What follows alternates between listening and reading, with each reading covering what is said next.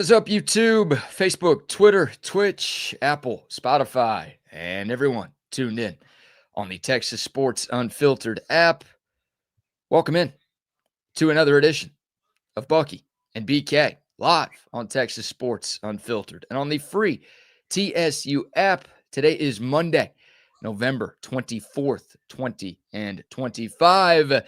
And the Buck and I are with you for the next 2 hours. On today's show, we will recap the Longhorns' 52-37 win over Arkansas, the good, the bad, and the ugly from Saturday afternoon at DKR. Of course, we will start to look ahead to this Friday's massive matchup against Texas A&M. It's the first Lone Star Showdown here in Austin since 2010. We'll start our Aggie preview on today's show. Plenty more from around the college football world. Texas got some help around the country, not a ton. We'll look at Saturday's slate. How about those Dallas Cowboys? Huge win yesterday over Philadelphia in one of the wildest games that you will ever see in the NFL. We'll talk about that, plus some Thanksgiving conversation and plenty more recap from a busy sports weekend. Hope everyone had a fantastic weekend. Happy early Thanksgiving to each and every one of you out there. We are just 3 days away from Turkey Day and, of course, 4 days away from Texas and Texas A&M. How are you this morning, my man? I am doing fantastic. Nice win over the weekend. The weather was gorgeous. What a gorgeous day for a football game on Saturday. I mean, you're talking about a premier day for 2025. That was it. That was so awesome on Saturday for folks who were. And now you folks can now start scattering and getting out of town. You've been doing it since last week. So airports will be packed. Roadways will be packed. Folks will get to go see other folks. I think there'll be a lot of people traveling by automobile, by bus, by train, getting to see their folks. But we know what the airports are going to be like starting today. So if you're headed to the airport, you should have been there already. I mean, it's going to be a mob scene. And to the folks I saw this morning watching TV that, except for my FUBU that now is in they're having some problems with NBC. Can't watch anything on NBC now. FUBU is now, they've eliminated NBC, so that's gone. But people headed out to the airport. It's going to be a beautiful week. It'll get a little bit cooler. Rains won't come until probably next week, the weekend. Sunday. Saturday and Sunday. Friday's going to be good. We'll get another beautiful day on Friday for a football game. Thursday could get a little rain. How about a little rain on Thanksgiving? You want it? No. You're traveling around. You don't want it? I don't, because I'll be driving on Thursday. I'm doing Thanksgiving lunch in Houston, so I'm actually driving down there after today's show to spend some time with my family. And then the girls' family is hosting Thanksgiving dinner here in Austin on Thursday. So I'll be driving back Thursday afternoon. I would prefer not to deal with the rain. Yeah, you may get a little rain then, but Friday you're going to get what you want for a game. So it should be fine. It really should. So temperatures will get into where you like it. High 60, in the 60s, 67, 68, starting, I think, like Wednesday. But no, it's just so cold. So cold, BK. So cold? I'm so cold. It was like mid-70s yesterday. That's too cold? Yes, I had to have a little hoodie on walking around. Remember, old people get cold easy. 69 degrees right now. That's not nice? That's too cold? No, we need it in the 70s, mid-70s. You're saying no rain today, by the way? You already said no rain. Slight chance later on, probably by drive time. Okay. By drive time, a little bit of rain. We're not going to get any crazy rain, though. It's not like going to be 2 straight days or thunder showers. Just some drizzle, and then it'll be gone. But that's not going to happen until later on today. I need that. I put the last of my gardening stuff in there for the winter. I'm all set. I've actually put carrots in. I'll actually have some carrots this year. They'll be about this big, but that's okay. It's kind of like your carrot, huh? Sort of. Yeah. I'm about girth anyway.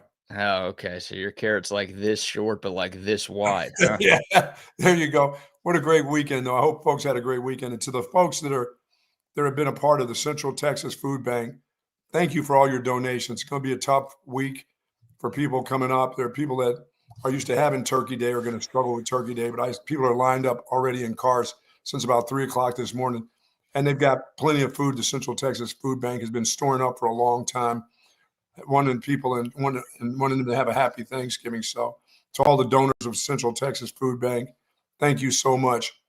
I'll be ready to get through. I got all my canned goods over to the church. I'm ready for, my socks, socks for the homeless coming up, which I hand directly to those folks here later on in December. I'm excited about doing that. That I feel good about. I'm glad I got the food to the churches, in our names for Texas Sports Unfiltered. Tons of food, and they were thankful to get it. It was amazing. Sometimes you do that kind of stuff, BK, and you wonder, are they going to accept all these canned goods? And if they're not expired, if they're still good. Those people just loved it. They said they got a lot of people to feed leading up to Thanksgiving. So cranberry sauce too.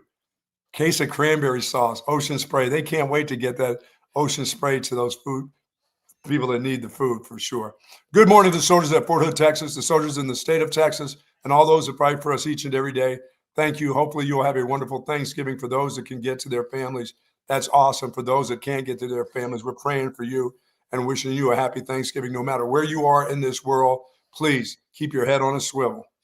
You're all over the place there, starting with Fubo not having NBC to growing carrots to talking about your personal carrot to talking about the food bank to talking about the weather. I don't even know where to go from all of that. Awesome, man. It's awesome. Life is good. There we go. Love Just to hear it. Living life. Hey, amen. Amen. All right. So let's dive into the sports weekend, and we'll start with what the Longhorns did to the Piggies on Saturday at DKR. Texas taking down Arkansas 52-37 at the final score. The Longhorns were only up 24-20 at halftime, but Texas broke things open in the third quarter, outscoring the Hogs 21-3 in the third. At one point, this game was 52-23. The Piggies put up a couple of garbage time touchdowns to make it look a little closer on the scoreboard than it actually was, but Texas gets the win. Texas gets the cover. Obviously, the Longhorns keep their slim college football playoff hopes alive, and a lot of good things, especially from the Texas offense Saturday afternoon, Buck. Yeah, the offense looked fantastic. I thought they did a good job. They still can't run, but that doesn't surprise anybody. Couldn't run all year, so you were expecting exactly what you said. They kept trying to give the ball to Cedric Baxter, trying to make him somebody that he's not, but obviously they don't have anybody else because they keep going to other guys, and the freshman still, I don't even think he got in the game again. There's something going on that he's not playing. He's already played in games. Well, I mean, I don't know if he's played enough games to use up eligibility anyway. I don't think he has. When you think about it, I think we saw him at Oklahoma and may have seen him in one other game, but I don't think he's got all his games in. No, James Simon has played in 3 games this season, so he is still eligible for a red shirt. Yeah, well, he's got to be looking at himself going, am I this bad? These dudes that they keep trotting out there that are getting 2 yards, 3 yards. I think Cedric Baxter did actually have a 9-yard fall that he had. But other than that, this team is very one-dimensional. I think it'll be tough next week. Even with the 52 points, it's going to be a tough game. Right now, I don't feel good about. Whoa! No, I don't. What do you mean? So Monday. Monday, you've been feeling great about this game all year, and now you're not feeling great about it? No, it's just way too one-dimensional. It's just Texas handed Arkansas its worst loss in SEC play, and A&M couldn't even cover against Samford, and you're more worried about this game now? Yes, I am. What? I just think that I think I'll see better players.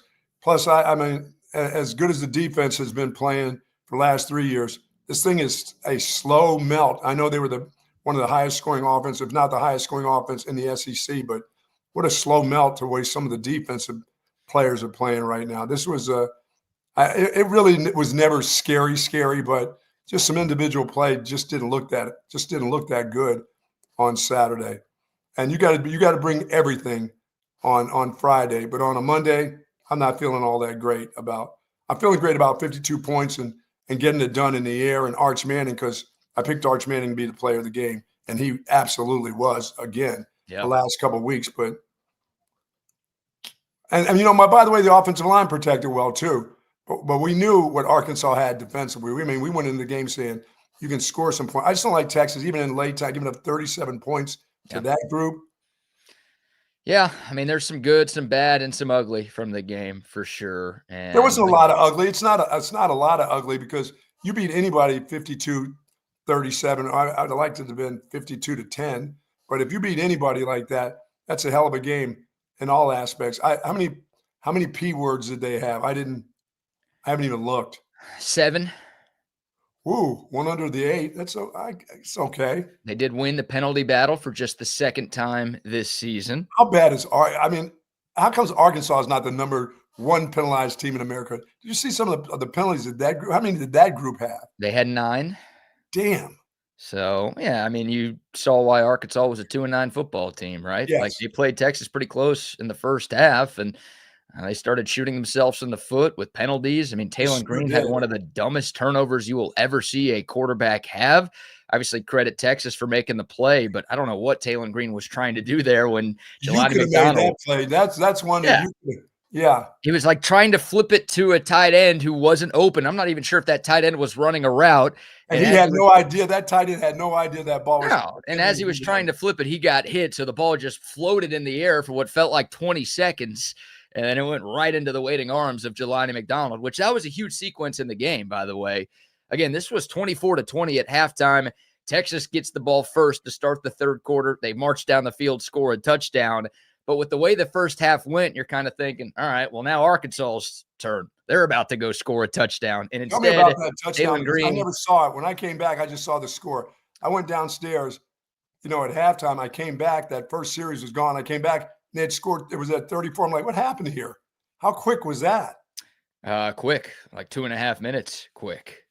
Obviously, they didn't have to run it down the field. They must have just thrown a couple passes. Well, that was the drive that ended in the Arch Manning rushing touchdown. So you did have that run there. But yeah, I mean, Texas marched down the field, they score, and then you have the Arkansas turnover. And it was great to see. I mean, this was a nice sequence of complimentary football from the Longhorns, right? Something that we haven't seen enough of this year. You get the score, you get the takeaway, and you get another score.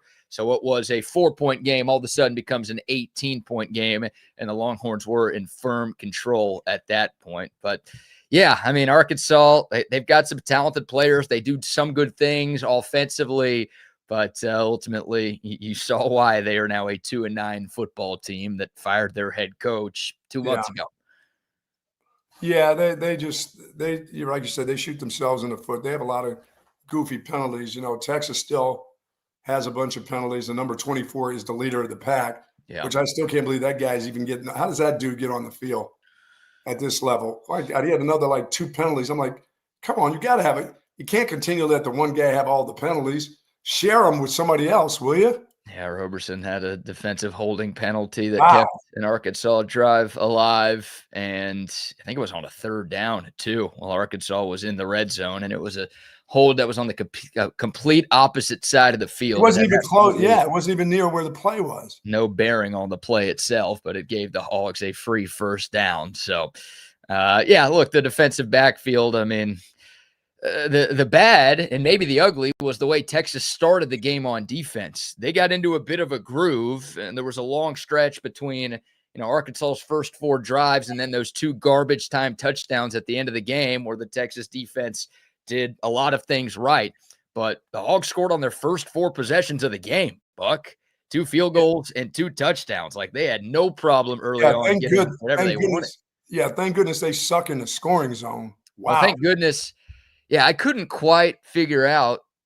I think Arkansas might have been its own worst enemy at times on offense because, like, the fact that Bobby Petrino's settling for field goals, his team's 2-8, like, the Texas defense can't get stops, and he's just, I think, rewarding Texas by trotting the place kicker onto the field instead of, like, they had on their second drive of the game, it's 7-3 at this point, right? Hogs get the ball first, they kick a field goal, Texas scores a touchdown. So the Horns are up 7-3. Arkansas has the ball again on offense. They're moving it down the field. They have a 4th and 2 from the Longhorn 15-yard line, and they kick a field goal. Yeah, that didn't make any sense. Why wouldn't you just – you got nothing to lose. You're trying to get a job. You need to try to get that – if you want that job, you got to get that 1st down and then get that touchdown. You can't do that. they were looking. It looked like for a while they were looking not to get beat bad, and they still got beat bad. Right. Yeah. I mean, that was a gift. I'm sitting in the stands at DKR, like, all right, sweet. Thank you. I wouldn't trust this defense to get a stop on 4th and 2. So No. you're trotting the kicker out here Well, right I trust now? them more to get the 4th and 2 than I do the 4th and 18 or something. You do? Yeah. Why? Because they give up too many of these plays down the field, more so than the little dinky ones. Yeah. I worry about them 4th and 7, 4th and 8. I'm like, oh gee. Yeah, I mean, there's a lot to worry about. I don't know. I mean, Arkansas did go 0-1 on 4th down in the game on Saturday, but yeah, look, the defense gave up way too much early on, and Arkansas had some long scoring drives in this football game. I mean, 60, 75, 75, 75, 60. Yeah, they had the ball 92. a lot, it seemed like. In the first half, the drives that they had were long drives for 3 points. You're right. It's like, what a waste of time that was for them.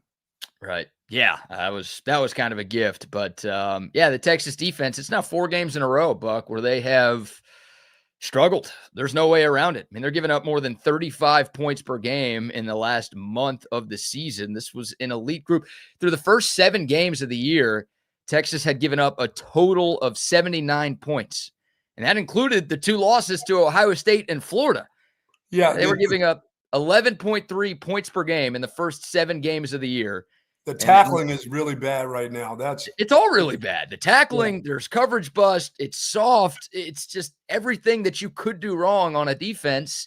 Texas is doing wrong right now.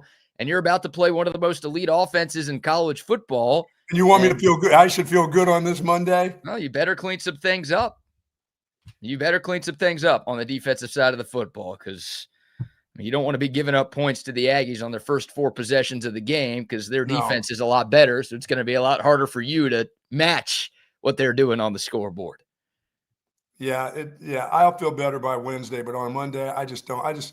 In my mind, I keep seeing that those 2 wide receivers just flying through the secondary, and sometimes with nobody on them. Right? No, it's fair. It's fair. Again, it's been 4 games in a row now. Texas went from averaging or giving up 11.3 points per game through their first 7 to 35.25 in the last 4. That 35.25 points per game number would be ranked 122nd in the country. If you're looking at scoring defenses for the season around college football, that's where that number would have Texas ranked.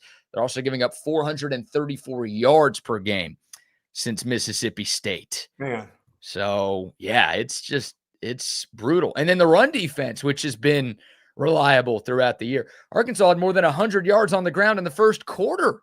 Yeah, that was the best runner they saw all year. That dude, Washington, I was asking you before, so he doesn't have another year. Now with a new coach, we can't go poach that guy. He doesn't have like an 8th year in the NCAA, because he's the guy. He's the 2 guys that I saw over the course of the weekend was that dude that plays at BYU, that running back, man. And the one at Arkansas, he was a thumper. He could make you miss. He could put you in a spin cycle. He could catch the ball. He had a few catches. He was a good player, but he's done, huh? Now, this is his 5th year, so I assume he's done, although don't you get 6 or 7? I was going to say, should we assume any college athlete is ever out of eligibility in 2025? No, I wouldn't. But if he were available, I'd be asking about him for sure. Yeah, I mean, he was pretty good on Saturday. And man, did he have some power? He ran through Michael Tapp down on the left side near the goal line. He peppered him. Tapp hit him from the side. It was like a fly landed on him. Michael Taft had a rough day. Yeah, he was in the spin. He was in the spin cycle with the quarterback a few times, wasn't he? Yeah, Taylon Green juked him out of his shoes once or twice. Mike Washington ran him over on that touchdown run. Like, it was a struggle for the All-American safety. Secondary, when they come to tackle now, you're talking head duckers. Yeah, that was rough. And Mike Washington's a big dude. I mean, he's over 1,000 yards on the year. We talked about him. He was averaging 6.5 yards per carry this season. He had 6.1 on Saturday. I mean, he's been really, really effective all season long for the Hogs. And that was the number 2 rushing offense in the SEC going into the weekend. So that's the strength. It was strength on strength, considering how good Texas had been defensively at stopping the run But Arkansas, especially in the first half, I will give Texas some credit. I think in the second half, Arkansas only ran it for like 33 yards. Yes. So, when they needed to bow up, they did bow up, and they got some stops on the ground. But, yeah, that first half, I think after Arkansas scored early in the second quarter to make it a 14-13 game. At that point, Buck, this is like 2 minutes into the second quarter, Arkansas had 133 rushing yards. Oh, yeah, I saw, yes. Texas only gives up 83 per game, and then you're like 16 minutes in on Saturday, and the Hogs are already at 133, and you're looking around like, what just happened? So, A&M's going to try to run the football. They've got a very good rushing offense too, and yeah, that was an unexpected struggle for the Texas team. And I thought they gave up the perimeter way too easy in this game. And you know why, too? Because the secondary guys are such a backpedal. They're so deep, BK, because they know they don't want anybody flying by them. So they're not coming up to support the run. The safeties are back there deep. The corners are back as deep as they can get because they're worried about people jetting right by them. So they get no help on the outside with people really coming up. Linebackers got caught inside a couple of times. They got a pretty good rushing scheme going on there. Yeah, well, it works, and it helps when you have a quarterback as dynamic as Taylor Green. And they benched, like, I couldn't tell if Taylor Green was hurt or if they benched him after that awful interception he threw to Jelani McDonald. Like, I went back, so I was at the game, and I went back and watched the game yesterday, and the sideline reporter, I think it was Katie George, was like, oh, Taylor Green's dealing with some hamstring issues, and you could see him kind of stretching out on the sideline, but I think it was more of a benching. I think it was too. I think that the head coach had enough, that was such a ridiculous play. He said, let's let this other kid play a little bit. We're not going to win. We're not going to come close. I'm not going to get the job. Maybe somebody else can see what this guy will be like for the following year. Green has another year. He's a senior as well. So okay, well that's a kid of the future. He wasn't bad, but I didn't think he was great. He ran the ball okay, and he looked like he was like slow moving, but he was a big dude. Yeah, I can't figure out if that was a benching. I have no idea what Bobby Petrino was doing because, again, that was a horrible decision by Taylor Green, but it was 24-20. Like, it doesn't feel like the time. You're in a close game on the road as a big underdog against one of your biggest rivals, if not your biggest rival. It doesn't feel like a time to say, let's look towards the future and see what this freshman quarterback has. Like, KJ Jackson played pretty well, but I thought that was a gift for Texas, no? Well, yeah. Well, they had to look towards him because the guy was making dumb plays. That was his only like really dumb play. No?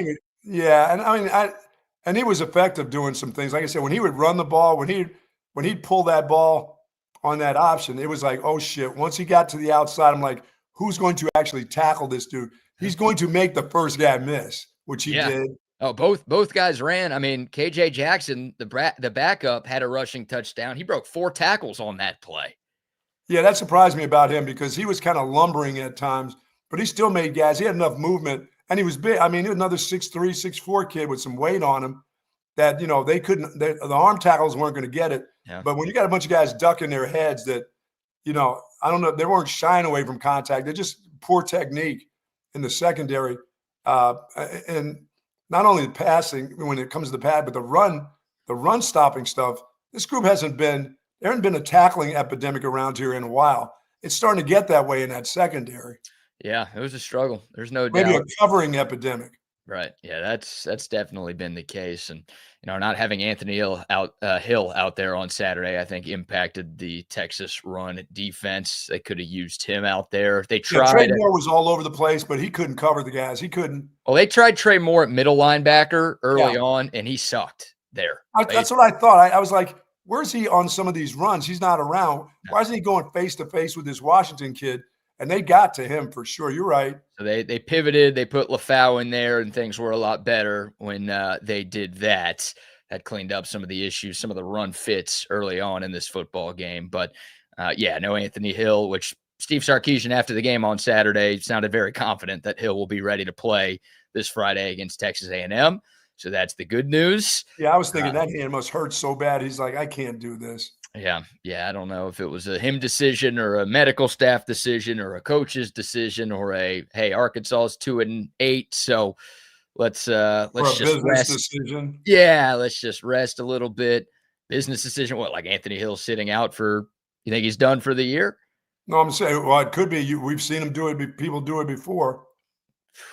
Yeah, I'd be very surprised if Anthony Hill is checking out for his last couple of games. Like I just think the University of Texas means too much to that guy for him to have his last college game be the Georgia game and him not want to play against Texas A&M, a school that he was once committed to before flipping to Texas. So I think Sometimes Anthony those Hill will be business up there. decisions, when you got to, you know, no, I mean, it's. I just thought it was probably the pain of that. I mean, only 1 week into it, so Right.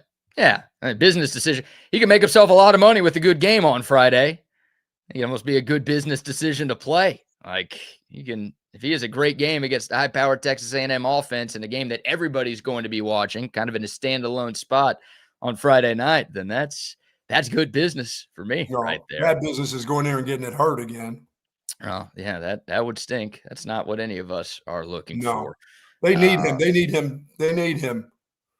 Yeah, In that he's game. he's one of the best players in the country. So having him out there, because they can run. I forget who's getting ready to show up here with an offensive line that can just. I mean, they've got a couple of different runners. I'm looking at Washington, thinking that's one of the best I've seen this year. But Texas A&M has a couple of those dudes. yeah. Well, A&M's a lot better than Arkansas. I don't think we're breaking any news to anybody here. So Are they? Are they really? It'll be a tough. Well, look, A&M's leading rusher is 570 yards. Mike Washington is over 1,000 yards on the season. So I'll go ahead and say that. But yes, A&M is a lot better than Arkansas. So it'll be a tall task. I'm more confident than you are on a Monday. I can't believe you've changed like this all season long. You've been so confident that Texas was going to beat A&M, and Texas hands Arkansas its worst SEC loss, and you're like, nah. I just don't like the one. I just don't like the one-dimensional.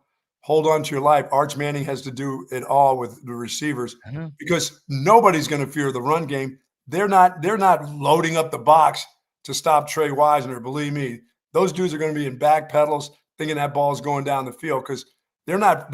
You think they're afraid of C.J. Baxter at running back? No, they have. No, they'll have. Elko's a defensive guy. He's not going to load up his box to try to stop Texas' run game because he's going to say they don't have a runner to do anything. Right. No, that's a concern as well, right? The Texas run game just once again doing absolutely nothing. And as it stands right now, this is the worst Longhorn rushing offense since 1944. Wow. And you know what? And the thing about Sark is I applaud him for not doing the old, let's just stick with it. Let's just keep hammering. No, hell no. For what? Yeah. There's no time that I thought in that game you need to run the ball more. It's like, for me, it's like, hey, throw that damn ball in every down. They can't cover anybody anyway, but your guys are going to slip and fall, or your offensive line is going to get pushed back into the running back. Nothing's going to happen. And put number 4 and sit him down and let him heal up for another year or whatever if he's going to be here playing. Texas or change him into a fullback, please, quickly. Texas averaged 13 yards per passing attempt. They averaged 3.5 yards per rushing attempt on Saturday. So pretty staunch difference between the air and the ground for the Longhorns. And yeah, we hope this would be a get-right game for the Texas rushing attack, considering Arkansas had the second worst run defense in the conference, but it was not. Yeah, and this one's not the get-right game coming up for your run game. You just cross your fingers and hope Trey Wisner can channel some of the magic he had in College Station last year. Yeah, for sure. But Texas was a lot better running the football in the other 11 games last year than they have been in these. Yeah, it's a hope when it comes to the run game, and that puts a lot of burden on your quarterback, who is playing really well right now. Yeah, he was amazing on Saturday. All right, so we'll get to the quarterback. We'll talk more about the Texas offense, more good, bad, and ugly from Saturday's 15-point win over the Razorbacks. Texas taking care of one rival. Obviously, they turned their attention to another one this Friday, but the Longhorns now 2-0 in rivalry games this year, hoping to stay unbeaten. Before we dive back into the Horns and the Hogs, how about our first round of sponsor shout-outs? Folks, Relax the Back embraces a holistic approach for a healthier lifestyle, and my back couldn't be happier. Their motto is to live wellness, and right now you can do just that at Relax the Back. Zero gravity recliners.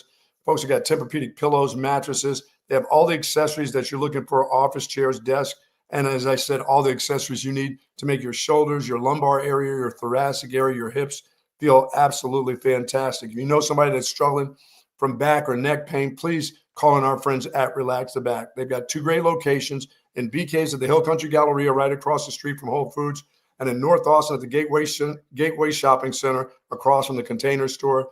Live pain-free like the Buck at Relax the Back. Yes, sir. Love Relax the Back. Now a word from our great friends at Covert Bee Cave. You see Covert everywhere. That personal level of just feeling like it's a personal family interaction. The customer service, it's impeccable. It's unlike anything I've ever experienced buying a car. Over the 30 years that I've been buying cars from them, I feel like I know them and they know me. Covert's done an amazing job of making me feel valued. If you purchase a vehicle and you want to feel like you're part of a family, join the Covert family. Come and experience it for yourself. Covert, born and raised in Austin. Folks and our friends at Horseshoe Bay Resorts, great time to go on out there. If you don't want to leave town for vacationing, or you're headed somewhere you want to have maybe Thanksgiving at your home, but you want to get away for a couple days afterwards, head on over to Horseshoe Bay Resorts, where they have a wonderful golf setting just for you with their 4 unbelievable golf courses, the villas, the hotel. I don't know if you're going to get out there in that floating bar, except for that wouldn't bother BK. The floating bar doesn't matter. On Lake LBJ, you can get out there, but enjoy all the great amenities that they have out at Horseshoe Bay. I love that place. I love going out to Horseshoe Bay to play golf. I love hanging out there at the resort there. They have great restaurants available for you. For more information, go to hsbresorts.com. Yes, indeed. And a shout out to OLIPOP. Got me a cherry cola. Ooh. This morning. What a way to start your morning, not being creamed. You got your cherry out, huh? Mixing it up today with the OLIPOP Cherry Cola, one of my favorite flavors of OLIPOP, and they've got more than 20 to choose from. So if you're a Cherry Coke fan, get you one of these. If you're not, hey, pick something else. But the great thing about OLIPOP, great tasting soda that's actually good for you. 9 grams of fiber in every can. You've got prebiotics, botanicals, and plant fibers in every can. Ingredients that support good digestive health. You're going to be supporting your taste buds because this stuff tastes great, but also you're going to be supporting your gut health every time you drink OLIPOP. Unlike in the past when you would drink a soda, you knew it was horrible for you. You knew you were ingesting a bunch of ingredients that you shouldn't have been. No, you get that same great soda taste that you've always loved, but you also get health benefits as well. It really is the best of both worlds. Get you some the next time you're at any grocery store. It is OLIPOP. Yeah, I'll say this about the secondary, BK. There were a lot of guys got a lot of playing time, and guys that struggled a little bit in that game, they kept fighting though. They just kept, they hung in there. They didn't just, you didn't see a lot of heads down. You just saw guys hustling, and some of those hustle plays really helped out. Because some of them got beat, but they hustle. I'll say this: they didn't quit in that secondary during the course of that game. They got a lot of action back there, as a matter of fact. Yeah, they did. I'll give a couple of younger defensive backs some credit too. Grayson Littleton, I thought had a really good game. Yeah, he was all over the place. Yep. Yeah, he was targeted 5 times, and he only gave up 1 catch for 5 yards. That'll work. Cade Phillips played his most snaps as a Texas Longhorn. He actually logged the 3rd most snaps of anybody on the Texas defense. That number 11? Yeah, the corner number 11. He did have that 1 pass interference in the end zone, but I think that only was kind of weird and questionable. That some of the call, I mean, it was, once again, Texas not getting the great calls at home, just some questionable calls. But yeah, he'll have to get better in coverage, I believe. I think he's a good support guy, but I think he's got a future. Well, yeah, he only had 2 completions against him for 9 yards, so I thought he was pretty solid in that football game too. So I'll give those freshmen some love. Now, Arkansas doesn't have the most elite of receivers. No, you'll see that this week. You will definitely see that this week, but I did like what those young guys did against the Hogs. They deserve some mention. Jelani was all over the place a little bit. He was getting beat, but he was in and out. He made some plays here and there, but he showed up on film a lot. Who's that? McDonald. Oh, Jelani McDonald. Yeah, he showed up on film. He was in the vicinity. I know there was a couple times where he got kind of beat, but he came up for the run. He supported the run as well as he could. He had a couple of head dives into that as the guys spun him up. But as I said, that guy was hard to tackle now. When he lowered his shoulder, when he came with his velocity, he was he ran like about a guy looked like he weighed about 230. Yeah, he did weigh about 230. And maybe the Good news for Texas. Arkansas's number 2 running back did not play on Saturday. That guy weighs 240-pounder. Guy weighs 240. Yeah. So they had a hard enough time tackling 230-pound Mike Washington. 240-pound Braylon Russell did not suit up on Saturday. Wow. Maybe a good thing for Texas. All right, let's get to some sound from Steve Sarkeesian's post-game press conference. We will start with the introductory statement following the Horns' win over Arkansas. So all in all, really proud of our team. It's not easy, when you get knocked down and you got to get back up off the mat and you got to continue to fight. And, like as I told the team downstairs, from Monday, they responded, and it was not easy for them either. But they fought back and they put forth a performance where, we came out of the game healthy. We survived it defensively without playing without Anthony. We'll be able to get him back next week. And we came out of this thing unscathed and healthy and confident. And so that's great. And so I think the key to the drill, I know I'll get asked all about it, is control what we can control. And what we control is preparing really well for an undefeated top 5 team in A&M coming in here next Friday night. And we've got to prepare really well so that we can go play our best football because our best football will be needed next Friday night. Yeah, he's right about that. You're going to go back to back games of physical games, and you played a physical brand of football at times in the game on Saturday. You had to, because Arkansas, their run game was a physical run game. You jumped in there. You didn't do great, but you didn't shy away from the contact. You know what I'm saying? So now you're going to go 3 straight games of physicality, and A&M may be even more physical than Georgia. So look out. Yeah, well, it was a good bounce-back game for Texas following what happened at Georgia, and the Longhorns have been really good at bouncing back after losses this season, so that was nice to see. And I think a lot of folks around the country were thinking this could be a trap game, right, sandwiched in between Georgia and A&M, and the Longhorns handled their business at home. So the guys were motivated. They were ready to go. Yeah, the defense, Steve Sarkeesian, I think, used the right word. He said the defense survived without Anthony Hill. That's probably the right word to use, considering they gave up 37 points and more than 500 yards of offense. But they found a way to get it done. And, now they turn their attention to Texas A&M. Yeah, once again, all the aspects of the game matter. You give up 500, you still did some things right as a team to win that football game. And it was about – and I think that there's enough, people are going to look at it and say, where are the style points? Where 52 of them is pretty good style. You put 52 on anybody, that's pretty good style. You give up 37. I think people understand what the Texas defense, except for now they're looking at the last couple of games like you do. When you look at it, you say, wait a minute, over the last couple of games, my God, they're giving up so many points. Yeah. But I think people look at this Texas defense and they still talk about it glowingly nationally when they talk about the way the Texas defense is.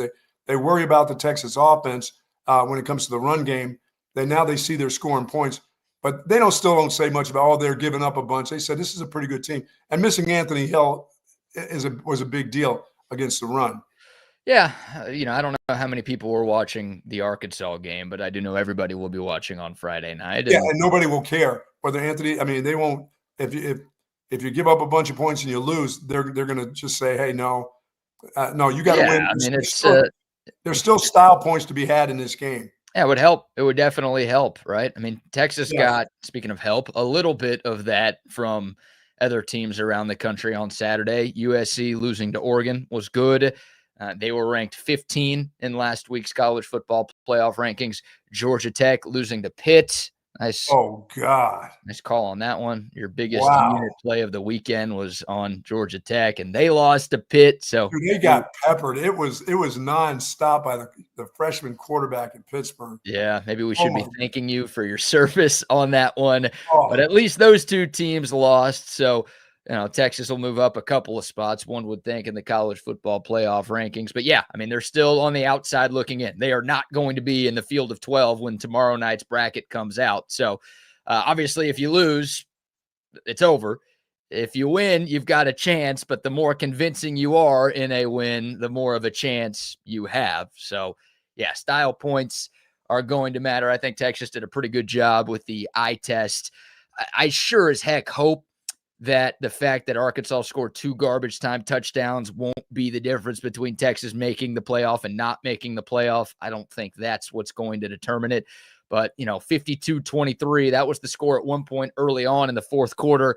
The game ended up 52-37. Anybody who was watching knows the game was well in hand. They know that Texas had a bunch of third stringers in on defense. Like, that shouldn't matter much. But yeah, eye test this time of year, that's the position that Texas is in. So you would like to have another convincing win this week if you can get it. Could the coach have run the score up at all, or they did just what they could do? No, defensively, they definitely could have left the starters out there a little bit longer. Yeah, but you know what kind of game you got coming up on a Friday, so you got to be very careful. Yeah, it's the tough balance right there, right? Like, you want to be all gas, no brakes. Everybody knew style points were important against Arkansas, and it's like, well, maybe you could have won this game 59-23. You'd have gotten Notre Dame on them. Right. Yeah, you could have absolutely stepped on their throat and showed no mercy. But, yeah, also you've got the biggest game of the year coming up, and it's a short week too. Yes. So you got one extra day to prepare and get guys healthier if they were to get banged up. So yeah, in the 50s is plenty. You don't need to be in the 60s. You could tell that was on the mind of Steve Sarkeesian, and he made what was probably the right move for him to make there. But yeah, it's 29-point win looks better than a 15-point win. So hopefully the committee is not paying attention to something like that. All right, well let's talk about the quarterback, Buck. I mean, Arch Manning was so good on Saturday. 18 of 30, 389 yards, a career high, 4 passing touchdowns, had a rushing touchdown, had a receiving touchdown. He's the first Longhorn ever to have passing, rushing, and receiving scores in the same football game. He was magnificent. The deep ball was working incredibly well. How about 3 completions that traveled more than 40 yards in the air? He had 2 of those through the first 10 games of the season, had 3 alone on Saturday. I mean, he was in his bag. He was the best player on the field without question. Yeah, I mean, he's now to that point of obviously he should be. I know those that wanted him to be that way earlier. Now he's got it. He gets it right now, I believe. He feels confident in his throws. He feels confident in his reads. I mean, sometimes you want him to read just a little bit quicker, because when he goes back to that second guy, that's what makes me a little bit nervous. He's just not as quick with the second read. But when he sees his first reads, he's now letting it loose. He doesn't hold on to the ball. And he's throwing a really nice ball too. And I thought he was great going through his progressions on Saturday. I mean, some of his best plays were letting things develop down the field, scrambling around in the pocket, evading pressure, and then finding somebody open. Yeah, he stepped up really nice in the pocket a couple of times when he stepped to the center. I think his most impressive play was that touchdown to DeAndre Moore where, it was like a 3rd and goal from the 8-yard line. Yeah. Pressure was coming in his face. He was back at the 22. He had retreated so far back in the pocket trying to avoid guys. He was way back there. And then he starts running forward towards the line of scrimmage, and damn near on a full sprint, he throws a dart to DeAndre Moore in like the tightest of windows you're ever going to see. Yeah, he really kept his eyes up there. Yeah, it was a perfect throw for a touchdown. So that was one of those like off-script improv plays that, Arch Manning could not do early in the season. And I mean, look, he had some easy pitches and catches to make. His first read was there a lot, and it's great to see the accuracy on those throws there too. But I love the fact that Arch Manning, it just feels like the game is slowed down for him, Buck. Yes. And he's not rushing to do everything. He's taking his time. He's setting his feet. Well, he understands that he's only going to get so much protection. I mean, after you've been, that cattle prong, after you've been stuck with that thing a few times, you start to understand, you get ready, when it's coming. So he knows he's not going to have all day to throw the ball. So his clock has to speed up, which really has to slow down, and he's got it now. Can you imagine how good this guy is going to be when he has a good offensive line and when he has receivers who can catch the ball a little bit better? Or he has running backs that can help him in the run game where play action really will work, because they don't even do play action now. There's no reason to do it. Nobody's buying it. Right.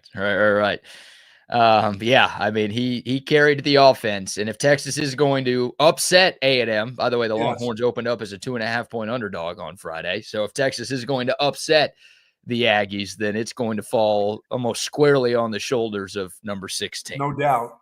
He was great on Saturday. Some of the deep shots were just incredible. I mean, he had 389 yards, a career high, and there were a couple of drops by his receivers. Oh, yeah. It wasn't as bad as it was against Georgia. For the most part, a big No, bounce but they back. had something that hit him in the hands that went right through. Yeah, I mean, Parker Livingston, that deep shot over the middle. Texas backed up in its own territory. It was a perfectly thrown ball. Livingston couldn't haul that one in. There was Cal Dude dropped 2. There were sort of Andrews dropped 2? No, I'm sorry. Stanford Dude dropped 2. Oh, yeah. Mosley had one of them was like a diving catch, though. I don't know if you count that as a drop. Yeah, and he had a high one he's tall. He should be able to get up. He had that and went right through his hands. Yeah, there was one deep in that Emmett Mosley absolutely should have hauled in. Now there was a defender who got his hand in there at the last second and kind of broke it. That was a good defense. I counted that as a really good defensive play. I mean, if a guy slaps your hand down and you really don't. He had it in his hand. It's one of those, if he brings it in quicker, he makes the catch. Yeah, he didn't have it. That guy's hand went right across the ball then too. That was the one drop that Mosley was credited for, is the one that I'm talking about. So, but yeah, there was some meat left on the bone for Arch Manning, despite the incredibly impressive stat line that he had. Obviously, how about the reverse pass touchdown? That was a nice little design right there from Steve Sarkeesian. Yeah, I like a little trick every once in a while by the offense, by your team instead of the other team pulling on you. Yeah, part of me is like, could we have not seen that against Georgia instead? And then the other part of me is like, well, Georgia's not dumb enough to let that work. Never know till you try. I know. So you saving that for Arkansas. We couldn't keep that in the bag for A&M a few days later. But no, that was obviously a cool design. And how about Arch Manning? That guy, I don't know how many of his receivers are making that catch. Yeah. That was a very athletic grab in the corner of the end zone. I don't think Arch has to worry about. That was a great play call, great timing on that. Good throwback. I don't think Arch Manning has to worry about Parker Livingston taking his job, though. That was a floater right there on that throw from Livingston. But yeah, I mean, a great play design. I thought Steve Sarkeesian had a couple of really, really good concepts in this game. The first touchdown, the deep shot to Ryan Wingo, the deep shot to DeAndre Moore, they faked the screen to Ryan Wingo. Yes. It was the fourth game in a row, Buck, where Texas's first play on offense was a bubble screen to Ryan Wingo. And it's worked on 3 of them. The one it didn't was Georgia, and that's because Wingo tripped himself. So they're probably going to do that again on Friday, but that play worked. They faked it later on that first drive, froze the safety over the top. DeAndre Moore was wide open. Yeah, those are the things we haven't seen a lot from Sark, running some plays off of the plays that you've been having success with and just getting that secondary flying up for the screen. And they got out of place for sure. Yeah. Yeah. The second touchdown, the reverse pass touchdown, you handed it to Wingo going left on a jet sweep. You flip it to Parker Livingston going right on the reverse. The Hogs had totally lost Arch Manning. You had, Livingston on the third score. He was wide open. Texas sent 2 guys deep. One of the safeties got confused. Then you had, this is something we've been talking about, Buck, something we've been asking for. Ryan Niblett was in the game on offense. This is in the third quarter. You went away from him. Yeah, pre-snap motion to him. Well, they faked the screen to him. Yep. And, Arkansas is like, well, whenever 21's on the field, they're going to get the ball to number 21. And they went to him. They went to him, and Ryan Wingo, this wasn't a touchdown play, but Wingo was open along the right sideline, 15, 20 yards down the field for a pretty easy. Yeah, they fell for it. They took off after 21. Oh, they took the cheese for sure. Yes, they did. Steve Sarkeesian just kept leaving it out there on the field. You guys want Gouda? You want blue? You want Havarti? It doesn't matter. You can have all of this cheese. You want Fromunda cheese? They got some Fromunda. You can have some Fromunda cheese if you would like. They got it. They got it all. They got it all right there. So credit Sark. Yeah, I mean, and the team early got the fans involved too. I mean, you were at the game. The fans are like they were waiting. They were waiting. What was the team going to do? It was very similar to Vandy. They got the crowd going with their play. Yeah, the crowd didn't have to get them going. They got the crowd going. Yeah, I'll say this: there were some nerves at halftime because again it was a 4-point game, And nobody was worried about the offense. The offense had done its job. It's just, oh my God, the defense couldn't get any stops to that point. And you're like, well, what's happening here? But yeah, the crowd, picked it up more in the second half for sure. But yeah, it was a sellout. I mean, good atmosphere at DKR. And I think Friday is going to be. Oh, forget about it. Nuts. Yeah. Part of me wonders if some Texas fans were saving up some juice for this Friday.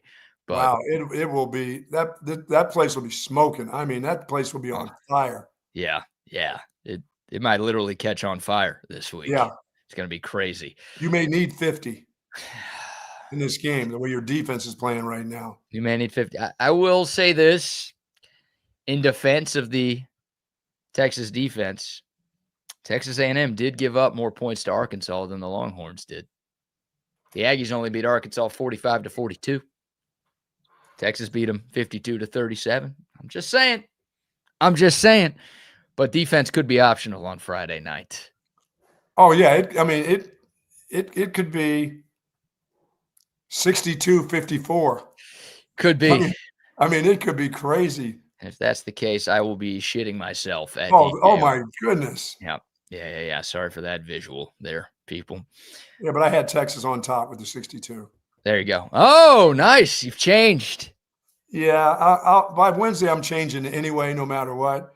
I just don't like the thought of those two NFL wide receivers. And I think this quarterback, when it comes to doing some things, is much better. And I think offensively they're more in tune to, and they may just say, you know what, we want this to be maybe not a shootout. Maybe we just feel like we can run against this Texas defense. Once again, people always do that. And to me, Arkansas was as close as it comes to a team that said, okay, we're going to continue to run. But hell, they're looking at the secondary going, my God, those guys can't cover anybody back there anymore. We used to fear that. I mean, we should be fearing that secondary. And Arkansas didn't seem to fear them. And they, like you said, they don't have the type of guys that they have at A&M. A&M's guys can just go right by you. Yeah. And if your scheme isn't working, or you're pointing and saying, is that your guy or is that my guy? They're gone. They're going by you.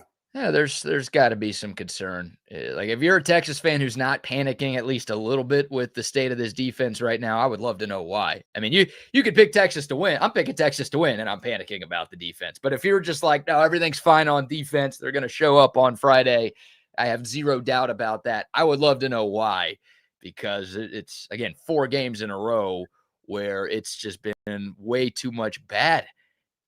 And yeah, and their little quarterback, he's not big, but he can put you in a spin cycle too if you don't come up and wrap him up the right way. Yeah, he's not as good of a runner as Talon Green is, but I don't think he is. He's a very good runner, and he's a much better passer than Talon Green is. Yes, he's a much better player overall. So, A&M, I mean, it felt like every Texas edge defender got by a zone read at least once on Saturday. And whoever was supposed to be coming up for the quarterback got a few times. Up the middle? Well, no, when the quarterback kept the ball on the outside. The edge rushers. Yeah, it was like they just lost their responsibility. And look, some of it you credit Arkansas. Like the quarterback is supposed to read, okay, is the edge rusher crashing down? If he is, I'm going to take the ball. If he's staying on me, then I'm going to hand the ball off. So, Bobby Petrino, that's been a staple of that guy's offense since I was a baby. But Jackson, A&M obviously is going, with Colin Klein and that offense. That's a very run-heavy system. Yes, it is. They are going to definitely test Texas's edges to see if they have cleaned that up, because it was a bit of a struggle for the Horns. And also, at first, like the first 3 drives for Arkansas, Buck, like the first play of those drives, first play of the game, 41-yard run up the middle. First play of the second drive for Arkansas, they do a play action, 30-yard pass down the field. Third play, one of those option zone read keepers for Talon Green, 25-yard run. That's the one where Michael Taft came out of his cleats. Like, please fix that. And when I was looking at the stats of Arkansas, I kept seeing the tight end. So it kept saying this tight end was averaging 30 yards a catch. I'm like, what, really? Well, that dude? Is that number 88? They had a couple of tight ends who had big plays. I mean, but they were talking about his average for the year was 30. I mean, what does he catch? 1 a game, but 30 yards at average. I said, I think you got to probably look at him as if he's the guy that they're going to go to. They went to him a couple times. He wasn't bad. Yeah, I think I got to be careful when I say this because there's a lot to choose from. But I think the most egregious part of what Texas has been doing wrong on the defensive end is they are giving up way too many easy throws over the middle.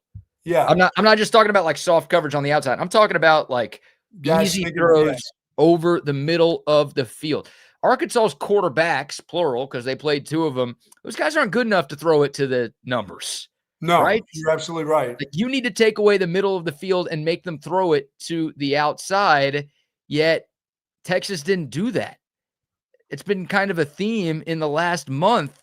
I had a stat written down. All of my notes got deleted before the show this morning, so I'll see if I can find it. But that's not from drinking OLIPOP. Not from drinking OLIPOP, no. My computer needed to drink some OLIPOP. Maybe that would have helped it a little bit. Here we go. The 2 Arkansas quarterbacks were 22 of 31 for 305 yards between the numbers. Wow. Outside the numbers, they were 4 of 16 for 24 yards. That's mind-boggling. The mind-boggling part is not that they were worse outside the numbers. No, every quarterback is. Those are harder throws to make.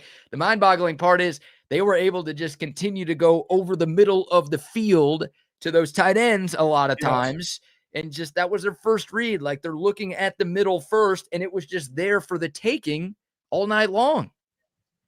Yeah, I mean, you're not your linebackers aren't dropping deep enough because they got to be near the line of scrimmage with the running game. So they didn't get back there enough in the safeties. I have no clue. I mean, they were so afraid of that damn option with that quarterback. You know, guys were starting to move out to the wide parts of the field, BK. That, like you said, they weren't going to throw it out there, but they were moving a little bit wider because they thought the quarterback was going to keep, even when it wasn't his time to keep the ball, that he could get outside and get you a bunch of yards because he is quite the runner.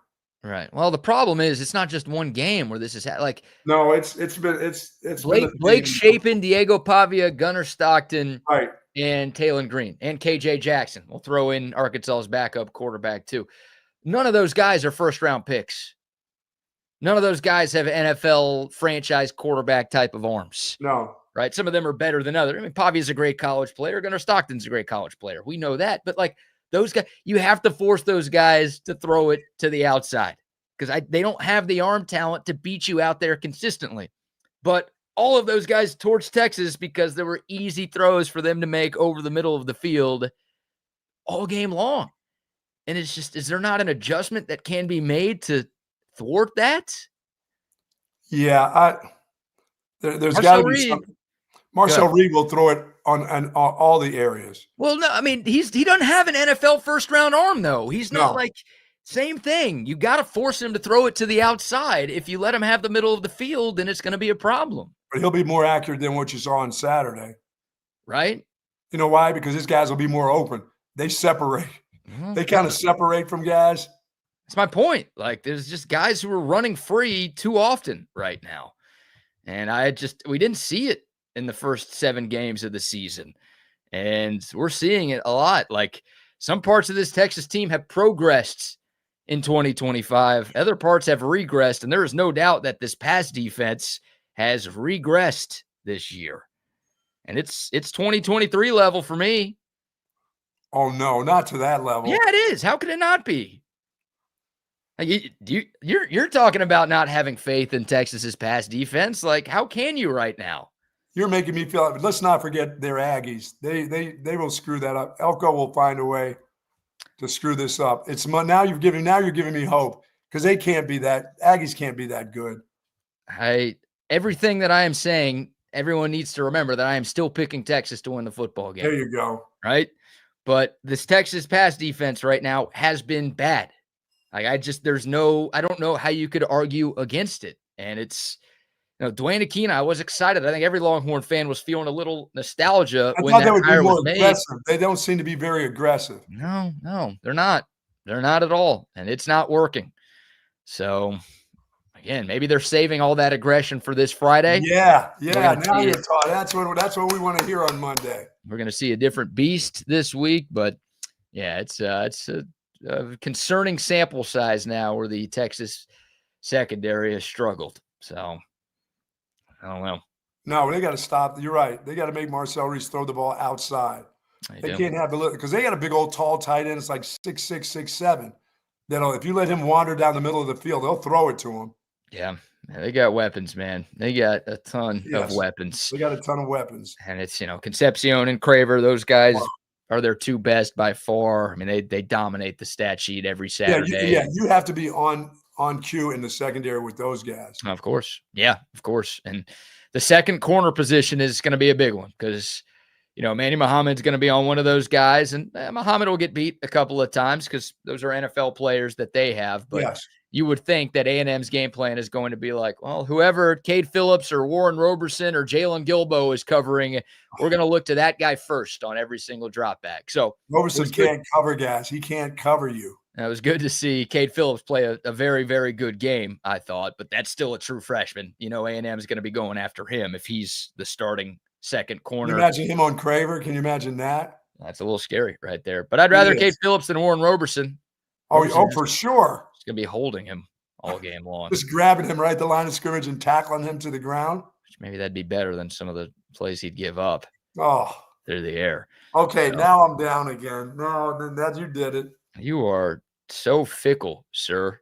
Yes, it's Monday. I deserve to be. I wasn't even fickle. And when they didn't even play him in the beginning of the season, we had no games. I said they'll find a way to beat the Aggies. And on Monday, you're trying to dash my hopes here. You've changed your mind 8 times, and you keep blaming me for. Why is it my your fault? Yes, because you keep coming up with these things that don't make me feel confident. Give me something that makes you feel confident besides Arch Manning. Tell me you can hand the ball. Tell me you can turn around and hand it to somebody every once in a while that'll get 4 yards. Trey Wisner averaged 4.5 yards against Arkansas. Yeah, he did, didn't he? Or was it 3? Was it 3? 3.9 or 4? 4.5. I do not lie to you, sir. Why did they not give him the ball more?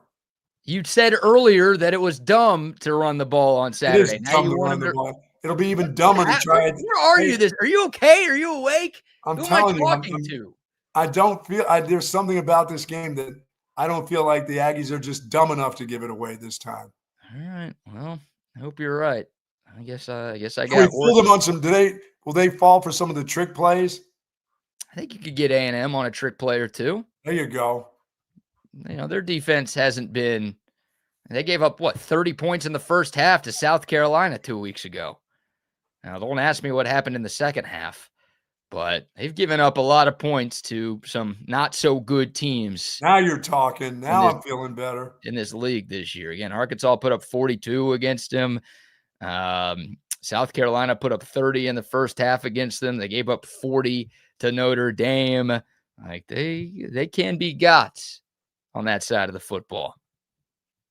Good. Now I'm better. All right. Not really. Get a few more sponsor shout outs in. We'll dive back into Texas and Arkansas, including Steve Sarkeesian's thoughts on Arch Manning. And one thing about Sark that I can't quite figure out. I think it's so obvious that it's real, but I don't know why it is. We'll dive into that. But before we get back into Longhorn football, how about another round of sponsor shout outs? Say hello to our friends over at the Lee Kitchen and Tavern. 4 great locations: Lakeway, Belterra, Bee Caves, Avery Ranch, of course. Chef-inspired comfort food from the heart and made from scratch each and every day. Teriyaki glazed pork chops, Cobb salad, all-day breakfast, folks. Happy hour from 3 to 6 daily. Great selections of wine. Of course, select glasses of wine. You get $2 off. Select beers. There's an opportunity to get some money off of that. And the cocktails that they have there. And, folks, don't forget Thursday, Prime 2 wine. That's half-price bottles of wine with your prime rib dinner. As I said, all-day breakfast. And do not forget Lonnie's, Nashville chicken, Nashville spicy chicken that Lonnie has there. It's a great place for happy hour, folks, but it's a great place to meet friends for some Longhorn football just before the high school games. A wonderful place, especially right there in Lakeway. Belterra is fantastic. Bee Caves is awesome. And Avery Ranch had a great dinner out at Avery Ranch, had a great breakfast at dinner out at Avery Ranch. The Lee Kitchen and Tavern, they've got everything that you're looking for.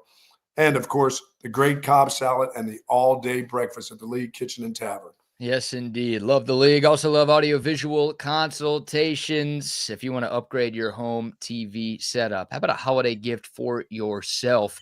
You can do it with AV Consultations. They've been hooking up Central Texans since 1988. TV, surround sound, a whole home lighting, surveillance systems, you name it. And everything's all automated, super easy to use. It's going to look great. It's going to work great.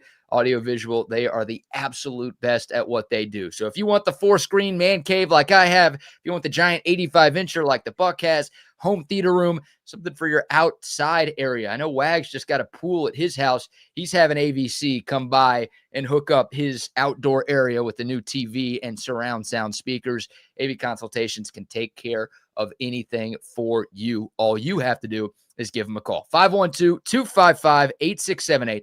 That's 255-8678 or online at avconsultations.com. And of course, our friends over at Sue Patrick.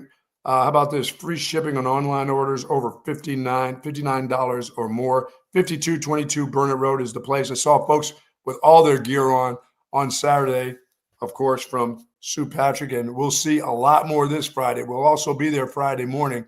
If you want to come by before the game, come say hello to us. Come get ready to prepare yourself for all the things that you need to be wearing on Friday. It's going to be a beautiful day. So get that wonderful Sue Patrick gear that they have available for you. Tons of Texas-themed items and gifts, books, the whole sorts there. Wide variety of men's and women's clothing and all sizes, BK, all the way up to XXX. If you need a triple, they have it at Sue Patrick. Once again, 5222 Burnett Road, free parking and tons of parking. Don't forget the jelly cats. Get someone something nice for Christmas. What a nice jelly cat. Bartholomew Bear is still hanging out at Sue Patrick. I expect for that bear to be gone, maybe even before we get there on Friday. Yeah. What's going on, Jellycat fans? What's the deal? Yeah. Why are you guys talking about Jellycats? It's the headquarters for the Jellycats.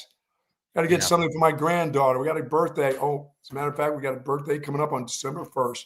There you for go. one of my grandkids. So it's time for me to, and maybe I'll pick up a little something for myself. You don't have to wait for Christmas. You can go get you one this week. That's right. Little Thanksgiving gift for somebody. Why not? Someone's hosting you this week. Yeah, get them a Jellycat. Not a bad idea. They might look at you like, what in the hell is this? But it's a valuable gift. Remember, you're going to need that if you're traveling by plane. You're going to need a companion. You're going to be sick of seeing all those real live folks up in your grill. Get that Jellycat, lean your head on that bad boy. Buy an extra seat for the Jellycat. Oh, yeah. Yeah, that's not a bad idea. Buy 2 seats. Might be worth the money right Yes. now. All right. Also, shout out to Humbug Holiday Lighting. They are a full-service professional holiday lighting company that specializes in really everything. They do custom design. They'll install everything for you. They'll handle maintenance. They'll do takedown after the season. They'll store everything for you in the off-season. They literally handle everything so you can enjoy a stress-free holiday. I know some of y'all, like right after Thanksgiving, that's when the Christmas lights come up.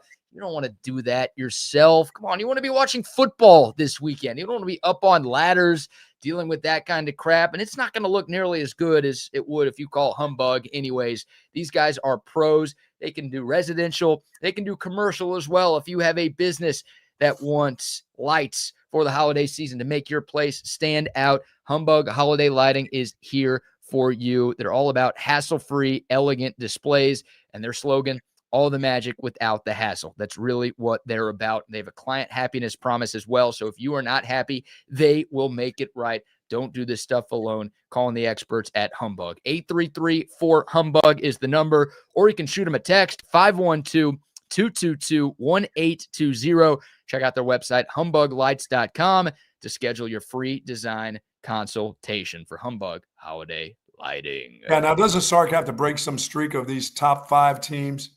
It's time for him to break that. This needs to be happening this week. Yeah. It needs to happen versus the Aggies. Steve Sarkeesian has lost 6 in a row against top 5 opponents. And obviously, Texas A&M will be coming in here ranked in the top 5. They'll be ranked number 3. And that's been a bit of a bugaboo for Coach Sark as of late. His last win against a top 5 team was the victory at Alabama early on in 2023. So he's had some opportunities. Most of them have been against Georgia and Ohio State, but obviously has come up short in these massive games more often. Lots of massive games coming up this week, too. Yeah, rivalry week in college football. And, obviously, if you're a Texas fan, you're going to be rooting for the Longhorns to take care of business on Friday. And then there's going to be a lot of hate watching on Saturday. Yes, there is. You're going to be rooting for Ohio State over Michigan. I can tell you that. Because if Michigan beats Ohio State, then the Wolverines are going to be in the playoff, and that takes a spot away from Texas. That's not happening this year. It's over. The streak is over. Even though the game is in Ann Arbor? Yeah, there'll be some flag planting. Ohio State will be bringing their flag with them. Whoa. Didn't their governor or a senator say, that's illegal? We can't do that kind of stuff? In our state, but you can take it with you to Michigan. Oh, Michigan can't do it here, but we could do it there? Yeah, that's the way. That's fair play. You're telling me the government is rules for thee, not me? That's right. There's rules for thee. Yeah, this is going to work for Ohio State needs to bring a huge flag to take to them in Ann Arbor. Yeah, that'll be a big one. Saturday Plant that morning. thing before and after the game. Plant it before? I don't know. If when you get right off the bus, plant one. You've lost 4 in a row against them. You're going to be planting a flag before kickoff. Absolutely. It'd be an interesting strategy. Yeah, Ohio State, by the way, a 9.5-point favorite as of right now. Yeah, so. And they beat up on Rutgers this week. But then again, Rutgers doesn't have any coaches available because they're all at Texas right now. So, yeah, other teams to root against. You're rooting against Notre Dame. They're playing at Stanford on Saturday. Yeah, don't worry about that one. You're rooting against Alabama in the Iron Bowl. They are at Auburn. Boy, the Tigers flipped to this true freshman quarterback named Deuce Knight, who I know Auburn played Mercer, but Deuce Knight looked very, very good in that one. You're rooting for LSU to beat Oklahoma. You're rooting for UCF to beat BYU. You're rooting for my Kansas Jayhawks to beat Utah.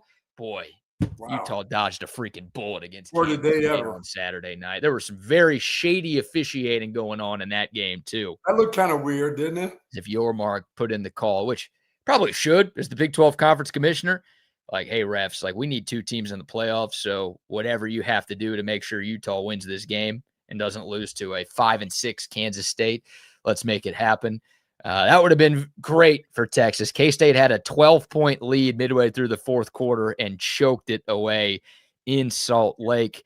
But, plenty of teams you have to be rooting against for sure this weekend. But, none of it matters if Texas doesn't handle its business. Who do we need? Would we need anything from Pitt beating Miami? Since they've been trying to get keeping Miami in there, does Pitt need to go ahead and beat them? Or is Pitt going to find a way to get in because they can win the ACC championship? Yeah, the ACC is the most confusing thing ever. I don't know how the committee is going to handle the ACC because even though Miami is the highest-ranked ACC team, they need a lot of help to make the conference title game. It's not just, if they beat Pitt, they're in. They need teams to lose for them to make it. So are they just they need 5 conference champions in there. So SMU has a shot. Pitt has a shot. In it again now. I don't know if Duke still has a shot. Yeah, SMU's 5-1 in the conference or 6-1 in the conference, something like that. So the ACC is a total mess. I don't even know what to root for or against in that league anymore. Virginia, Pitt, and SMU are all 6-1. Georgia Tech is 6-2. Miami's 5-2. Duke is 5-2. 2 of those teams will be meeting in Charlotte in a conference championship game. Yeah. And there's about 100 different scenarios. It would take us the rest of the show to get through half of them. Yeah, and Narduzzi's proven us wrong that, hey, Notre Dame can beat us by 100 as long as we beat the other 2 teams. Oh, so that's proven us wrong. I didn't have 150,000 units on Georgia Tech. Oh. Don't you got a mouse in your pocket? What do you mean? Come on, Haynes King. That's on you, sir. Yeah, really. I watched that. That was awful. Yeah, Pitt hosts Miami this weekend. I think if Pitt wins, they'll be in the ACC title game. But if Miami wins, they're not. They need SMU and Virginia, or at least one of those teams to lose, I think. I said I wasn't going to talk about it. Here I am talking about it. But just root for upsets. If you see a team with a number between 8 and 20 next to their name, you want them to lose. It's as simple as that. And again, tomorrow, the new college football playoff rankings will come out, so we'll get a clearer picture on what exactly needs to happen. But the AP poll, thank God the AP poll doesn't mean a damn thing at this stage in the season. Does Tech play football this week? It seems like they've been off for like 3 weeks. What have they been doing? But Joey McGuire just got them out selling the program or something? Well, they're playing in the Big 12, so that's why it seems like they're off all the time. They're playing a bunch of nobodies. Yeah, Texas Tech is playing this weekend. I don't even remember who. West Virginia in Morgantown. Oh, that's right. It's in Morgantown. Yeah, Red Raiders are 20.5-point favorites there. Yeah, that's to get them into the. So you kind of want Texas Tech to win out, as annoying as that is, because we don't want Tech in the playoff, but just you want the Big 12 to be a one-bid league. If Tech wins their 2 games, then that's the best chance of the Big 12 only getting one team in. You're right. I think it's a joke that Utah is ranked ahead of the Longhorns right now, but nobody listens to what I have to say. So the Longhorns, again, number 16 in the AP poll. They're behind a bunch of different teams, including Michigan, which it's like there's a common opponent between Texas and Michigan. Both teams played Oklahoma. One team got killed, the other killed. And yet Michigan's ahead of Texas right now. It's like, yeah, that'll get squashed this week. The AP is only looking at how many losses you have. They're not looking at anything else. And I hope the College Football Playoff Committee is not only focused on the 3 by Texas and not the fact that, they played a much tougher schedule than so many of the other teams that are ranked around them right now. I agree. So that's what we've got to worry about, I guess. Speaking of the playoff, Steve Sarkeesian was asked post-game about, does he have conversations with his guys about the college football playoff, and what does he think? Like, did Texas do enough against Arkansas to be back into the CFP conversation? Here was Sark after the game Saturday. As a coach, I don't want to say we worry, but we worry, right? And you worry about different things going into different games and what are your issues. And I was concerned about Arkansas coming into this game because they played everybody close. Last week was 23-22 LSU. Tennessee's 34-31. They have the ball going in to win the game against Ole Miss and fumble it in the red area. They have the ball, the game's over against Memphis. They fumble that ball. They lose to A&M 45-42. So we knew how dangerous this team was. And what can happen to you is you stare at the record and think, oh, they're 2 and whatever. That's not a 2-8 team, and that team's a hell of a lot better than that. And if they're probably in any of the 3 other Power 4 conferences, they're probably already bowl eligible. But they just happen to play in the SEC, and that's the life we live. So I do think we're playing good football. I do think when you look at our schedule and how competitive and the teams that we've played, it's been a tall task. But in reality, the best way we can impress anybody is going and winning next Friday night. And that's what we can control, and that's what our focus is on. You're absolutely right. That's all you can do now. Yeah, there's about 45 seconds of Sark pandering to the committee. Like, yes, yeah, Arkansas might be 2-9, but look at how close they were in some of these other games. Oh, they are what they are. They're dumb. They do dumb things, and they're 2-9 for a reason. Dude, and it's why it's there's no real perfect committee that you could put together because there's just too many games every Saturday for everybody to watch. But athletic directors who are working and watching their school on Saturday, they're not watching all of these games. They're not seeing Arkansas fumble the ball away with a chance to win against Ole Miss. They're not watching Arkansas fumble a game away against Memphis that they had in the back. They're just saying, oh, that's a 2-9 football team and Texas won. Okay, great. We're not going to really give them anything for that. So, yeah, I mean, I get why Sark's trying. Of course, he's making the SEC argument. That's what he should do. That's what any good coach would do in that spot. Absolutely. But ultimately, yeah, control what you can control. Texas beating Texas A&M would be one of the best wins in college football this season. So if you're able to do that, that is a resume boost that not a lot of teams around college football can have. And, again, you hope the other dominoes fall where they need to fall. But, win on Friday. I think Texas's chances of getting in if they win on Friday are a lot higher than most. Yeah, and now I'm starting to think it's just win the game. It's not the style points. To be the number 3 team, you don't need much style. You just need to win. Well, if you win by 21, they're not going to leave you out. Like, I don't think they should leave you out if you win by 3. But if you blow out Texas A&M somehow, right, then they can't leave you out. They just can't. And they won't. Like, I have enough faith in the committee. Maybe it's totally blind, but I have enough faith in the committee to where if this is a blowout on Friday, Texas will have one of the 12 spots. Yeah, I would agree. if you have a tight field goal win, you shouldn't, but they may not bring you in there then, but you got to win the game. You got to be careful of what you're trying to do in this game. What you're trying to do is win this football game some way. Got to tighten up your belt on your defense. You got to do some things offensively besides just, pass the ball, quick screens or whatever. You're going to have to do some creative things to beat Texas A&M. They're good in all of everything. They're good on the special teams. They're good in offense, defense. Both lines of scrimmage are good, but they are the Aggies. So, right. Well, look, they're the number 3 team in the country. They're 11-0 right now. And they get, if Ohio State beats Michigan and Indiana takes care of business this weekend against Purdue, which they will, then, yes. I mean, you're going to have one of the most impressive wins. There's been 3 undefeated teams for the last month of college football. Nobody's been able to get to any of them. No. And if you're the team that gets to one of them, that's, again, a massive point on your resume. That no matter how you get to them, you get them.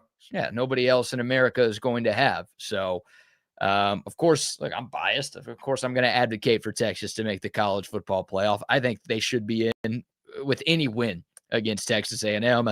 But, yeah, the eye test. And, I mean, this is one of those you run up the score if you get the chance to. Because Texas won't be in the SEC championship game. That we already know. So, they're going to have plenty of time off. Win or lose, they will have plenty of time off between Friday and whatever game they play next. You're absolutely right. So this is you're not resting anybody. You're not taking your foot off the gas. You are, if you have the chance, I don't think you will. I think it'll be a very close game. But if you have the chance to score more. Yeah, don't be taking any defenders out of the game. You run it up as much as you possibly can. Yes. If the opportunity presents itself. That's what it's all about for Texas. Yeah, it doesn't matter. I mean, if you can stop their offense and your defense plays the game that they've been playing early in the season and you get a chance to keep them in the teens, that would be awesome. Yeah. That'd be amazing. Yeah. In your mind, that would really, truly be amazing right now from what you've been seeing. I mean, they're giving up 35 points per game in the last month. So if you're telling me they're going to hold an Aggie offense that's number 2 in the nation and S&P plus, wow, to something in the teens, that's how you make the committee look at you. Yeah, of course. Oh my God, that'd be huge. That would be absolutely huge if you could slow down and. Oh man, this place is going to be crazy this week. This town is going to be nuts on Friday. Oh my God, I can't wait. I cannot wait. It is a hot ticket. Centex tickets, by the way. They do have tickets available if you want to be in the building for the first Lone Star Showdown in Austin since 2010. Don't forget the promo code Centex10. You type that in at checkout, you'll get 10% off. Yeah, it's the first time A&M has played here in 15 years. Last year, the tickets were insane for the game in College Station because it was the first time the teams had played anywhere in 13 years. But yeah, 2010, the last meeting between the Horns and the Ags at DKR. So people have been waiting a long, long time. Look, I've never been to a Longhorn Aggie game. Oh my God. I started college in 2012. The last game that Texas and Texas A&M played against each other was 2011. This will be something, man. This is real pageantry here. Yeah, this is what it's all about. It's one. Oh my goodness! The college football has changed so much, and a lot of it's for the worse. And we've spent a lot of time talking about how much we hate all of the craziness that goes on. But obviously, one of the good changes that has happened with conference realignment is the fact that this game is back. Yes, it's just one of the best rivalries in sports. It means so much to so many different people. I'm glad it's in a standalone spot on Black Friday. I still wish it was Thursday night, but I get why it's not. But yeah, I mean, it's even if both teams were 0-11, it is a huge game. But last year, obviously, you had a spot in the SEC title game on the line. And this year, A&M's playing for a spot in the SEC title. Texas is playing for a spot in the college football playoff. So although there's something every year, there's going to be something to play for here. Yeah, you feel that way, right? The way Sark has built Texas, the way Elko is building A&M right now, you feel like there's going to be a lot at stake for sure in terms of bigger picture whenever these two teams square off. But again, it's just such a big rivalry that these two teams could have absolutely nothing on the line besides just bragging rights, and it would still mean. There'll be some shit talking going on at the Thanksgiving meal. Oh my God. Absolutely. I like I wonder if battered Aggie syndrome is a thing right now, or if they're like, man, we're already in the playoff. We're 11-0. We're not worried about anything anymore. Even if we're 11-1, we're still going to be in. Yeah. If they're 11-1, but they don't want to lose to Texas, dude. No. This, like I said, this is their worst nightmare. Coming here undefeated is their worst nightmare. And I think Texas, this is just such a great opportunity for them. Yeah, it is. It's a great opportunity for Texas and great opportunity for A&M too. Right? I mean, put a bow on an undefeated season by going into your rival's house and getting revenge after what they did to you last year. Yeah. You don't think they want that? They'll pretend like it never happened last year. They win this one. They'll feel like they've won for the last whatever years. I mean, that's just the way it'll go. You get 365 days of bragging rights if you win this football game. And yeah, it's, for Texas, it'll be a fork in the season, right? If you're Texas, you're 8-4, you're playing in the Music City Bowl or something like that. And you've got to watch A&M next week in Atlanta. And then you got to watch A&M again in the college football playoff. Yes, that'd be horrible. Yeah. So, the players, we'll obviously hear from Sark, and there will be another player availability today. So we'll have sound for that on tomorrow's show. But some of the players in the post game were asked about, this matchup. And so far, no bulletin board material. Both sides have been very respectful and praising of the other sides. Somebody always says something in this game. But we'll see if anything pops up. But internally, behind closed doors. Oh my goodness. Yeah. There's some trash talk going on. Something will get out this week. It always does. So, and it should. Go ahead and say it and mean it. Yeah. We're gonna spend like 30 minutes on Friday's show at St. Patrick just doing Aggie jokes. Oh, if you got something, you got to say it. You got to mean it. And then you got to go back it up in this game. And did you hear about the Aggie who moved to Oklahoma? No. Raised the IQ of both states. Wow. That's how you get the Aggies and the Sooners all in the same thing. Jeez. Two Aggies were walking together on campus. They see a dog licking itself. The first Aggie says, "Gee, don't you wish you could do that?" The second Aggie replies, "Well, yeah, but I'm afraid it would bite me." Oh, yeah. Boy. I've been starting the research on these already, and we're not going to be backing down this week. And no. I hope we can, next Monday when we're doing a show after the game, I sure as hell hope we could drop a few thousand more Aggie jokes. Yeah, oh yeah, that's just the beginning. It's just the start. Oh, yeah, just getting warmed up here. A lot of today's show is about dunking on the piggies that we just roasted, and now we're on to another. Right. Yeah, and now the piggies can move on to find their coach, and it won't be the one that coached on Saturday for sure. Yeah, Bobby Petrino's not keeping that job. No. I didn't think, and we talked to a couple of Arkansas people last week. It felt like the ship had already sailed. You had wondered if he was going to beat Texas with how much that entire state hates Texas. Could he maybe convince them to at least get an interview? But yeah, it ain't happening. They haven't won it. They haven't won a game with that guy. No. Bobby Petrino as Texas's offensive coordinator could do worse. Texas does end up hiring a play caller. He wouldn't be my first choice, but could do worse. That's true.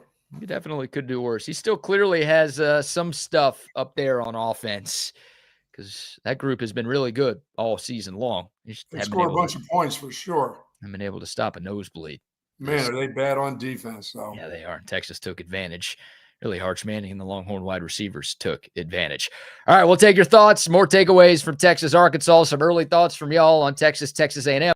By the way, we've got a Cabo Bob's gift card to give away. Now you're talking. It's been a while. We had the bye week and then the loss to Georgia. It's nice that we can hook the people up with a Cabo Bob's catering gift certificate. About $150 from our friends at Cabo Bob's. It was a weird Saturday, BK. It seemed like that this team hadn't been home in like 5 months.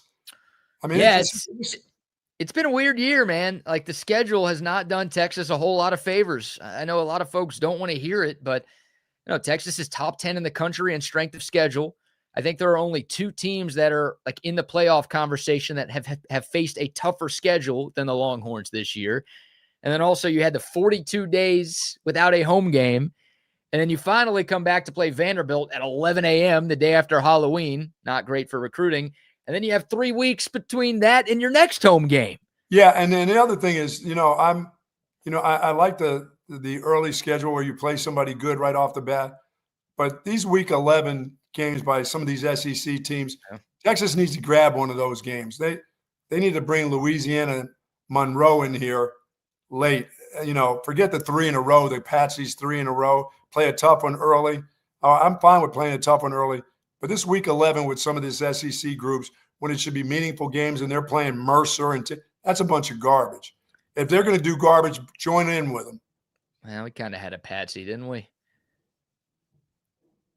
That scored 37? Yeah. I know. No, I mean, dude, I hope it goes away with the SEC adopting the 9-game conference schedule. I hope it goes away. I hope the 3 non-conference games, unless it's like a rival, like Georgia could play Georgia Tech last game of the year. That's fine. Florida and Florida State can play last game of the year. That's fine. But there should not be Cupcake Saturday in the SEC anymore. If it does exist, not late in the season, not then. If it does exist, then I don't disagree with you. Like I wouldn't mind Texas playing a nobody right now, but yeah, this late in the season, every game. I think we said this on Friday or maybe during our pregame show. Yeah, every game at this stage of the year should have conference title or college football playoff implications. Yes. And A&M playing Samford, Alabama playing Eastern Illinois, Auburn playing Mercer, like they don't.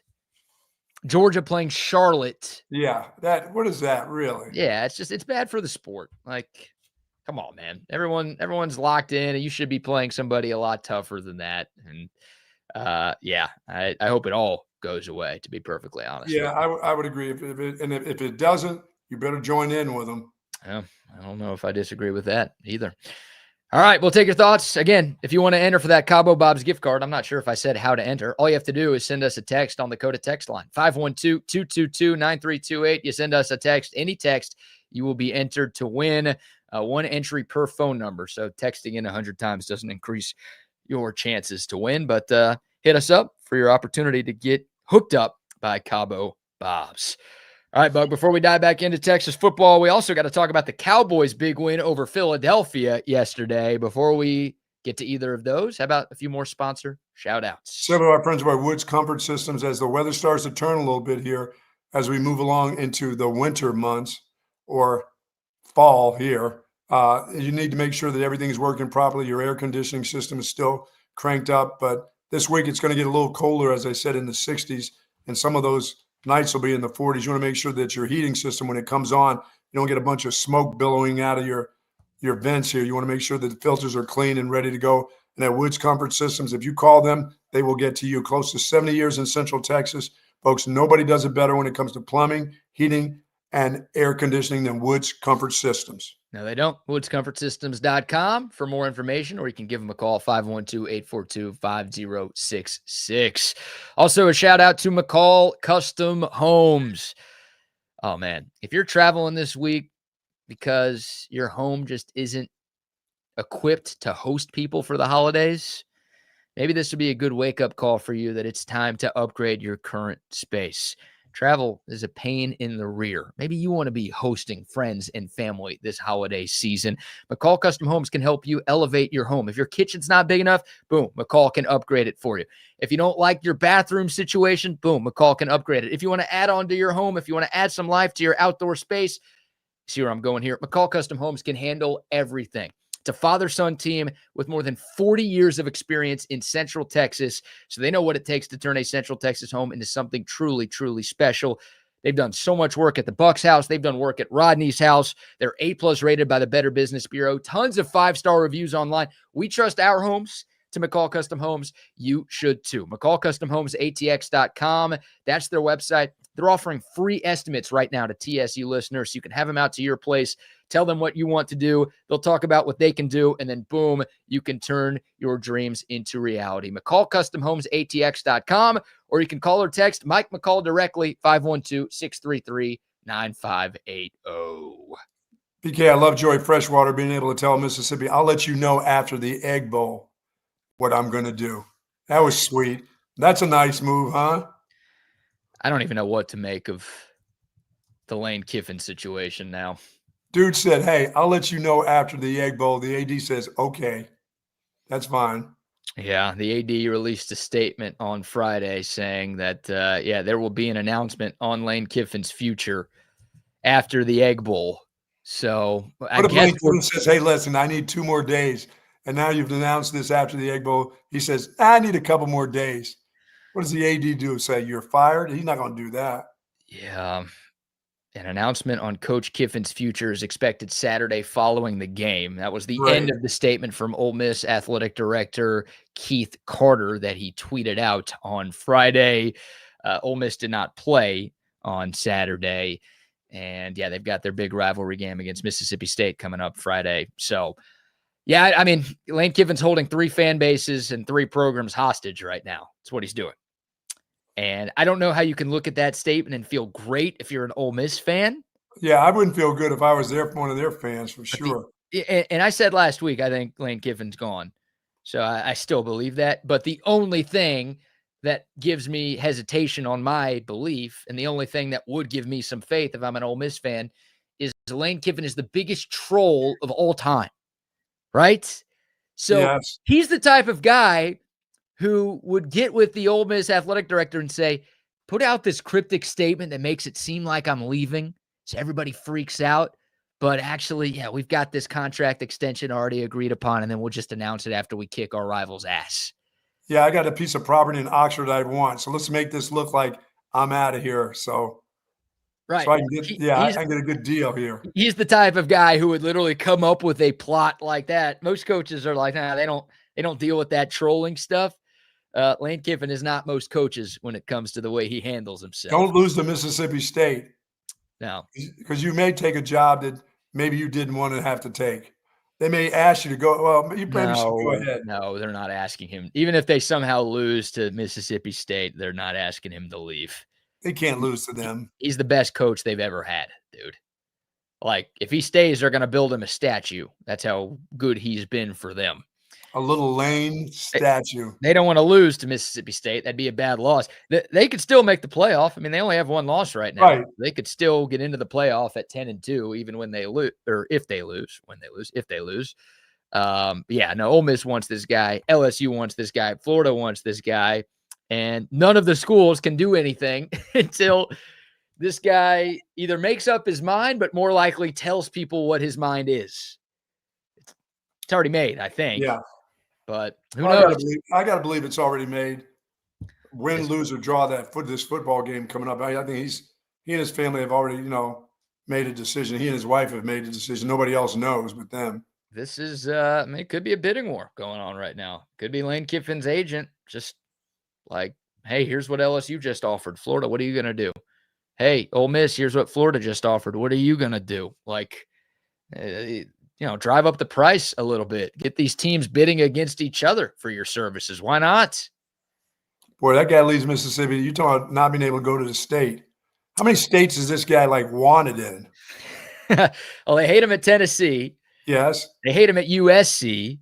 Wow. So that's Tennessee and California right there. Then Ole Miss is off the list. They hate him. The Raiders hate him. I guess they were in California when he coached there. Now they're in Nevada. I don't know if that hate translated across state lines. But, yeah, no, Lane Kiffin is already disliked by a ton of football fans. And, well, look, if he doesn't go to LSU in Florida, those fan bases are going to be pissed at him too. Oh, that's true. That's right. You're right about that. You let us on for this long, and then you left us at the altar. No, thank you. Yeah, boy, I tell you what, it hurt. It hurt the guy from Georgia Tech a little bit, that loss to Pitt. That's for sure. Yeah.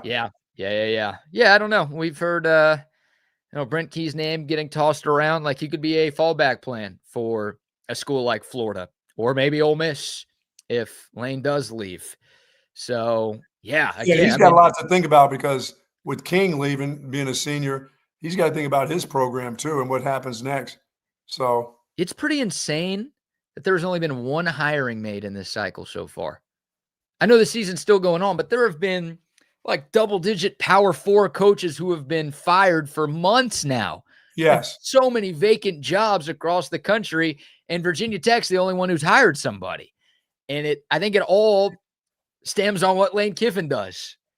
You're right. Because there are a lot of teams waiting to see what Kiffin does, and there are a lot of schools that are waiting to see what Kiffin does. And then there are a lot of coaches like Alex Golish at USF and, Eric Morris at North Texas and like all of these other up-and-coming guys who are just like, I don't want to take a job because there might be a better job that I could get in a few weeks. Yeah, the guy at USF, I think he may have a shot at the Penn State job. Alex Golish? Yeah. Yeah, maybe. It doesn't seem like a big jump Penn State didn't have a big jump when they hired James Franklin either. This may be one of those chances to give a guy an opportunity. Yeah, it could be. Could be with Alex Golish, the 41-year-old at USF. Yes. They're having a great season. Yeah, I mean, it's fascinating. By the way, Florida State will not be joining the running for coaches. There's got to be a better way than what I said to describe what I'm talking about. They're going to run it back. Boy, they released a statement yesterday saying that Mike Norvell will be back in 2026. And it was like right at 12 o'clock. So you got some FSU fans coming out of church. I don't know how many of them are actually going to church, but some of them you would think. And it's like, check your phone, see what you missed. Boom, Mike Norvell returning as the FSU. Florida man was not at church. Not a lot of them. That's still Florida. So Florida man, Florida woman, probably not. Well, it's Sunday scaries. If it's not post-church scaries, it's Sunday scaries that Mike Norvell is coming back next year. And Florida State will play this Saturday in the least relevant rivalry game of all time. And if you're Texas, you want Florida to win because they're not really beating anybody right now. And that loss in the swamp looks worse and worse by the hour. It does, doesn't it? I mean, Florida got pummeled by Tennessee. I think 31-11 was the final, but it was 31-0 at one point in the game. They just gave them 11 at the end of the game. They said, here, put 11 on the scoreboard for you. Yeah. So look, beating Florida State, that'll make them 4-8. It's not like that's going to make the loss there look good, but it would help a little bit, maybe. Man. I don't know. But Mike Norvell is coming back, and Florida State will be irrelevant next year once again. So there's your latest from the college football coaching carousel. Dabo's got South Carolina this week. Yeah, could the loser of that game get fired? I mean, I don't think Dabo's going to get fired. He's done too much at Clemson for them to can him after this year. They better not get crushed. That wouldn't help, but they did make the playoff last season. I know Dabo, it's been more down than good because he raised the bar so high at Clemson, and they're used to winning national championships. Sure. And, last year they barely snuck into the playoff and obviously lost in the first round to Texas. I don't think they'll fire him for one bad year, but there are some folks in Clemson ready to make a move. Well, as long as he can keep quiet and just don't go Dabo, just he won't do that. Come on. No, you're Dabo right. to not go Dabo? What are you saying here, sir? Oh, he'll just lean back on his yesteryears forever until they said, okay, that's enough. Yeah, I don't think they'll make a move there. South Carolina is an interesting one. I would fire Beamer regardless, but maybe he's coaching for his job. Could have fired him after the A&M game. That is a home game for South Carolina. So if they lose at home to Clemson, that might be the nail in the coffin for the Shane Beamer. They did beat Clemson last year at Clemson, right? No, Clemson beat him. No, you're right. I'm sorry. You're right. Yes. Carolina beat them. They did beat Clemson last year on the road. Yep. Yeah, South Carolina. I mean, they were 9-3 last year. They almost made the playoff a season ago. And what are they? 3-8 or 4-8 right now? 4-7. That's something horrible. It's a big step back for them. So, yeah, Kentucky could be open. South Carolina could be open. Clemson maybe, but probably not. I mean, I still think Kentucky's sort of like what you've talked about. It's basketball season now. They're not willing to give any buyout money. They're just bring the guy back again than to buy him out. They got smoked by Vanderbilt. I know Vanderbilt's a good football team. I know they got smoked. And that they got a rivalry game against Louisville on Saturday. It's another one of those, is the coach coaching for his job games? You're right. I don't think I could have missed this. I'm not super locked in on Kentucky football all the time. I don't think I've seen Kentucky's AD come out and say, oh, Mark Stoops is back next year, regardless of what happens. Maybe he has, and I missed it. But until that happens, then I think the door is open for change in Lexington.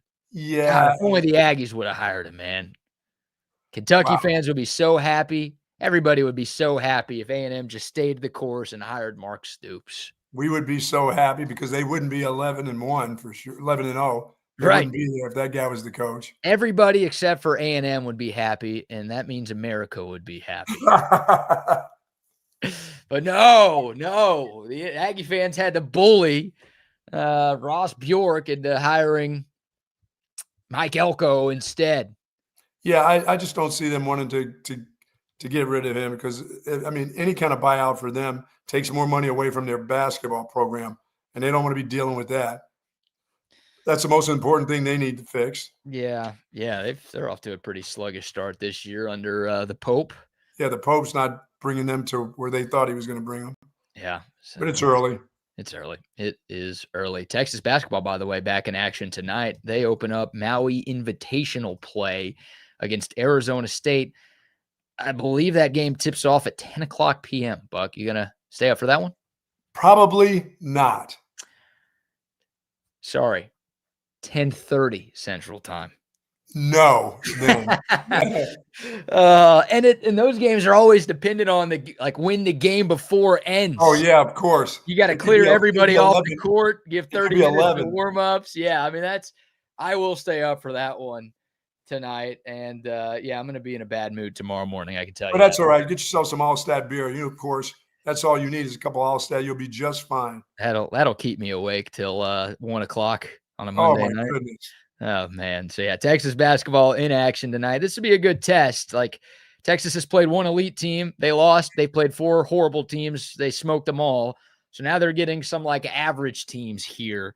There's no super elite team. The Maui Invitational has lost a lot of flair. A lot of these preseason tournaments have, and it's because there's now some preseason tournaments that are paying teams to participate. So you're seeing more teams do that instead because everyone's looking for as many dollars as they can in the era of NIL. So the good news for Texas, they've got a better chance to maybe make a run at this thing, but they're not going to be playing the stereotypical teams that are in the Maui Invitational. Which I did stay up to watch Arizona State play Colorado. How Dion is keeping that job there, I don't know. That team is shit.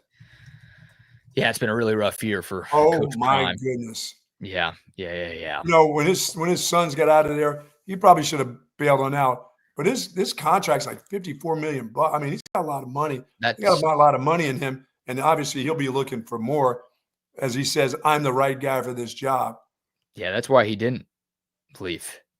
I thought he was going to leave after his sons left because I just kind of anticipated Colorado football taking a big step back. But he's got all that money coming in. Oh, yeah. If you get fired, you get the buyout. If you leave on your own, you don't get all that money. No, he's not just leaving on. That's too much money that's sitting on the table. I would think I'm the right guy too. But I'd be more of the right guy than he is right now. That team is horrible. Yeah, excuse me, Buck. Colorado 1-7, second to last in the Big 12, ahead of only Oklahoma State, who obviously fired the Big 12 a long time ago. Yeah, and their one win was against Iowa State, who's pretty good. There's just one of those random Saturdays. Anything can happen. But, yeah, they are bad. They are getting blown out in just about every game that they play. That place is still packed every game. They've got those season tickets for years to come now that he's there. But that team, I don't know if they flip around and become good all of a sudden. I don't think that's changing. Like you said, he should have left. When his kids left, he should have just gone on out of there too. But there's too much money involved now for him. That's how it works. That's how it works. You don't see a lot of coaches voluntarily leave these days. Oh, no. Plus a nice place like Boulder, hell yeah, I'm sticking around. Yeah, as you should. Unless you're going to run Verbos, you're going to stick it out until you get fired. Absolutely, man. Those are the rules right there. All right. How about the Dallas Cowboys, Buck? Are you back in on the Cowboys after their miraculous comeback victory over Philadelphia yesterday? Am I back in? No, that defense still is horrible. Oh, hold on. I mean, they gave up touchdowns on their first 3 drives and then pitched a shutout the rest of the way. They're bad.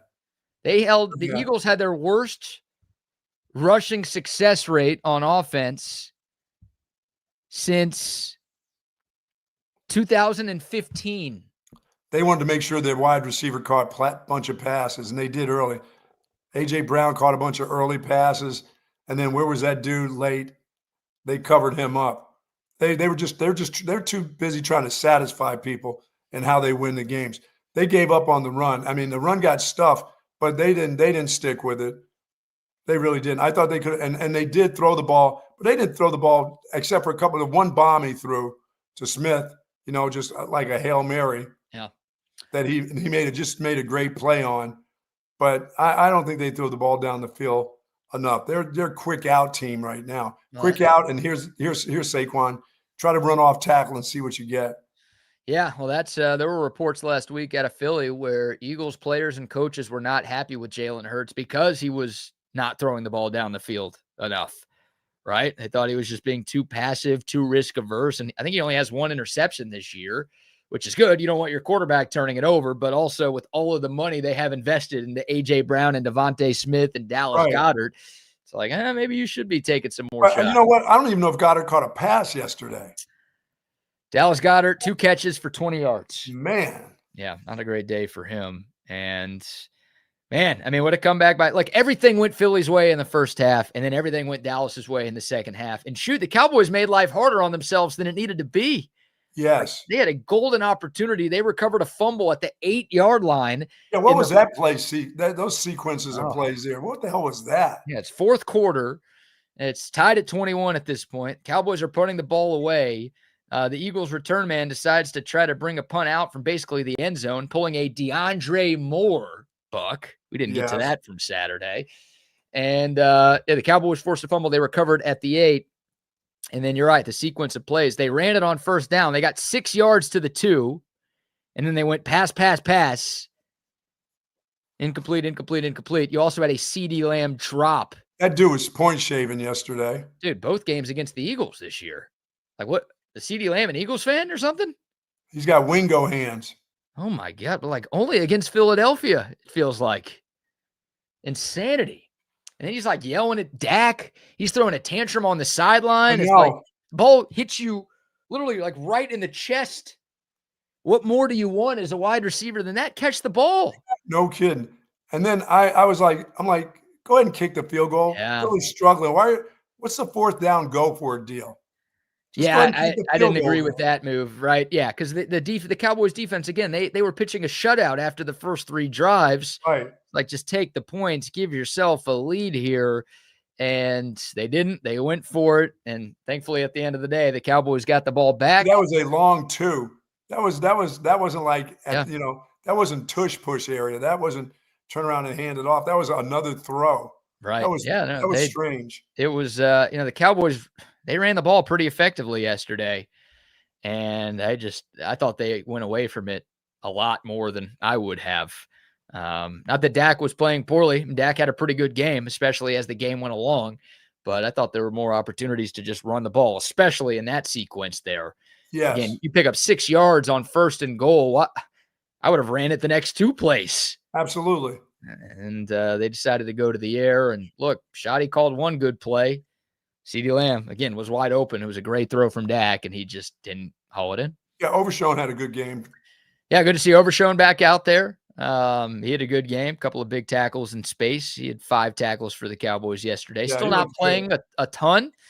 You understand why. The Cowboys are easing him back in after that very serious knee injury that he suffered last season. But, how about George Pickens? With every game he plays, his price tag goes up, huh? Yes, it does. Oh, my God. Yeah.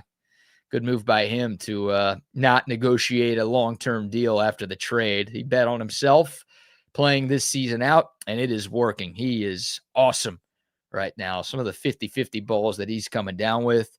Obviously had the huge catch on the final drive to – do the slant route. Nobody can get in between him and that ball. Yeah, great ball from Dak there, but obviously Pickens making the catch and running upfield, getting Dallas into field goal range for Brandon Aubrey to punch it in.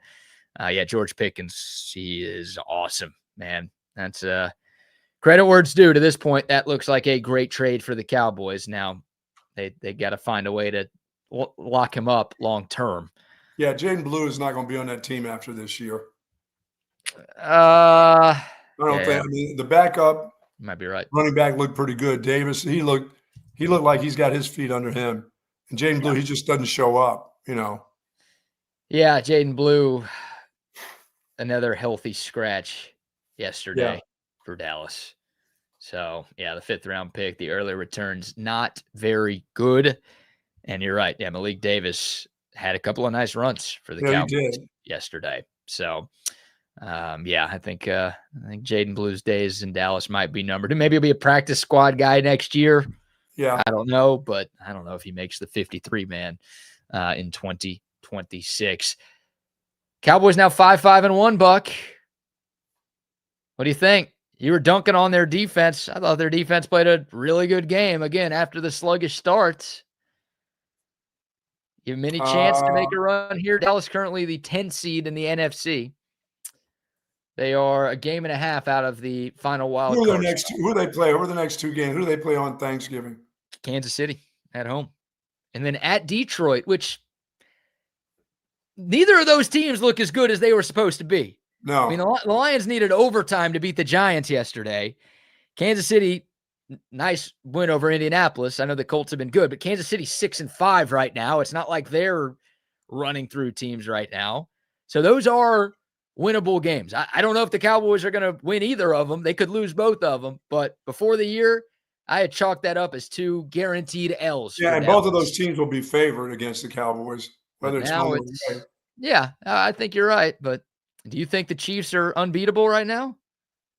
No, they're not unbeatable, but they'll be good enough to beat the Cowboys by a field goal. Yeah. You think the Lions are unbeatable right now? They're the ones that, since Dan Campbell decided, I'm going to do all the play calling now, I'm the guy, they have looked kind of, the first out of the blocks, he was okay. Yeah. But the last 2 games, not so good. Yeah, they've fallen off a little bit. That defense is so banged up, too. I mean, they made Back Jameis Winston. Years for them on defense in the secondary. Yeah, they made Jameis Winston look like Florida State crab leg. He looked great. Jameis Winston, yesterday. Catching passes for touchdowns. Yeah. A couple of great throws. Yeah, I mean, Mike Kafka, the interim head coach in New York, who also calls the plays, is just like, to hell with it, man. Let's empty the playbook, whatever we got. Oh yeah, they're throwing all kinds of they're doing all kinds of trick plays. You got double reverse passes. You got Jameis Winston catching passes. I mean, they were just saying F it, chunking the ball down the field. It was kind of fun to watch. Very entertaining game. Ultimately, the Lions found a way to win in overtime. They needed a 58-yard field goal, by the way, to force overtime, and then they got it done in the extra period. So, wild day of NFL action. But yeah, they're killing me. Cowboys are doing this thing, man, where they rope you back in every time you're ready to give up. And there were a lot of people who had given up after 21-0. It's like, you know what? Lose this game, tank. This team's done. Season's done. We're on to 2026. And then it's like, well, you just beat the defending champs who was the 1 seed in the NFC before yesterday. Yep. And it's impossible to not feel like at least a little confidence, right? Oh, dude, Philly fan will be crazy. I can't imagine being in that town on a Monday. Yeah, I'll be driving to Houston. Sports talk. You want to listen to some sports talk? Turn on the radio. Yep. In Philly this morning. That's what during my drive to Houston today, I think I will be at least checking out WIP in Philadelphia to see. Listen to what they have to say. The meltdown. Because they were pissed when they were 8-2. Yes. Look, think about like how mad Eagles fans were. We talked about it last week. Some of the reports about Jalen Hurts this, Jalen Hurts that, and this team this, A.J. Brown, all this distraction. They hadn't trailed in a game since week 6. How about that? Yesterday was week 12. Not only were they winning all these games, they were never in danger of losing, and Eagles fans were pissed. So now they actually lose to their biggest rival. Meltdown is on in Philly. Good. And I love it. Oh, yeah, it's a great day for America whenever Eagles fans are absolutely upset right there. All right, quick shout out to the Hecht Law Firm, Ryan Hurricane Hecht, your go-to personal injury attorney here in Central Texas. If you or somebody you know has been hurt in a car wreck, injured on the job, suffers any kind of personal injury, reach out to my man, a guy who's been a friend of mine for more than a decade, and a guy who's been fighting for justice and big results in Central Texas for more than a decade. Hurricane Hecht has your back. He's going to be with you every step of the way, fighting to get you every dollar that you deserve. Unlike the jabronis you see on TV who don't actually work on your case, they just pawn it off to some scrub. They stand on top of trucks, 18-wheelers, and all kinds of things falling behind them, buses. No. And what is that deal? No, he's not on top of cars. He's on top of your case. Yes. He's not spending time rolling into Rolls Royces. He's not hosting Helicopters. podcasts with little girls. We don't do that weird stuff here. It's not what Ryan Hecht is all about. All right. He's about putting money in your pocket. 512-938-8929. HechtLawFirm.com. That's HECHT lawfirm.com. Very nice. And some love to Waterloo Printing and Graphics, by the way, rocking a TSU lid this morning. We gave out like 200 koozies on Saturday. We got to get 200 more for this A&M game this week. Adam, if you're listening, we need you, brother. 512-300-9641. If you have a business or just a big event coming up that needs hats, signs, shirts, koozies, stickers, whatever, reach out to Waterloo Printing and Graphics. Very nice. Very nice. Very nice meeting a bunch of people on Saturday for sure, too. That was cool. Yeah, great turnout at Schultz Garden. We'll be meeting a lot of people that will be, who listen to this show, that will not be happy with this show by Saturday. Why is that? Because we'll have buried the Aggies by at least Thursday. Well, by Thanksgiving. You keep saying you're picking A&M to win this game, so I think I'm not saying that. I'm just saying today I'm not. I'm like Wags. Wags isn't sure even after 50. You know, I can feel it. I can feel the vibe from Wags already. See, I don't think Wags is going to flip-flop. I think Wags is picking A&M to win, but he said that for like the last 2 months. You 8 times today have gone back and forth between who you think. We can ask Wags right now. A&M's winning, unfortunately. Yeah. So Wags isn't confident, but at least Wags is like sticking to his guns here. Bucky, I don't even know who you're picking. I'm just trying to temper expectations, I right? just can't. It's so hard to do. And I've been saying that they were gonna. Texas was beating them no matter what their record was, but an A&M coming in here undefeated. I'm not there yet. I'll be there by Wednesday. As I said, by Wednesday I'll be there. Before the meal is served, before the sheep is served on Thursday, I'll be fine. Oh, we're not eating the sheep. They're eating the sheep. There you go. That's right. You going to an Aggie Thanksgiving or something, Buck? We will not be eating the dogs this year. We did eat the pig. We ate the hogs. We ate the hogs. The dog ate us. We're not very kosher. The dogs ate us. Dogs ate us. We ate the hogs, and now we hope to eat the milk. The lamb. Yeah. Man. We got to call Hurricane Hecht. We got a dog bite that happened. Yeah. Yeah, we did. You know what? You're right about Hurricane Hecht, because last week when I was on jury duty when I was on that jury for 45 minutes, this person was being represented by one of them big guys. Oh, it was? Helicopter guy? The three initials. Initials. Yeah. That dude wasn't there. Oh, of course not. That guy wasn't there. Why would he be there? He's got to film more commercials, man. That's right. Got to be driving around in the Rolls Royce. He doesn't care about the people. Hurricane Hecht cares about the people, just like we care about the people. That's right. We have standards here, boys. Don't forget. High standards, completely high standards. High standards. What's going on, gentlemen? Good weekend? Yeah. I great to see the Longhorns win. Great to see, a 50 burger be put up there. But I kind of feel, I don't know why I have a little bit of a bad feeling or just a reluctant feeling. I feel like we could have exploited the run a little bit more, and we chose not to, which is kind of like, a WTF moment for me. Is just like, if you have a vulnerability there that you can exploit, why choose not to do it and choose to make things a little bit harder on yourself? And granted, I'm like, hey man, what a day for Arch Manning. I'm not trying to take anything away from Arch Manning, and he was an absolute untouchable. He was untouchable on Saturday. But still, I feel like there was easy things to do or that we could have exploited, but we chose not to do. Why so that just gives me a little bit of concern. Don't do that, Wags, to yourself. Why do you keep running against the wall? Keep hitting that wall. It doesn't make any sense. I thought the easy thing was spreading the ball around. Like they exploited Arkansas's crappy secondary. I thought that was easy. Lots of things to exploit. But I guess I'm going back to that old adage of you put the ball up in the air, 3 things happen, and 2 of them are bad, right? But hell, Arch didn't make those bad things come about last. My 3 things bad are as you put it in the hands of Trey Wisner, CJ Baxter, you're asking for 3 bad things to happen. There's 2 right away. Yeah. And then that offensive line, you're asking for bad things to happen. They're not going anywhere. What an incredible sight to see to have Arch Manning on display for that. I've never seen that in That been was a long awesome. time since I think I've seen a quarterback be able to get a tray. So how about a hat trick? You don't use that in football did it very all. much, but a hat trick for Arch Manning. the ultimate fantasy god right there. There you if you were go. playing Saturday, if you were playing fantasy college hoops. Or He college caught football. that pass with the sun in his eyes. Did you see that? And then Jameis Winston said, "Hold up, Arch. I can do this too." Oh my God. And then that guy was making people miss at the goal line. Throwing stiff arms and stuff. Oh, by the way, Hitting the spin move. It was a great weekend of football. The Giants took the L, but still, I told you, right? Like the Giants make it fun to watch regardless. But yeah, it's ultimately going to end in a loss. You deserve a congratulations because your Giants were first. The first team to be eliminated from playoff contention in the NFL. The New York Football Giants. Here we go. Number 1 pick. Let's not screw it up, Sean. That's it. They almost did yesterday by winning that football game. It's been entertainment on display for a while. And then even neighbors said, "Hey, something's going on, right? We're letting these dudes, come back into the game, almost every week now." So you know why Texas knows what's up. Texas doesn't run the ball. Sark doesn't run the ball, and it's very comparable to me and sushi. I've never had sushi, and I don't like it.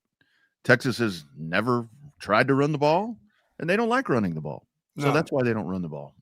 That's what it is. They'll give it a shot, and then they'll bring the number 2 running back in, who's not good as the number 1, but he'll get as many carries. It's just not. It's like they don't know who they have at the position. They just keep thinking that person's going to turn into somebody else. Yeah, I think that's very true too. And maybe also for me, guys, like it goes back to nothing's ever perfect. You can always try and find something wrong. And if I'm really picking at this, then we did a lot or the Texas Longhorns did a lot of great things on Saturday. Yeah, I mean, you should be picked. The run game stinks. The run game stinks. It is absolutely worth criticizing. This is the worst rushing offense Texas has had since 1944. You're not nitpicking if you're criticizing the run game at all. I would say, Rodney, it's more of Steve Sarkeesian as a kid had sushi a few times and kept throwing up, so now he doesn't eat sushi anymore. Right. Because early in the year they tried to run the ball a bunch, and they just couldn't do it. And now they're not trying as much, and they're not going to do it. It's not going to all of a sudden change this week, right? Like it's hard to blame them. To me, it's like any run game that doesn't go backwards is a positive play. I mean, I guess technically that is a positive play, but like I think Sark calls runs to just give him a few seconds to think of what really good pass play he could call. There you go. That's exactly what it is. Because he's always on the side. Every time you see him on the sideline, I mean, you look at him, he's got his pen and he's writing down on that Waffle House menu folded. It's like, okay, this dude's drawing up the next thing. He's drawing up the next thing. That's exactly what he's doing. Yeah. So I don't know. All right. Oh, we got the randomizer. Whoa. Randomizer trying to create waves to shake. God. There you go. All right, simmer down. Relax. Easy, girl. Easy. All right. The winner of the $150 Cabo Bob's Catering gift certificate in honor of the Longhorns 52-37 victory over Arkansas. We go to the Dakota text line. A 512 number. About 2428. They texted in. Why do midnight yell leaders wear overalls? Because sheep can hear a zipper a mile away. Oh, well done. Well done. Way to go, randomizer. That's a great pick. Oh, I didn't even see that text earlier. I'm glad we get to see it now. It was very well done. Shout out to that texter. What a week, boys. What a week coming up. Big week. It's great. They're undefeated. They're coming here without a loss. Isn't that special? Well, and again, I think a lot of people are up on A&M's defense. I think they can get got, right? I think their rushing off or the rushing defense is a little bit masked because people don't get to run that much on them because a lot of teams are playing from behind, right? So I think that usually that's going to be in a little bit of favored numbers. If Texas comes out and what am I talking about? What are you talking? You're going to say establish the run? Did you? Yeah, it comes out and tries to hit him in the mouth and maybe take time of possession and keep that offense off the field. Then maybe they have a chance. But what am I talking about? I still think little brother score wins. As quick as you can, throw as many passes as you can, put as many points on the board as you can that aren't 3 points. So you think that's the way to keep you have? you want to play into the hands of A&M? Yes, I want to play into their hands, and I want to throw the ball 50 times this week. I don't want to run it. I don't want to waste 12 carries on anybody. Hey, 33 carries, 186 yards, boys. Oh, God. Look at that. That's what Trey Wisner did against A&M last year. Yep. He's been a rival killer. He's shown up for OU, shown up for A&M. If he does that, it'll be half the amount of yards he has the entire season in one game. I think That's it'll be right. 2/3. Right. 2/3 Whenever. actually, but Whenever. have some faith in Quintravion. And then Texas wins. Texas wins by 14, and the committee says, well, A&M hadn't played anybody. Come on now. Yeah, that'd be nice. No, they won't do that. If No, Texas the Aggies are in. They just beat Samford. You got to put them Oh, in. yeah, good point. You gotta Good put 'em. point. You got to Throttled him. Yeah. All right, boys. Well, we'll be back tomorrow. Y'all have a great show. We'll be tuned in. Later, boys. See you later, man. They had a great show. Hopefully we can follow up with another good show, or great show, rather. My partner in crime, my great partner in crime, Double R. How are you, good sir? I'm good, buddy. I'm good. How's I mean, that phone? It's broke. Look. You just need a battery, dude. That's Yeah, I it. know. Double R is sitting here saying that, like, posing something that it feels like the phone might have shattered or got hacked or something like that. But he just needs a phone. He just needs a new battery for the phone. That's it. It sucks because it's like new. But I mean, I totally get it. Stuff happens. But it's like, I just installed that update. Something's up, man. Apple's out to get me. Apple's out to get It me. probably just crashed your battery. I mean, I'm not a tech guru or anything like that, but it probably just Yeah, you crashed your are. battery. Yeah. It's not going to cost you $200 or $300 like you're trying to do by taking it up to the repair guy. Just get a damn battery on Amazon and then fix the damn thing yourself, or bring it over here. I'll do it for free. Well, We'll but, get it but going. like I was telling you, I've got to tomorrow when we're done, I got to get on the road.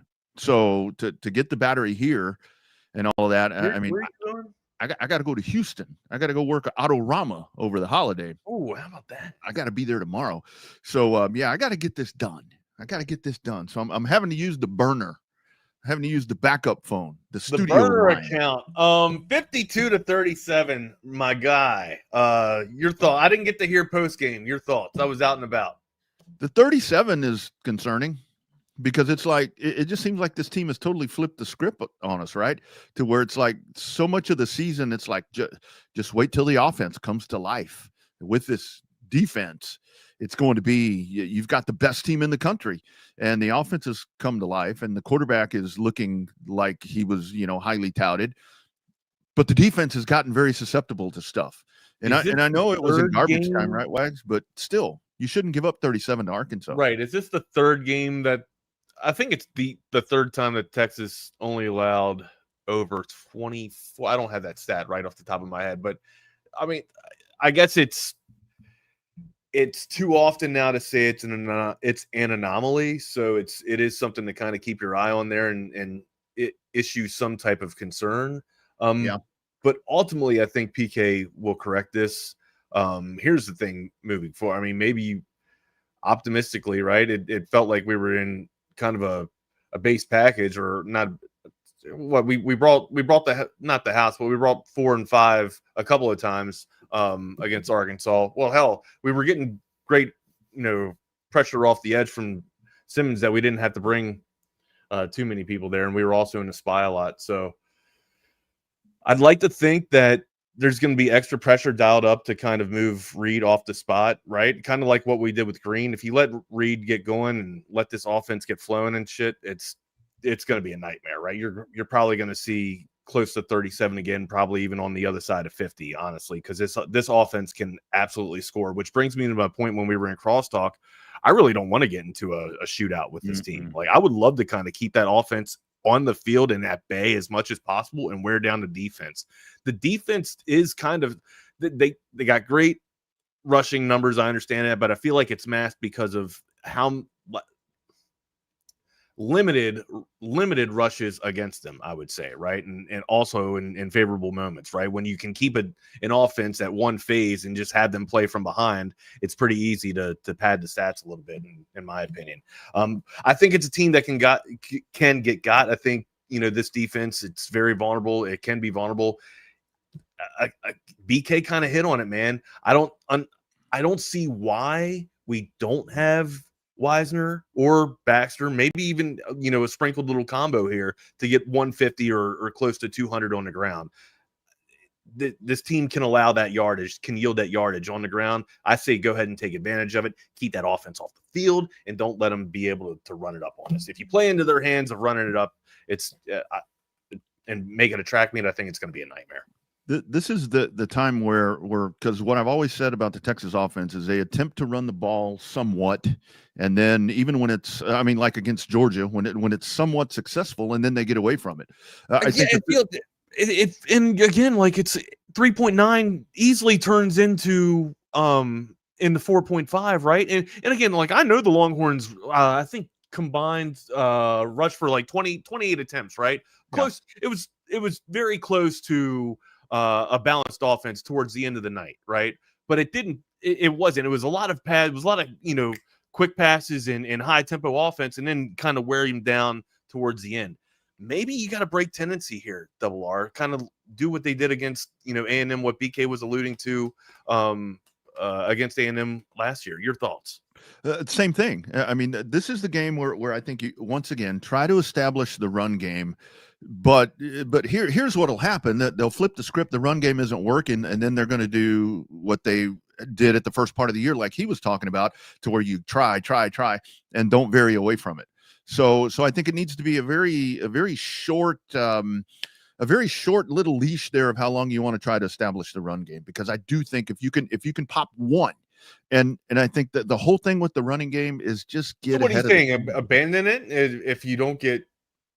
I think regardless if you get make it the minority of your 2 yards or 3 yards, I don't think you should abandon the run. If you play one phase football against A&M's defense, they will absolutely dial it back and get after you. That's what I mean by playing into the hands of A&M. What I'd like to see is on first down, get you 4 yards. 4 hard yards if you can do that on the ground to set up the 2nd and 6 and to set up the 3rd and 3. Don't put yourself in those 3rd and 10s and 3rd and 8s and all of those that are really hard to overcome. And the thing is, this is where I wish that there was a play caller in there or someone that could go in and say these things to Sarkeesian, because like Chan says on the Coda text line, he's stubborn. He wants to do it his way. You see him, like we talk about, on the sideline, constantly drawing up the next thing, and that's great. But no, don't abandon it. But if it's not going to work, do what you've done. Get away from it eventually. Just don't get away from it as soon as you have, because it's like it's frustrating when it is working, when you are getting 3.5, 4 yards of carry, and then just boom, just stop. You pop a running play or you pop a pass to the outside, and then you don't run the ball anymore. And that's the hard part, because you if you're two-dimensional, you can get to this defense. I'm with you. You can totally get to this defense and keep that offense off the field, because shit, they are scary as hell, Wags. They got a lot there. They got a lot there with Mike Elko in this bunch. Yeah, I'm trying to find A&M's rush defense right now. I had the stat last night, but of course I have lost it. Yeah, I just don't want to play into a track meet, man. That's all you get. You start letting Reeds eat and find Concepcion. And is Craver back? What's the status on Craver? I'm sure he's going to be able to play. He didn't play last week, so it's too early to know. I don't think that they will struggle on offense at all. Yeah, here's the thing. We got to find out on Anthony Hill. We got some sound from Sarkeesian as well. What do you want to get into first, partner? Actually, that's what I wanted to go to with Anthony Hill and some of these young linebackers and everything that we saw. The secondary, I like that secondary. Yes, I totally agree with what CB saying there. I don't know. I think Ohio State probably has the best wide receiver core. It's kind of hard to throw a 2 at Tate and Smith. I would say A&M is rivaling for top 3, maybe 2. I just think I think Ohio State's got the best wide receiver room at this point. Absolutely. Jason Harris wins a Cabo Bob's gift card. He also from gorgeous Georgetown, like gorgeous Greg. So there you go. Patrick says it's him. Or wait, I'm sorry. Wait, where was it? I won the Cabo Bob. and the pizza one. So Patrick said, "This is why, Patrick, we can't take anything seriously." Oh when man, I tell you. But so Sark talking about obviously Anthony Hill. Anthony Hill, I think, will be back. I think you will have him. But with the young linebackers that we saw this past week, I do suspect we'll have him back. I'll have to look at the tape of the first couple big plays they had. I don't think it was about not having Anthony. I mean, I feel like we missed a tackle in the hole on the first run. We give up a corner route to the tight end on the start, the second series, for an explosive play, which these guys have been creating explosive plays on everybody. And I know sometimes people don't want to believe me, but they scored a lot of points on a lot of people, and they got a talented group. But, I thought we settled down after a couple of the explosives, and then granted some stuff happened there late in the game. But, I was trying to get guys out of there, and we're on a short week, and we needed to be as healthy as we could be. We didn't have the luxury of playing a game where everybody kind of knew the outcome before the game. We had to play tonight. And so as much as quickly as I could get guys out, we did to protect them. But hey, it's always good to have an All-American linebacker, so hopefully we get him back. But I was proud of Trey Moore and the way that he played. Obviously with Ty Anthony getting the targeting penalty there in the second half, we'll be down him in the first half of next week's game. So getting Anthony back will be big. He better send that film in. That was not targeting. I'm sorry. I mean, I know it's very close. I know that rule is. What's funny is that Taff had the same type of hit the very ensuing play, I felt like, and nothing got called there either, right? I think it was a bang play. It was a football play, and I agree with you. Double R was not targeting at all. But no use crying over spilled milk, right? I mean, we got the outcome 52 to 37. So yeah, and in retrospect, when you look at this, and we were talking about this on Saturday night, to where it's like it wasn't Taylon Green that got you. It was the other guy. It was KJ Jackson. That dude comes in and throws for a couple hundred, and it's like, holy smoke. Well, we were in what was weird is it felt like we were in prevent, or I saw us in prevent a few times for a while. Like, and I'll just never understand that. Like, we preached all gas, no brakes, but I don't understand why you stopped doing the stuff that got you the lead in the first place. And we all know the adage, right? You play prevent defense, it just prevents you from winning. That's all. Like, it allows you play soft underneath and cushion defense. It allows the offense to just march up and down the field. And then what happens? What happens if you go on the next ensuing drive and you can't take advantage of it and they get a stop all of a sudden, right? And then you're punting to them, and then you're still continuing to play prevent defense. Like, it doesn't make sense. And then, of course, then the next drive you tighten up. We came out with a 15-point victory, right? Like, I get it. 52 points is efficient football. Could have been more, right? Or maybe not even 52 points, but the margin of victory rather could have been more. And like he talked about right there, you have to take that into account as well. The 37 doesn't look good, but when you're on a short week like that, and then a short week where you're playing an undefeated, but I feel like that's making an excuse. Like, I don't give a shit about the short week. I really don't. Like, I don't. But that's what's so important right now is style points matter. I mean, 100%. You need to be beating the shit out of people. I mean, I don't care if it's Arkansas or Georgia or whoever it is, man. You got to win. You just go back to Florida. Somebody pointed that out Saturday night, to where it's like Florida is still looming, and it's going to, because hell, they keep losing. They keep losing. No, for sure. But again, like, can I address one thing still? Like, I think we really got to come off of this shit where we're looking at other people and looking at other teams. Like, I don't care about Florida, okay? But again, like, stop focusing on other programs when we have so much stuff at our feet that we need to clean up, right? Like, I could care where Lane, if it's fun to follow where Lane might be going. I ultimately think he's probably going to wind up and stay in Ole Miss, right? But still, like, the deficiencies at other programs, great. Let them figure that shit out. We have so many deficiencies in our program that we need to clean up first. So, I guess the next question I kind of wanted to ask you, what did you feel about Cade? How did you feel about Cade Phillips? We talk about, people having to step up in place of Anthony Hill. Now, I know Phillips is in the defensive backfield there. or in the secondary rather. But I mean, how'd you feel about that young man's performance there? I mean, he's solid back there. I mean, he looked really, really good. And you watch him and Grayson Middleton working back there.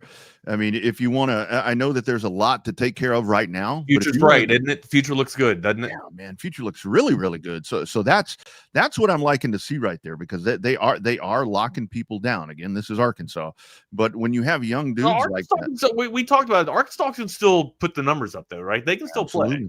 Absolutely. Yeah. We saw it. I mean, they started putting those numbers up. So yeah, man, I like that a lot. And I mean, and that dude is taking playing time away from a veteran right now.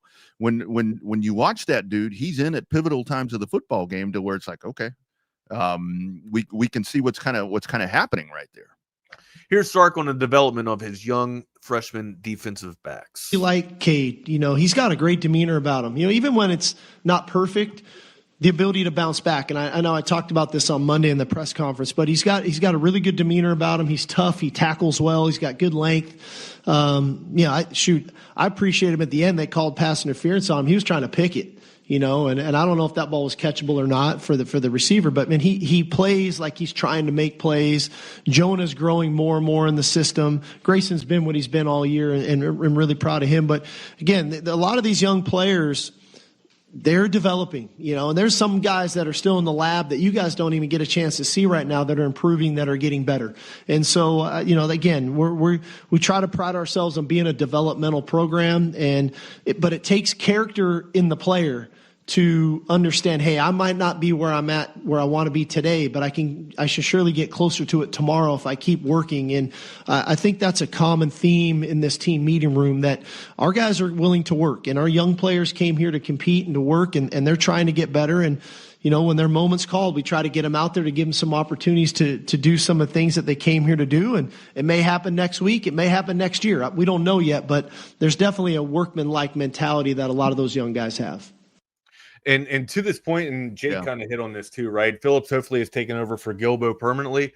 Sark kind of hit on it, right? Like, sure, Phillips got called with a pass interference, but the difference that I've seen out of Phillips and Gilbo is that you're the secondary, right? You're the last line of defense. You're supposed to knock down the ball and attack the ball. I 100%. That is what you're supposed to do. A hand fight, do whatever you need to do to not allow the receiver to catch the ball, contend the ball. Gilbo, I feel like, does not do that. Phillips, I thought Phillips was absolutely aggressive. He went up and got contested balls, and hell, I'm cool. Like, it felt like Sark is kind of writing off that pass interference, and rightfully so, right? You don't want to turn down that aggression, right? You don't want to put a little bit of brakes on, no pun intended, for the all gas, no brakes thing, but you don't want to put any brakes on this young man's development, right? Allow him to use his instincts, allow him to continue to be aggressive, because unfortunately that just was Gilbo wasn't being aggressive and contending passes, right? Allowing the receiver to get up and get position and make the catches, right? Out of Phillips's first day, now I know he only logged in 4 tackles, right? But what's not logged is his ability to pass deflections and being able to stay on his man and not allow his man to get open that much. Like, I thought Phillips played absolutely fantastic in his first starting debut rather. Yeah, the Gilbo move in position right there has definitely not worked out for him, because at the beginning of the year, to me, it was going to be, okay, Manny Muhammad, I need a bounce back year from Manny Muhammad, because he every time we saw him last year, he was in bad spots, getting burned, getting beat. He's bounced back. Now he's one of the pillars right there, where Gilbo has gone the exact other direction. I mean, hell, you're seeing Gilbo playing special teams. That to me tells me you have pretty much given up that position to Cade Phillips, and that's going to be the dude right now and moving forward. There's more confidence in that guy. So that pretty much sums that up right there. That's going to be your guy. Youth too, my guy. It is youth, no doubt, right? No doubt. He's more bought in. He's playing the position better, and you need to play whoever's excelling right now. I mean, loyalty. I mean, forget loyalty. I mean, I'm sorry, Letterman, all that. None of that matter. Loyalty, but I think that's like one of Sark's biggest components, right? Like, I think that's why kids players, tend to stay there too, just because of how loyal he is to the players, right? Yeah, and that's to be commended. That really is to be commended. I'm appreciate kind that. of alluding to the Quinn Ewers situation, Arch Manning situation. I still believe that Arch was better at times than Quinn, right? And it was all, and I'm not going back to tilt over spilled milk or whatever, or cry over spilled milk, but it was really just the reluctancy of, like, Quinn could make any throw 100%, but just the reluctancy of him wanting to run. Like, that was my only knock on Quinn. I would love to have Quinn again, or love to have that scenario to where we have two great quarterbacks again. So and think of, I mean, to watch Arch Manning right now, Wags, you talked about this in crosstalk. I mean, this is so much fun to watch this guy. He's so confident. The second touchdown to Moore was my play of the game on Saturday, simply because I know it was only an 8-yard touchdown, but the dude was standing back almost at the 25-yard line, surveying, and you watch him during the play. You're watching him. He's looking here, he's looking there, he's looking. Then he steps back up, doesn't go past the line of scrimmage, threads the needle through the defender's hands, and hits his dude right in the numbers.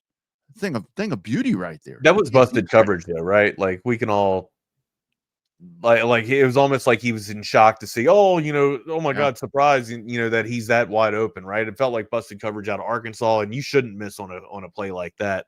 But this is your mobile quarterback, like you talk about. No, 100%. Yeah, sure. absolutely. Good stuff. Yeah, Arch Manning. and that's just it. Like, Rob kind of beat me to it right there. You're starting to see the maturation process right before our eyes, right? And again, this is a quarterback that was limited in reps, and then he had to sit behind Quinn, and now basically you got some garbage time, or got some time against Sisters of the Week and Unscrupulous last season, and now when the fortitude is actually tested, he's been able to display and make some throws that are just Sunday throws, man. Yeah, and his confidence oozes through the TV. I mean, you're watching that dude, and it's like he's smiling. I mean, he's walking over. He's being a good teammate. I mean, that team responds to him. It is, and it just was going to take some time, but we have no patience. If you have patience and you want to look for a good lawyer, hold out for an excellent personal injury lawyer instead of just some of these schmucks that are all over the TV. How about you give our guy Ryan Hurricane Hecht a call, right? That number 512-938-8929. He is your go-to personal injury attorney right here in our Fairburg of Austin, Texas. Proud Texas Longhorn, fighting for fellow Texans. Not just a lawyer, though. He wears that burnt orange with pride, and he's a Longhorn through and through. He brings that same fire and pride to the courtroom. Injured in a car accident, or you got any type of personal injury, just give our guy Ryan Hurricane Hecht a call. Again, that number 512-938-8929. Been fighting for local businesses, local sports, local families, and you right now. Fighter for the people, friend of the show, went to school with BK. Apparently they did some studying done, and that's how this guy got at the top of his game right now. Email him, Ryan at Hecht Law Firm, Ryan at HECTlawfirm.com. That's Ryan at HECTlawfirm.com. Again, that lottery number 512-938-8929, 512-938-8929. Just tell them the crew from TSU sent you. I heard that Hurricane Hecht and BK were first in school to join the FBI. Female body inspector. Dad joke of the day right there for you guys. Dad joke of the day. You like that one? Like that? That's I pretty good, love right? it, bro. I love it. Pretty good. Hey, Wax, who's at your house today? What's going on at your house today? AV consultations is at my house today. My guy AV Dave and Justin are here. Tom, I was gonna have a shocker for you, right? I was gonna have Tom kind of open the show for you, like, just because you know how I usually have the hat over the camera, so you can't see until I come on camera, right? I was going to have Tom just kind of sit in here, and then surprise, but Tom's in Colorado with the fam for Thanksgiving. So making my Thanksgiving fantastic. He can make your Thanksgiving fantastic. Give him a call, man. Nope. You got to do it today. Don't put it off. Right now, I'm getting the backyard done. All the entertainment's getting done for, who knows, maybe some Monday Night Football tonight. Ooh. The fam's coming over for Thanksgiving Thursday, and then we're going over to my sister-in-law's on Friday. So I won't be able to see the Aggie game here, but damn, dude. I can't wait, man. It's going to be one hell of a setup. I want to share it with you guys when we do some streaming, and also show you guys what AV consultations can do for you all firsthand. Hi, this is Tom McKay, owner of Audiovisual Consultations, and all of us at Audiovisual would like to wish you and your family a happy holiday season. This time of year can get a little hectic, so we want to remind you to relax, enjoy the season with your family and friends, and give us a call at 512-255-8678 for all of your home entertainment needs. This is my favorite time of the year. I love the holidays, the music, the decorations, the presents, the whole darn thing. So this year I'm asking all you listeners to help make this a special holiday for everyone. Smiles are contagious and free, so let's give them away like the government gives away your money. Let's high-five strangers on the street. Hold the door for people behind us. Tip your servers more than they've ever been tipped before. Give to a charity, or hell, give to a bunch of charities. If someone does a good job, tell them they did a good job. Pat someone on the butt. Sing in public places just because it feels good. And as always, hug your kids until they beg you to stop. Watch some games with your friends and make love to your wife or your husband. I know there's some women listening too. You can still give us a call at 512-255-8678 if you'd like to get some cool electronics. But more importantly, have a great holiday season and a fucking awesome next year. You damn right, man. Right there. avconsultations.com. Check them out online. Gorgeous Greg now checking in from gorgeous Georgetown. Got them all, man. It's a Georgetown party happening here. Eagles, Georgetown Eagles fall. We're staying close in that contest. Lone Star Frisco, but not able to pull it out. Was out there yesterday doing a little bit of yard work, and I'm looking around. Everybody's putting up their holiday lights, putting up all their stuff out in the yard.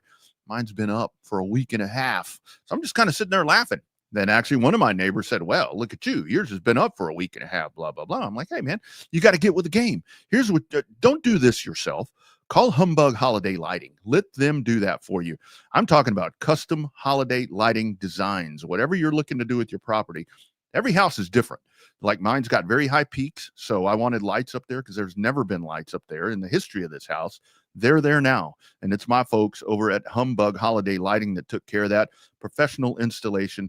No ladders, none of that for me. You don't see any wires anywhere. You don't see any of those strands of lights. Everything is custom cut and custom made for your design. Full season maintenance and support. If something goes wrong with the design, call them. They'll come out and make it right. Off-season storage, they're going to come down and take that down and put it away for you. You don't have to store it up in the attic. I've done that before. I put stuff away up there when I go back to get them out for the following year. Doesn't work. Well, that's not the case with this because they take care of that for you. Commercial grade LED lights included. Let me tell you something, friends. When it gets dark outside, it gets dark early. Mine comes on. It's on a timer. It comes on, goes off by itself. I don't have to do anything. That's exactly what they can do for you. It just brightens up the whole neighborhood. It really is hassle-free, elegant displays, safe professional setup, classic, colorful, or premium Hallmark style designs. Enjoy the holidays without any setup or any stress. Jump online today, humbuglights.com, 833-4-HUMBUG. Make that call today, or you can text those folks at 512-222-1820. You need to do it now because those spots are filling up fast. And I do mean really, really fast. Hey, man, they'll take care of you like they took care of Double R. Humbug Holiday Lighting. All the magic without the hassle. Check them out today. Also, I want to tell you about our friends at Covert Bee Cave. You're looking for that new or pre-owned car, truck, or SUV? There's one place to go, friends. I don't have to worry about shopping for mechanics to make sure it's done and done right. I come up here, I'm in, I'm out. They give me a loaner sometimes, and it's hassle-free. If you have any questions, they'll go ahead and help you out and educate you. They're not just here just to sell you a vehicle. They're here to build a relationship. They treat you like family, and then they make the experience what you want it to be, not what they want it to be. Covert, born and raised in Austin, where you are always treated like family. All right, friends, nobody beats a Covert deal. Not now, not ever. Also, one last one. My man Mike McCall, he checks in as well. Wags, he says he hasn't heard smucks used in a long time. So well done on the choice of the vocabulary there. What did I use? Smucks. You called somebody smucks. I'm assuming you did. I don't. The only smuck I know of is a jelly, Smuckers. So I think you called some schmuck. A schmuck. Schmuck. Yeah, schmuck. Yeah, well done right there.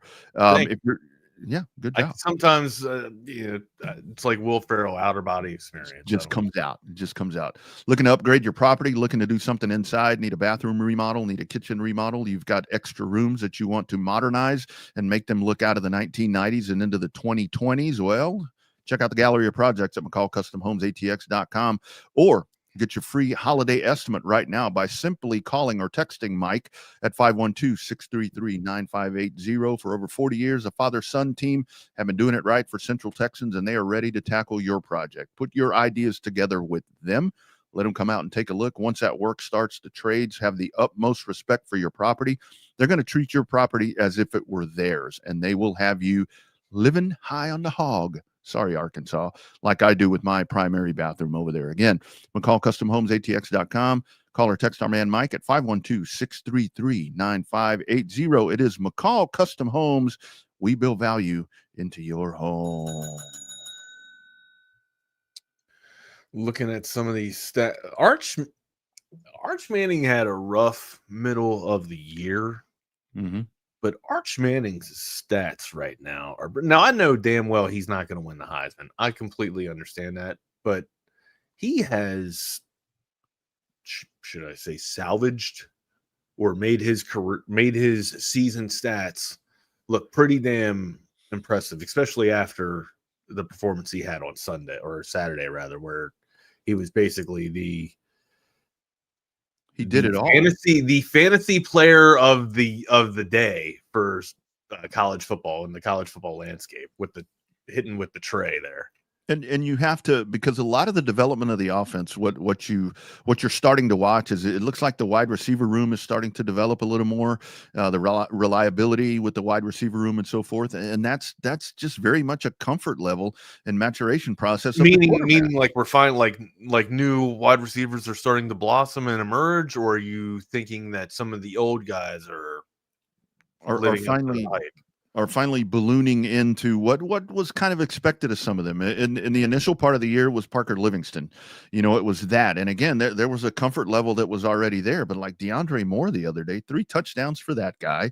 It had been kind of quiet right there. The Wingo thing is starting to really work out well between the two. Jake Endries was really good, better than we've seen the other day. I mean, Arch is spreading the ball around really well, and that's the cohesion, I think, is a big part of that, to where it's like, well, the receivers aren't doing this, so the quarterback isn't this. Well, now they're on the same page. Continuity trust, right? Yeah. I mean, I'm still swearing by Mosley, Evan Mosley, man. I think he's emerged as this year's golden. Just kind of been the saving grace sometimes. I know that we're trying to make Wingo the number one, but guys, it's the number one is clearly, in my opinion, it's Mosley. I don't know how you guys feel about it. I'd love to hear your all's thoughts. All right, where do you want to go next, man? To the pro landscape. I know we still got Monday Night Football, but I mean, we would be remiss if we didn't talk a little Cowboys. Shit, this is almost like Cowboys radio light, isn't it? I tell you, man, it was so. I turned over a new leaf to where I'm not going to be beating them up. I'm not going to be so negative about the Cowboys. And then yesterday, as that game starts, it's like, well, it's Philadelphia. That's the world champions, and that's Jalen Hurts, and that's, it is what it is. You just kind of sitting there and waiting. And then look at this Cowboy team. Look at this defense, man. The Jones with their trades and acquisitions. Dude, I thought it was gonna get. It was ugly quick. I didn't think it was gonna get. It was ugly quick. I was just like, Jesus. I thought it was gonna be 41-7. My wife walked in and she's so shitty. Like, that your wife walked in. What? My wife walks in and she's like, "You've been waiting all day for this?" I'm like, just calm down. I'm like, calm down. I think it was absolutely. I think her, her being that adamant. No, I get it. She takes my negativity out on Dallas that she's heard for the last almost 20 years. But yeah, man, impressive. I mean, Dak Prescott. What can you say about this guy? And where we talk about like with Texas, establishing the running game somewhat, Dallas would continue to kind of go back to Javonte Williams, a little bit of Malik Davis in there every now and then. And hell, they ran for, Williams had 87 yards, carried it 20 times. So perseverance pays off. Of course, that offensive line is all that Tyler offensive line is a hell of a lot better than, what we're dealing with here with Texas. But man, George Pickens, God, now I'm saying sign him. Dude's an animal. God. Isn't he? I tell you. And CD Lamb, a little disappointed with him on the sidelines. I hope that's more him pissed off at himself. I hope that's what I took it. I took it as more of personal frustration instead of team frustration, right? Like this is a dude that wants to be, one of one all the time. And that's kind of the way I took at it. Usually, and when you hear CD Lamb talk, usually it's from the stuff that I've gauged off of him, he doesn't really put the team down. It's usually been towards Jerry, if anything, right? It really hasn't been towards team or locker room related. And even on the sideline, just the antics that I've seen, it's usually been out of personal frustration. And I talked to a dude last night, and he was saying, well, CD's probably pissed off because, Pickens is getting the lot of the litter right there. CD was targeted 11 times, right? And Pickens was targeted 9. It was Pickens made the most of his opportunities, and CD's just dropping the ball. I mean, there's some butterfingers that are going on with 88 right there, and that's going to afford and build a confidence more in Pickens because Pickens is making it. And Bears absolutely all over this, right? Like CD looks fantastic because of the coverage that's being, or excuse me.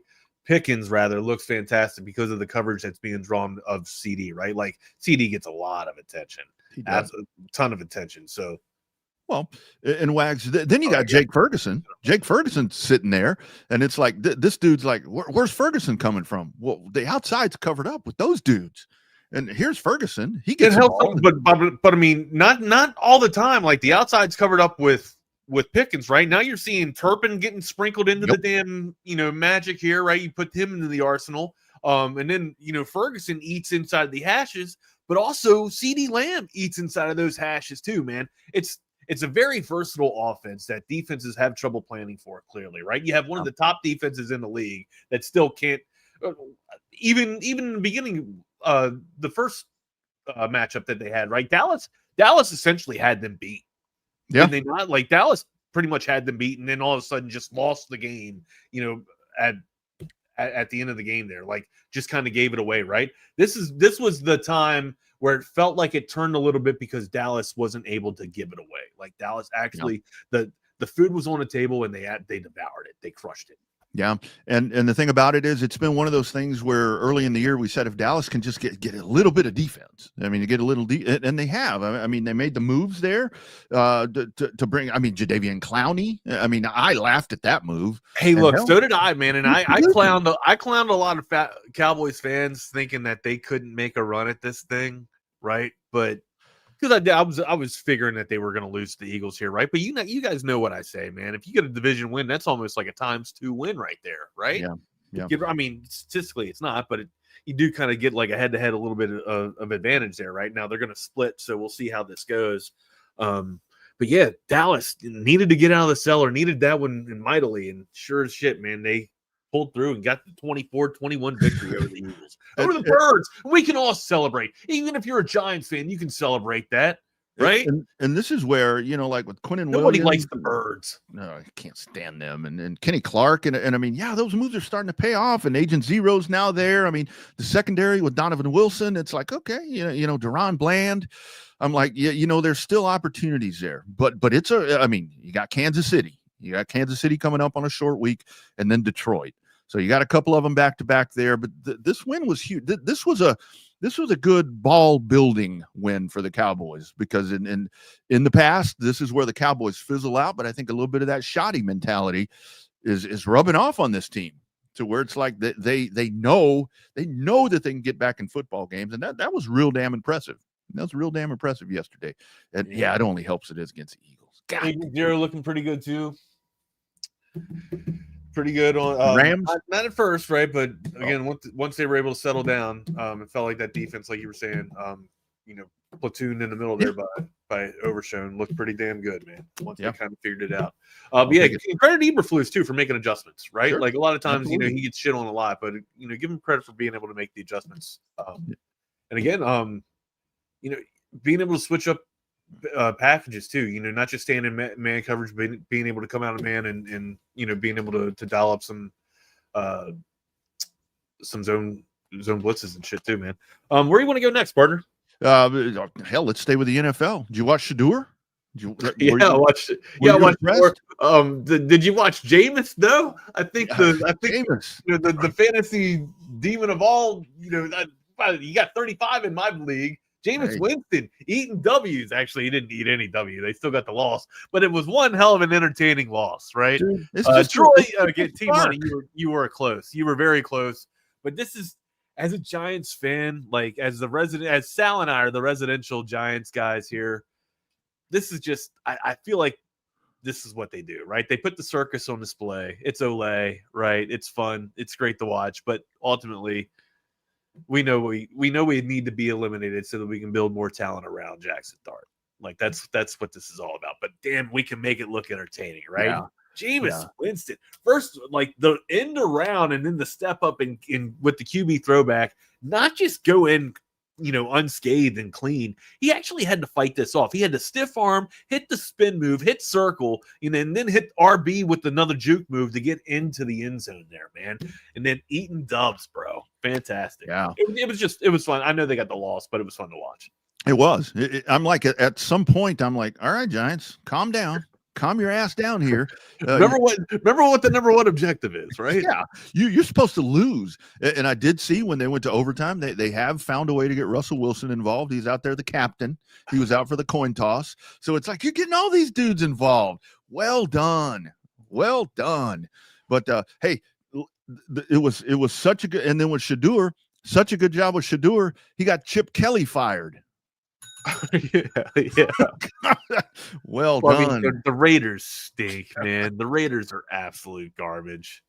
Yeah, they're just terrible. But how about Shador being able to, after, coming out and being a little bit vocal with it and sitting here saying, I hope to show them that, I'm what they were looking for, right? Did you hear him after the game? Firing that dart to Boyd too. Or not Boyd, Bond. Bond getting on. Yeah, nice. Yeah.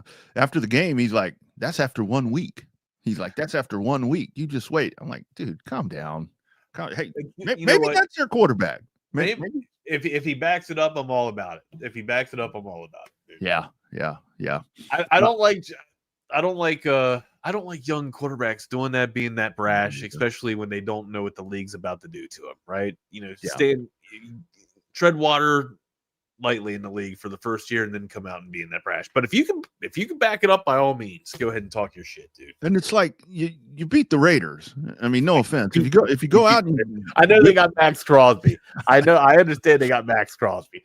Yeah, but you beat the Raiders, bro. But I'm like, if you go out there and beat Seattle, be like, that's after 1 week. But man, I don't know who they have next. But now there's film. That changes a lot, right? What's the best thing you saw from the weekend?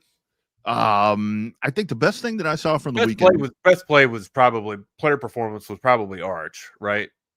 Oh yeah, I mean absolutely. NFL, the best play, the funnest play I saw was clearly Jameis Winston. But what's the best thing that you like? I guess best game maybe that you saw from the weekend.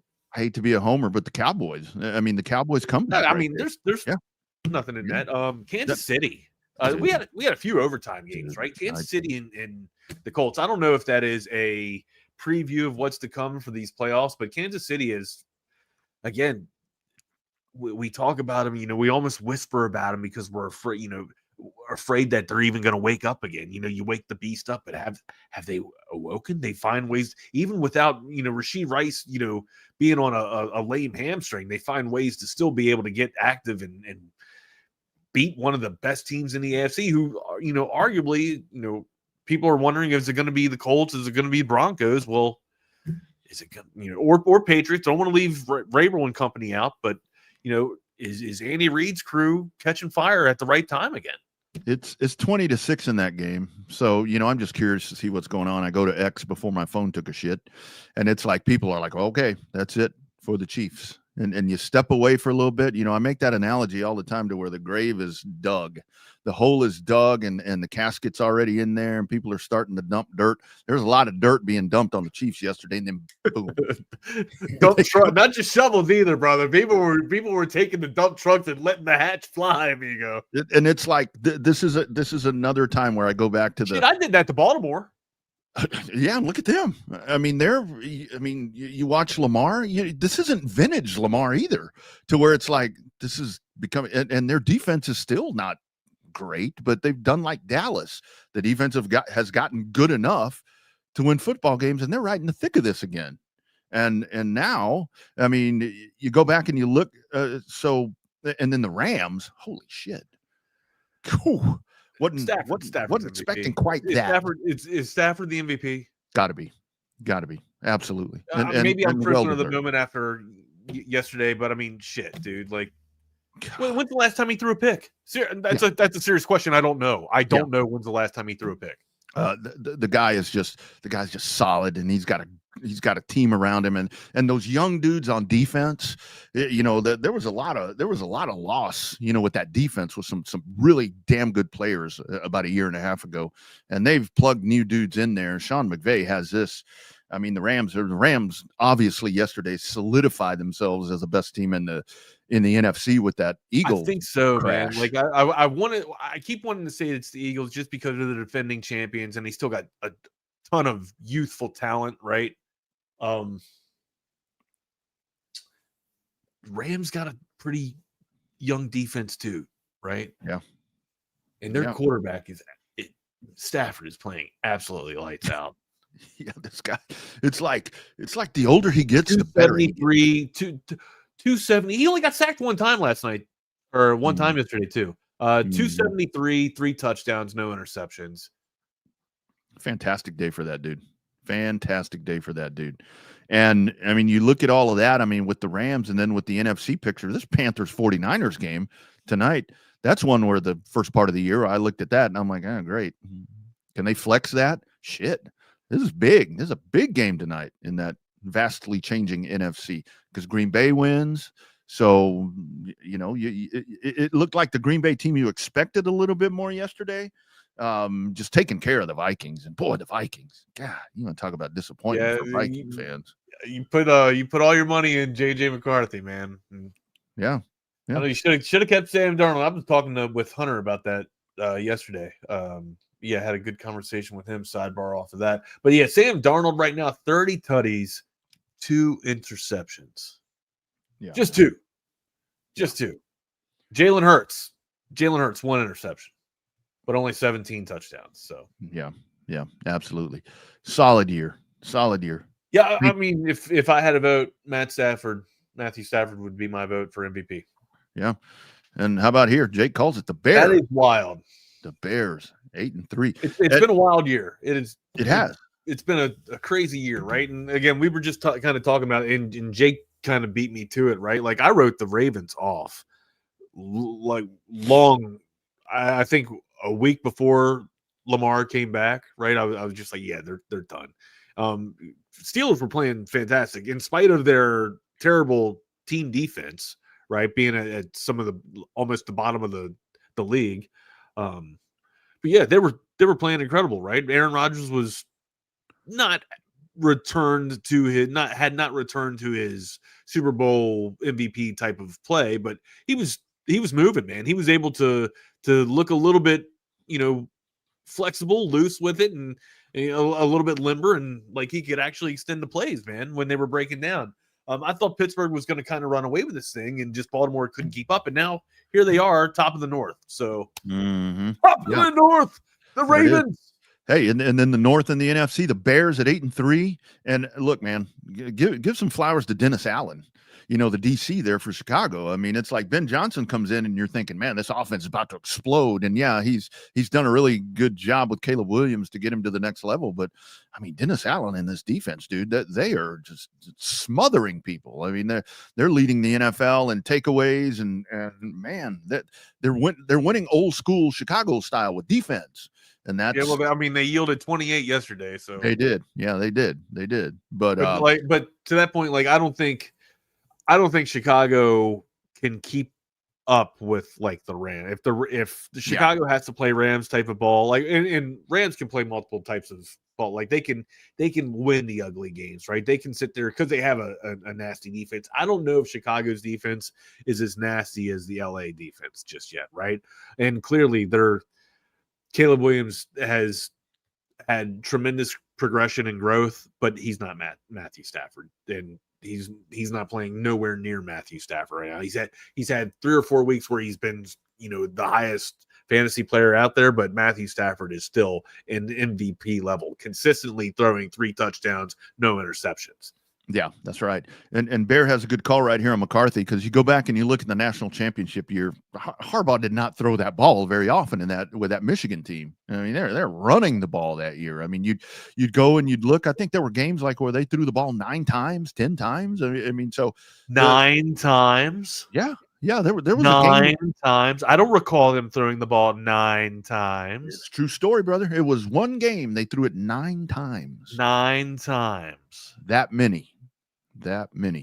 I'll have to look it up. Of course, I may be wrong. Everything's for dispute here. But yeah, JJ McCarthy, Did you really not get that?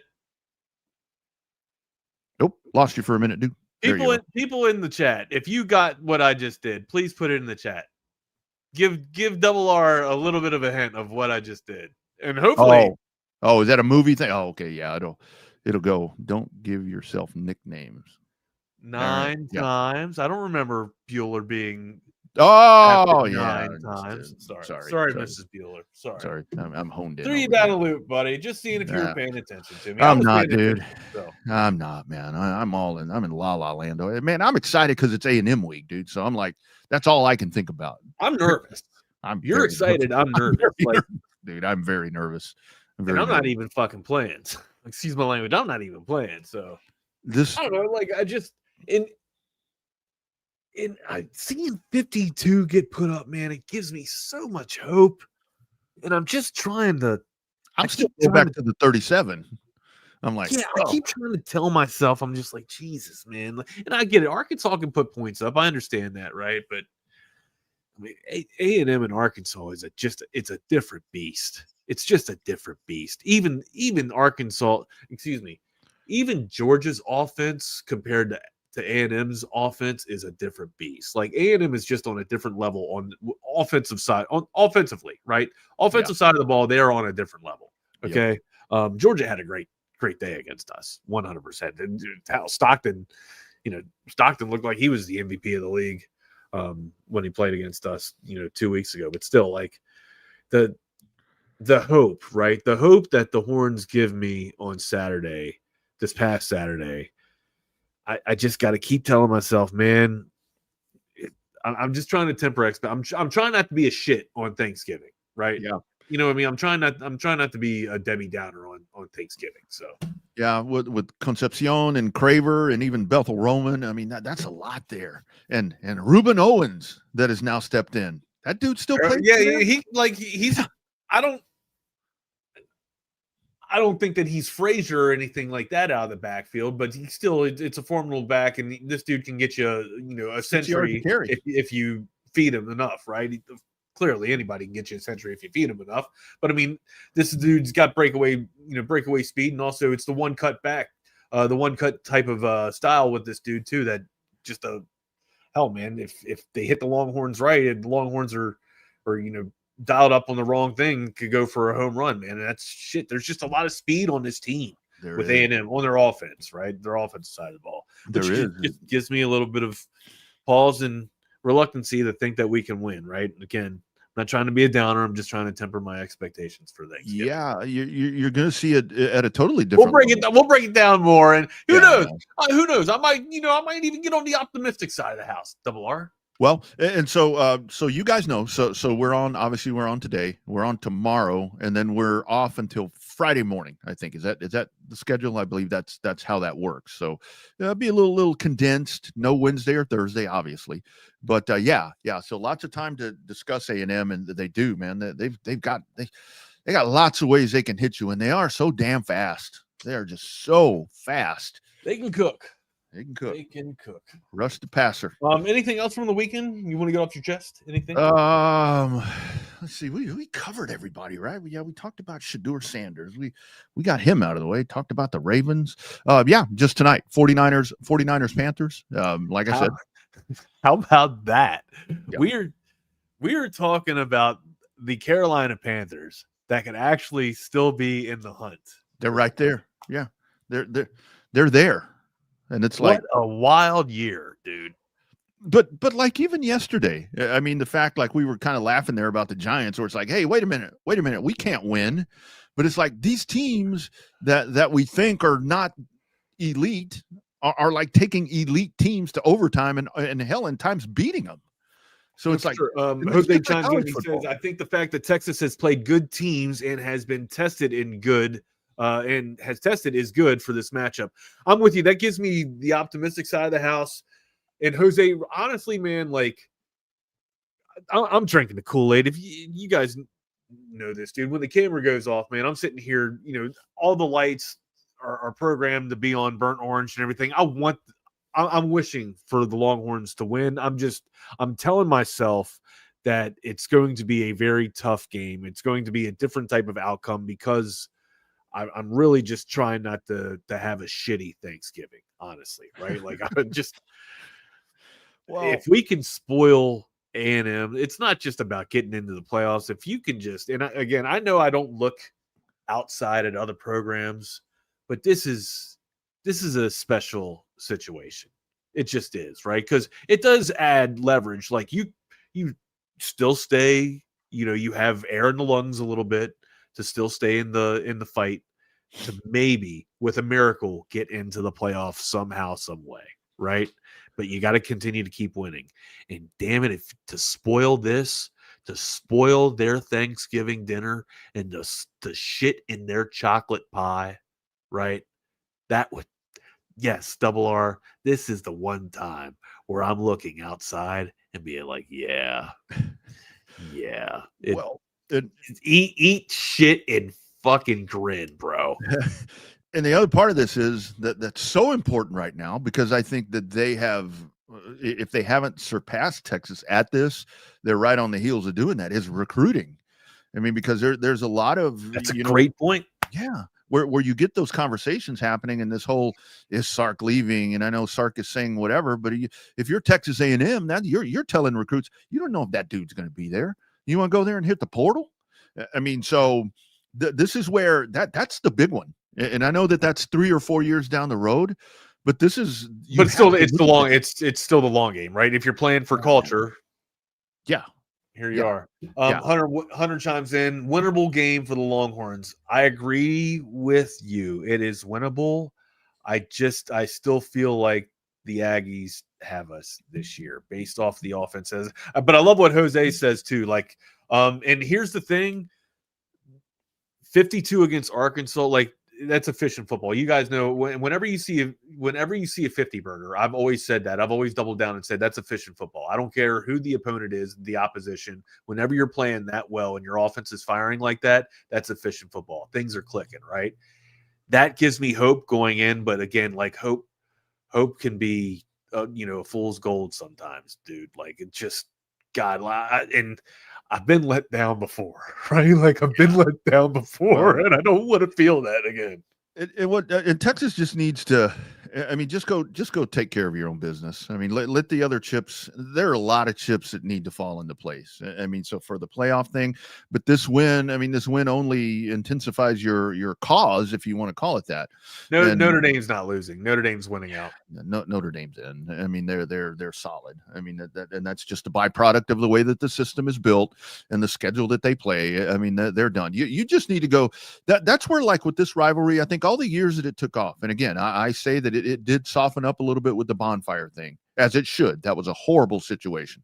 But to me, it's like with Texas and OU, that's the one to me that's so damn fiery because that's always being played with something on the line, whether it's a conference championship or it's a top 5 ranking or whatever, to where now these two getting back together and now them both being in just pivotal situations. That recruiting thing is where I'm looking at a bigger thing other than, I mean, the playoff thing. I want Texas in the playoffs, but man, if you go out and you lose, that's looking down the road where you might lose some recruits. But I'm with you. Hey, fun conversation today, man. I guess it's always fun when you're coming off a win, right? Of course.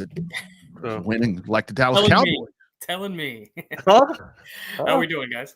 Oh, we're doing fantastic. All smiles from Nick Harris today, too, man. Also, with the Turpin Nugget coming to pay fruition yesterday. Actually, I had to have him in because of attrition.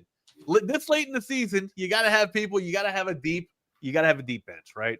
Yeah. Turpin, I look like a genius. Looked like a genius. It's unfortunate that he had the dumbest fumble in NFL history. Oh, God. He atoned for it. He's a hilarious player. Like, there's not a more funny player in the NFL, in my opinion. Maybe Jameis Winston takes the cake, but Kevontae Turpin's a close second. Just stumbling over himself and then like banging his knees like a child. He's hilarious. I think there are a lot of people, Nick, that were giving up hope yesterday. Halftime, it's like, here we go again. Yeah, and it crossed my mind. This is about to get ugly, but how about some fight in this team, man? Yeah, it was easily the worst start, the worst 20-minute stretch that this team has had all season. You talk about the Turpin fumble, the interception on the goal line. There was another bad miscue wrapped up in there. The roughing the punter, even though it wasn't necessarily roughing the punter, but it still stood, and the team should have challenged it. There was just so many things that went wrong. And hey, man, credit to that defense. 8 consecutive stops. Who would have thought that this defense would be able to do that 2 weeks ago? 24 unanswered too, man. Like, just. That's I want to go to the old adage and say it's a mark. It's a testament of a good team, right? Just being able to crawl out of a hole and how it's easy to collapse and fold in on yourself when you're down 21-0, especially against the Eagles, right? But to have the fortitude to be able to sit there and realign and come out and shit 24 points, man. 24 points, and the Eagles couldn't get shit off of it, man. Eberflus, great. I've talked to Double R about this. He's caught a lot of shit all year long, Eberflus has, right? But to go out there and make the adjustments, dialed in, man. Like you said, 8 consecutive. Better personnel. A little bit better personnel than he had, too. That always helps. I mean, that clearly that helps, right? But and also Overshown, coming back to being able to patrol the middle, getting some decent agility and speed in the middle of that field as well.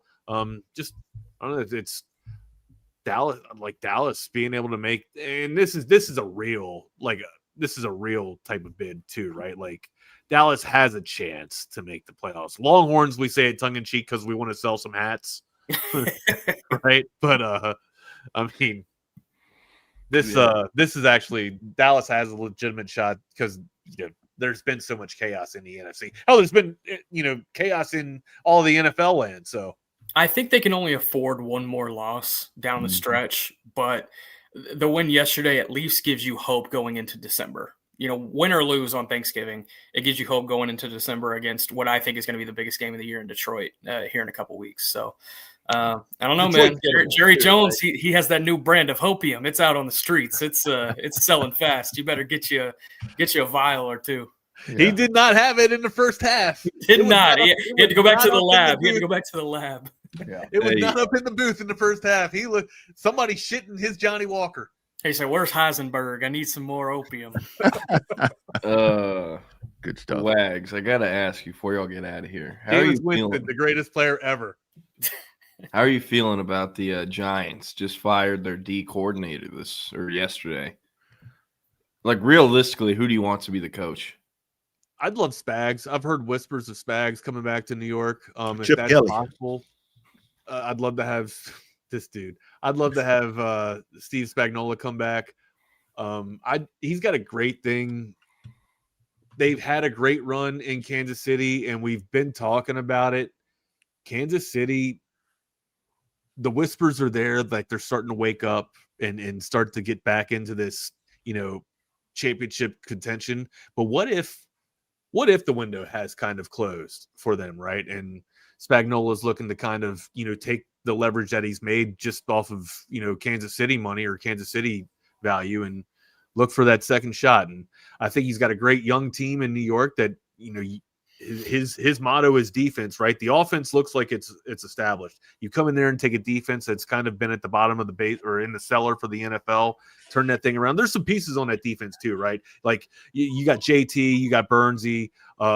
You can get after it up in that second and first phase of football there. You just got to mask up the secondary a little bit. And I think Spags, you bring somebody like Spags in, he can do that, focus on the defense. But yeah, dude, how about yesterday, man? Jameis Winston on full display, in my opinion. How about this? Did you see this? He deleted that quickly. Yeah. He took that. Wrong account. No, this was his account, though. No, I mean, he took that off. He took that off. But yeah, it's true. And I told you about this, right? Like, we all know what it's going to be. they're going to come out and they will play some entertaining football. All right. And then all of a sudden,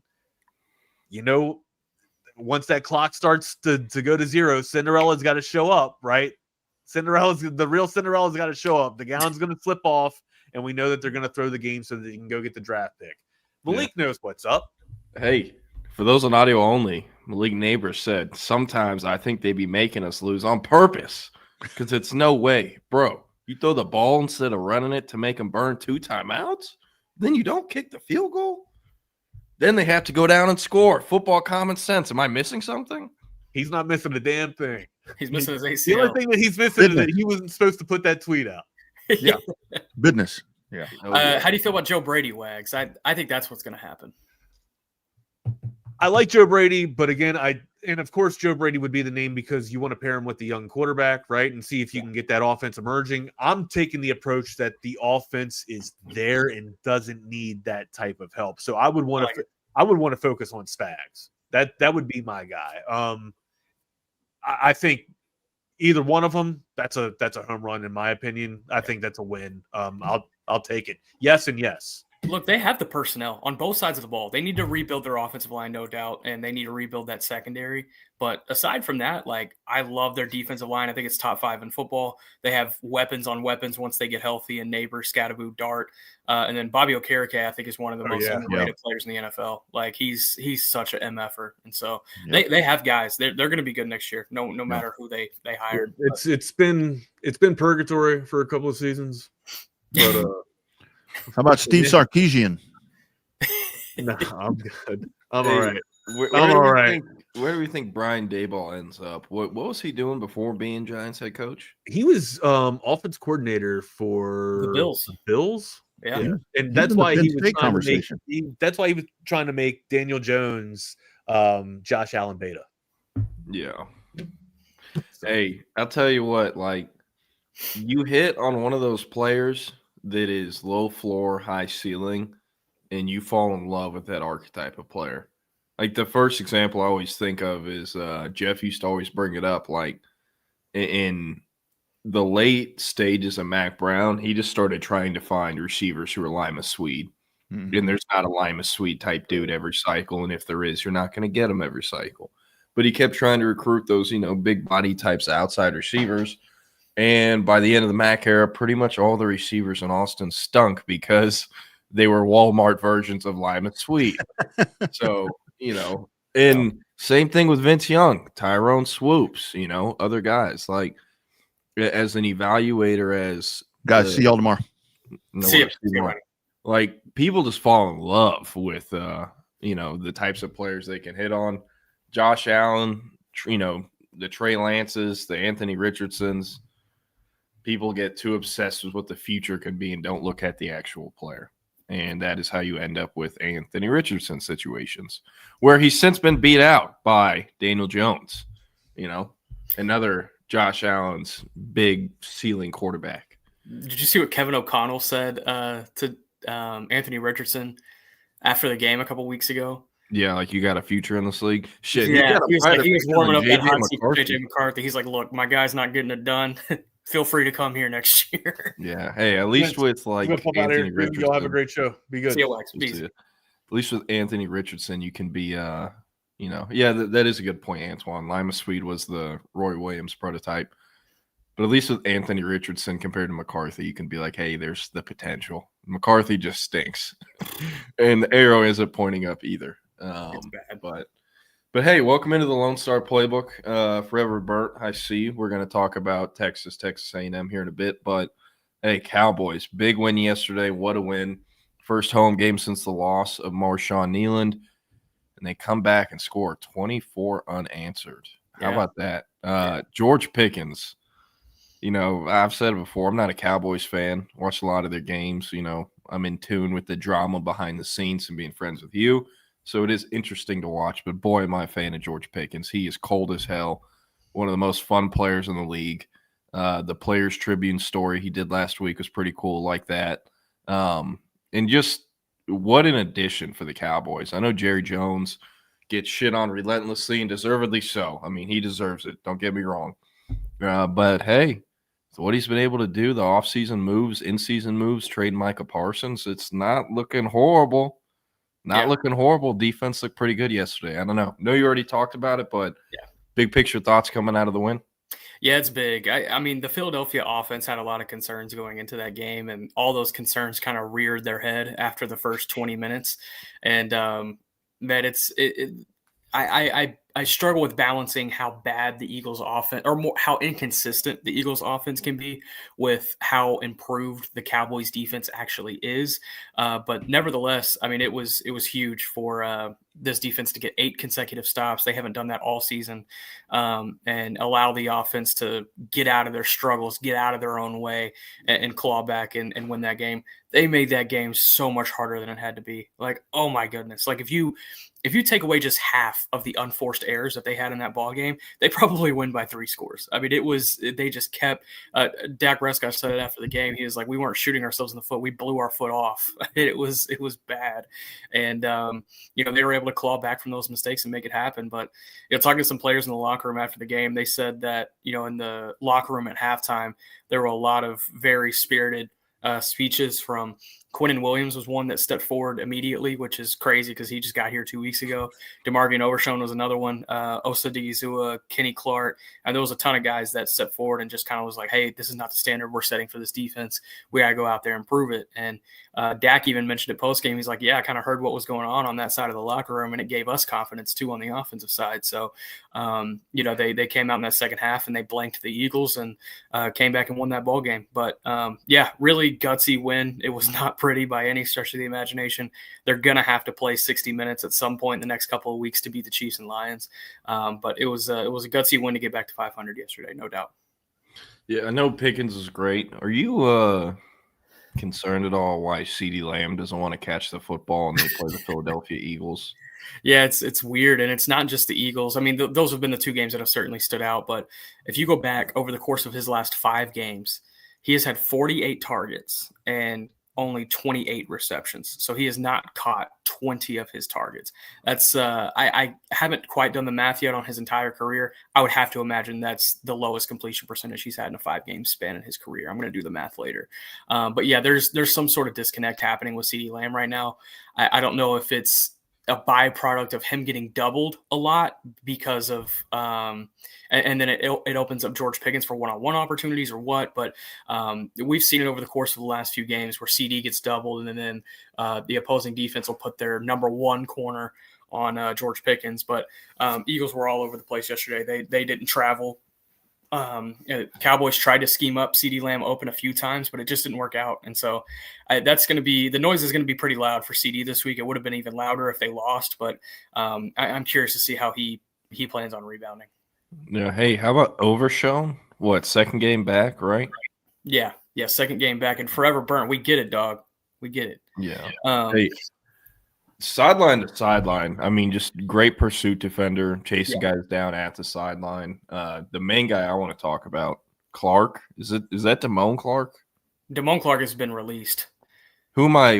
Elijah Clark. The special teamer, though. I mean, what a play. Not trying to start anything, but like, does that happen under Mike McCarthy or Jason Garrett? The amount of I think it happens under McCarthy because they had a lot of really good special teams players over the course of the last half decade, and their last special teams coordinator is considered one of the best in the NFL. And the one they have now, Nick Sorensen, who was Niners DC last year, he's probably more a special teams guy anyway, as you learned the hard way, Jordan. And they've had some really good special teams players this year as well. So good heart on that play. And it was funny because Schottenheimer had brought up last week about how when they scout opponents, they look for guys that show up on the film, not necessarily on the stat sheet, and they try to seek those out and try to find those guys that have the impact, like in the incremental areas. And so I followed up later in the presser. I was like, who are those guys on your team that don't necessarily show up in the stat sheet, but, show up on film? Elijah Clark was one of 4 guys that he mentioned. And so it was really cool to then see Elijah Clark make that play that shows up in the stat sheet yesterday. But yeah, just a hard-nosed, tough player, undrafted guy out of Syracuse. They gave him the most money of any undrafted rookie in this class, for the Cowboys at least. And he got signed to the active roster a few weeks ago, and now making big plays on special teams. And how about Javonte Williams, 20 carries, 87 yards. He's been so solid for them this year, and feel like every time I watch a Cowboys game, he's one of those like tough runs where he somehow gets 5-10 more yards after you think he's getting tackled. I just think like, yeah, well, Jaden Blue can't do that. We'll never be able to do that. And this only makes more and more sense as we get further into the season regarding why he isn't playing. Last question I got for you before we talk about Texas, Arkansas, Texas A&M. Like, how are the vibes? How different are the vibes going into the game versus the Chiefs on Thanksgiving compared to, if it was a loss? And, I mean, hey, the Chiefs are gettable. I know they just had a great win over the Colts, who are one of the best teams in the league this year, but they look a lot more, human than they have in years past. So I guess just vibes check going into Thanksgiving Day. Yeah, there's confidence. The short week is going to be tough because they just came off of a short week. So it's back-to-back short weeks. They are not going to practice fully at all this week. They're just going to go through 2 walkthroughs and be ready for Thursday. So that's going to be tough. So I wonder how their bodies are able to respond. And they got kind of banged up in this game yesterday. We're going to find out more today. But left tackle Tyler Guyton had an issue with his ankle. Kalen Carson went down with some sort of upper body injury. We haven't quite figured it out yet. So there's going to be some things that they're going to have to sort out health-wise before the Chiefs game. But overall, I mean, this team typically shows up on Thanksgiving. I think back to that Bills game is one that they didn't back in, I think that was 19, and then Raiders in 20. But since then, this team typically shows up on Thanksgiving. So, curious to see how that translates into this game against the Chiefs. But I agree with you. I think the Chiefs are gettable. Shoot, there was a reality we were looking at yesterday when the Chiefs were going into overtime against the Colts. We were like, are the Cowboys going to have a better record than the Chiefs on Thursday? Because if the Chiefs lost that game, they would have been 5-6. The Cowboys are 5-1 now going into this game. But Chiefs are able to pull it out. They're 6-5. But I watched the Chiefs yesterday, and then I watched the Lions yesterday, who almost coughed it up against the Giants. I think these are, they're not too scary teams that you anticipated being two scary teams when the schedule was built out. And, you expected this back half of the schedule to be the gauntlet, but man, there's a lot of winnable games on this back half of the schedule. The Chargers have arguably the worst offensive line in the NFL. The Vikings, we've already talked about JJ McCarthy a little bit, which speaking of, I drafted Justin Jefferson with my 3rd overall pick in fantasy this year. JJ McCarthy could go on to win 9 Super Bowls. He should not be forgiven for his crimes against humanity on Justin Jefferson this year because it's unreal. 3 straight weeks that Justin Jefferson has had single-digit points. It's just been awful, but neither here nor there. And then Commanders and Giants. So the Cowboys can really only afford one more loss down the stretch, and if they're able to do that, I think they sneak their way into the postseason. I'm not saying it's going to happen, but there's a path to make it happen. Yeah.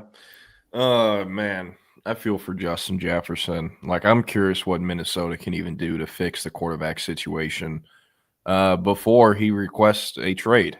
Because, if I'm him, you're hurting my career and my name, my image. If J.J. McCarthy is the quarterback, or even Case Keenum was better than this. Sam Bradford is better than this. Name whoever better than this. It's Sam Darnold. I mean, shoot, look what he's doing. That's right, man. Sam Darnold, not Bradford. Look what he's doing for Sam Bradford. Look what he's doing for Jackson Smith and Jigba in Seattle. He's got 1,300 yards in 11 games. Like, geez, man. Oh, yeah.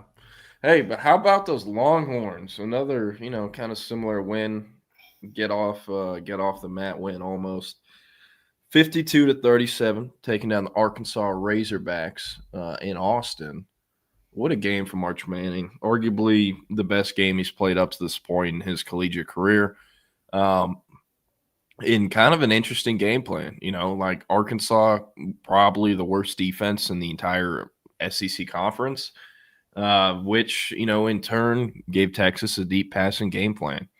Like, I firmly believe that if Texas holds up, or not, how should I say this? The deep passing game plan, the amount of guys running wide ass open is what Steve Sarkeesian wanted it to look like versus Florida, except they cannot block Florida. But you can block Arkansas because, well, they are Arkansas and they're coached by Bobby Petrino.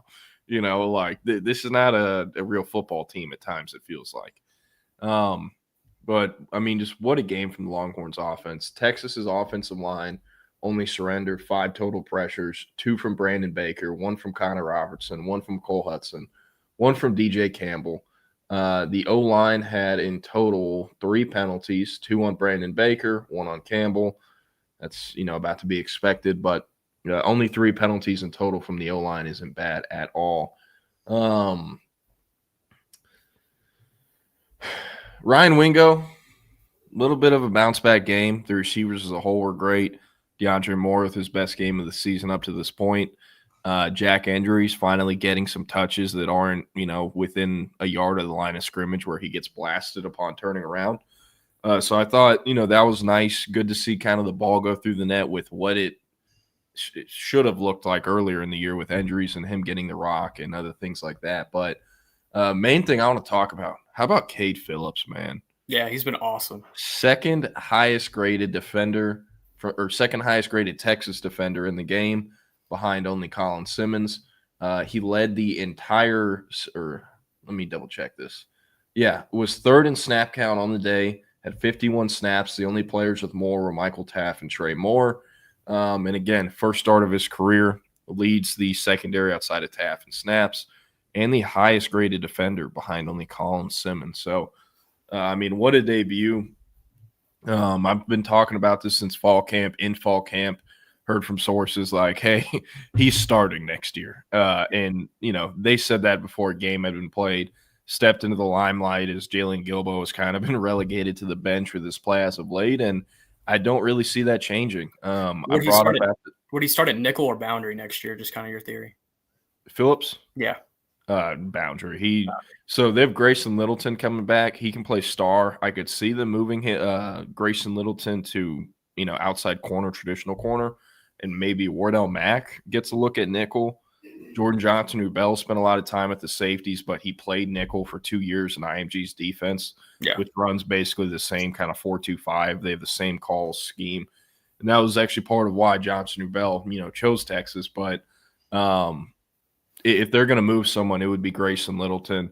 Cade Phillips is just a rare body type, verified 6'1" with like a 6'7.5" wing, 10+ inch hands, like 36-inch arms. He has like offensive tackle, arm, and wing measurements. And kind of built like Khalil Lockett, like thin shoulders, thin waist. And what an NFL corner starter kid is supposed to look like.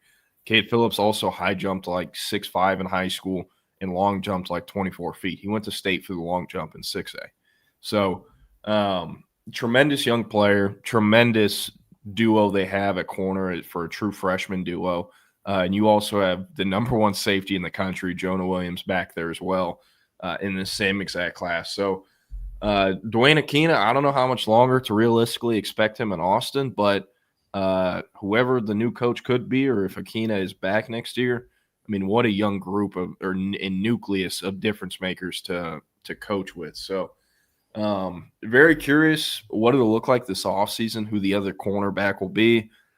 I think folks on staff want it to be Kobe Black, but he didn't play a snap versus Georgia. Cade Phillips got the rotating snaps. Same with Warren Roberson.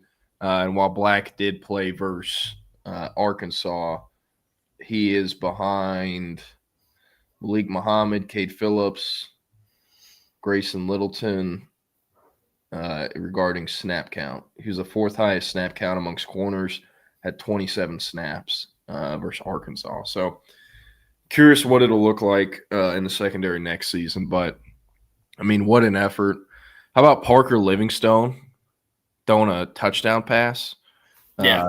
That's the second time I've seen Parker Livingston throw a touchdown pass. Yep. Saw him throw one to Dalen McCutcheon the first game of Livingston's senior year and the first game of McCutcheon's junior year when they beat the piss out of College Station as part of the Tom Landry Classic at Allen Eagle Stadium. But a great game from him, kind of getting hot again after having a hot start to the year that's kind of fizzled out a tiny bit. But I can't say enough. I guess they did kind of let Arkansas back in the game. They still won by 15 points. And, I don't know. It is about what I expected for a Texas win. I did think it'd be a little closer, though. So happy for them to exceed my expectations. The main thing I'm concerned with after the win over Arkansas, Texas and their back seven, specifically the linebackers. this is a very different looking defense, second level of the defense, back seven of the defense without Anthony Hill. And Anthony Hill, who could play, maybe not, versus Texas A&M. I assume he's going to be questionable up until that game, probably a game time decision. I mean, the entire Texas market reported he wasn't playing versus Arkansas on Tuesday, and Sark listed him as questionable the entire week. So that's the expectation. But, man, if he's not playing, you already are missing Ty Anthony Smith, who got a targeting call. He's going to miss the first half of the A&M game.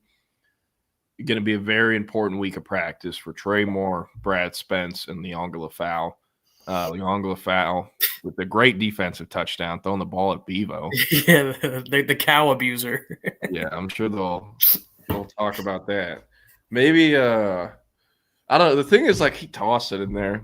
I was thinking, like, how startled would Bevo have gotten if he like, you know how some players that run the end zone, they just spike it at the back wall. If he just threw a heater into Bevo. Well, Bevo like did a little jump. It made me laugh because Jordan, we've always done the bit about how like Bevo is probably cooked off of whatever meds he's got, that they give him on the sideline, and then that ball hit him. He's like, asteroid. Yeah, that boy in outer space. Like, touchdown. Whoop whoop. But yeah, so I don't know. And hey, if y'all have any questions, drop them in the chat. We will get to them. Jake Bayless said, I thought Littleton would move to the outside.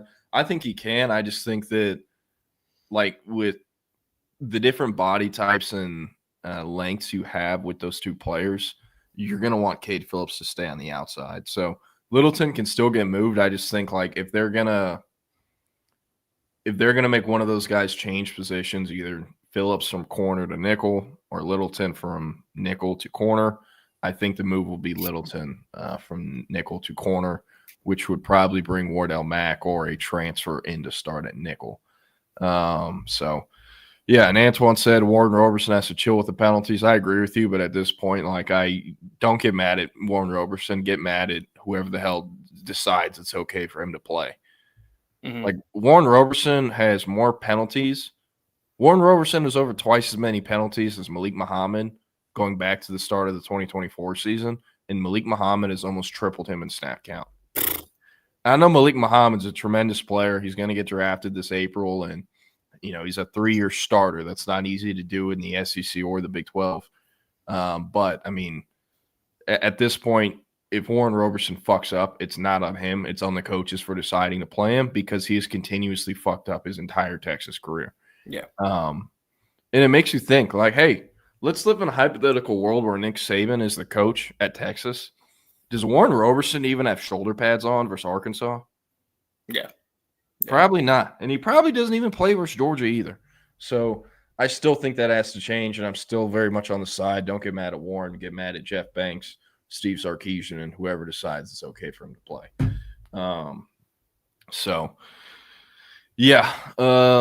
Nathan brings up, it's interesting. Sark's guy got Wilcox fired. Already had Cummings on a visit too. Yeah, Justin Wilcox. He's doing what on a visit? I'm sorry. Yeah, I'm gonna need to share my screen for a sec. Or actually, I'll get that on visits now. Sorry. We'll get into recruiting in a little bit, but yeah, let's. Woodcrest said it also feels like all the defensive coaches are just doing their own thing. There is zero continuity on that side of the ball. Give PK full range to the defense. Yeah, I mean, it's PK, Nansen, and Akina making calls. Kenoto Hudson's up in the box. I think he's the only defensive coach up in the box the past few years up until this year. It had been Blake Gideon who was in the box, and Terry Joseph was down on the field.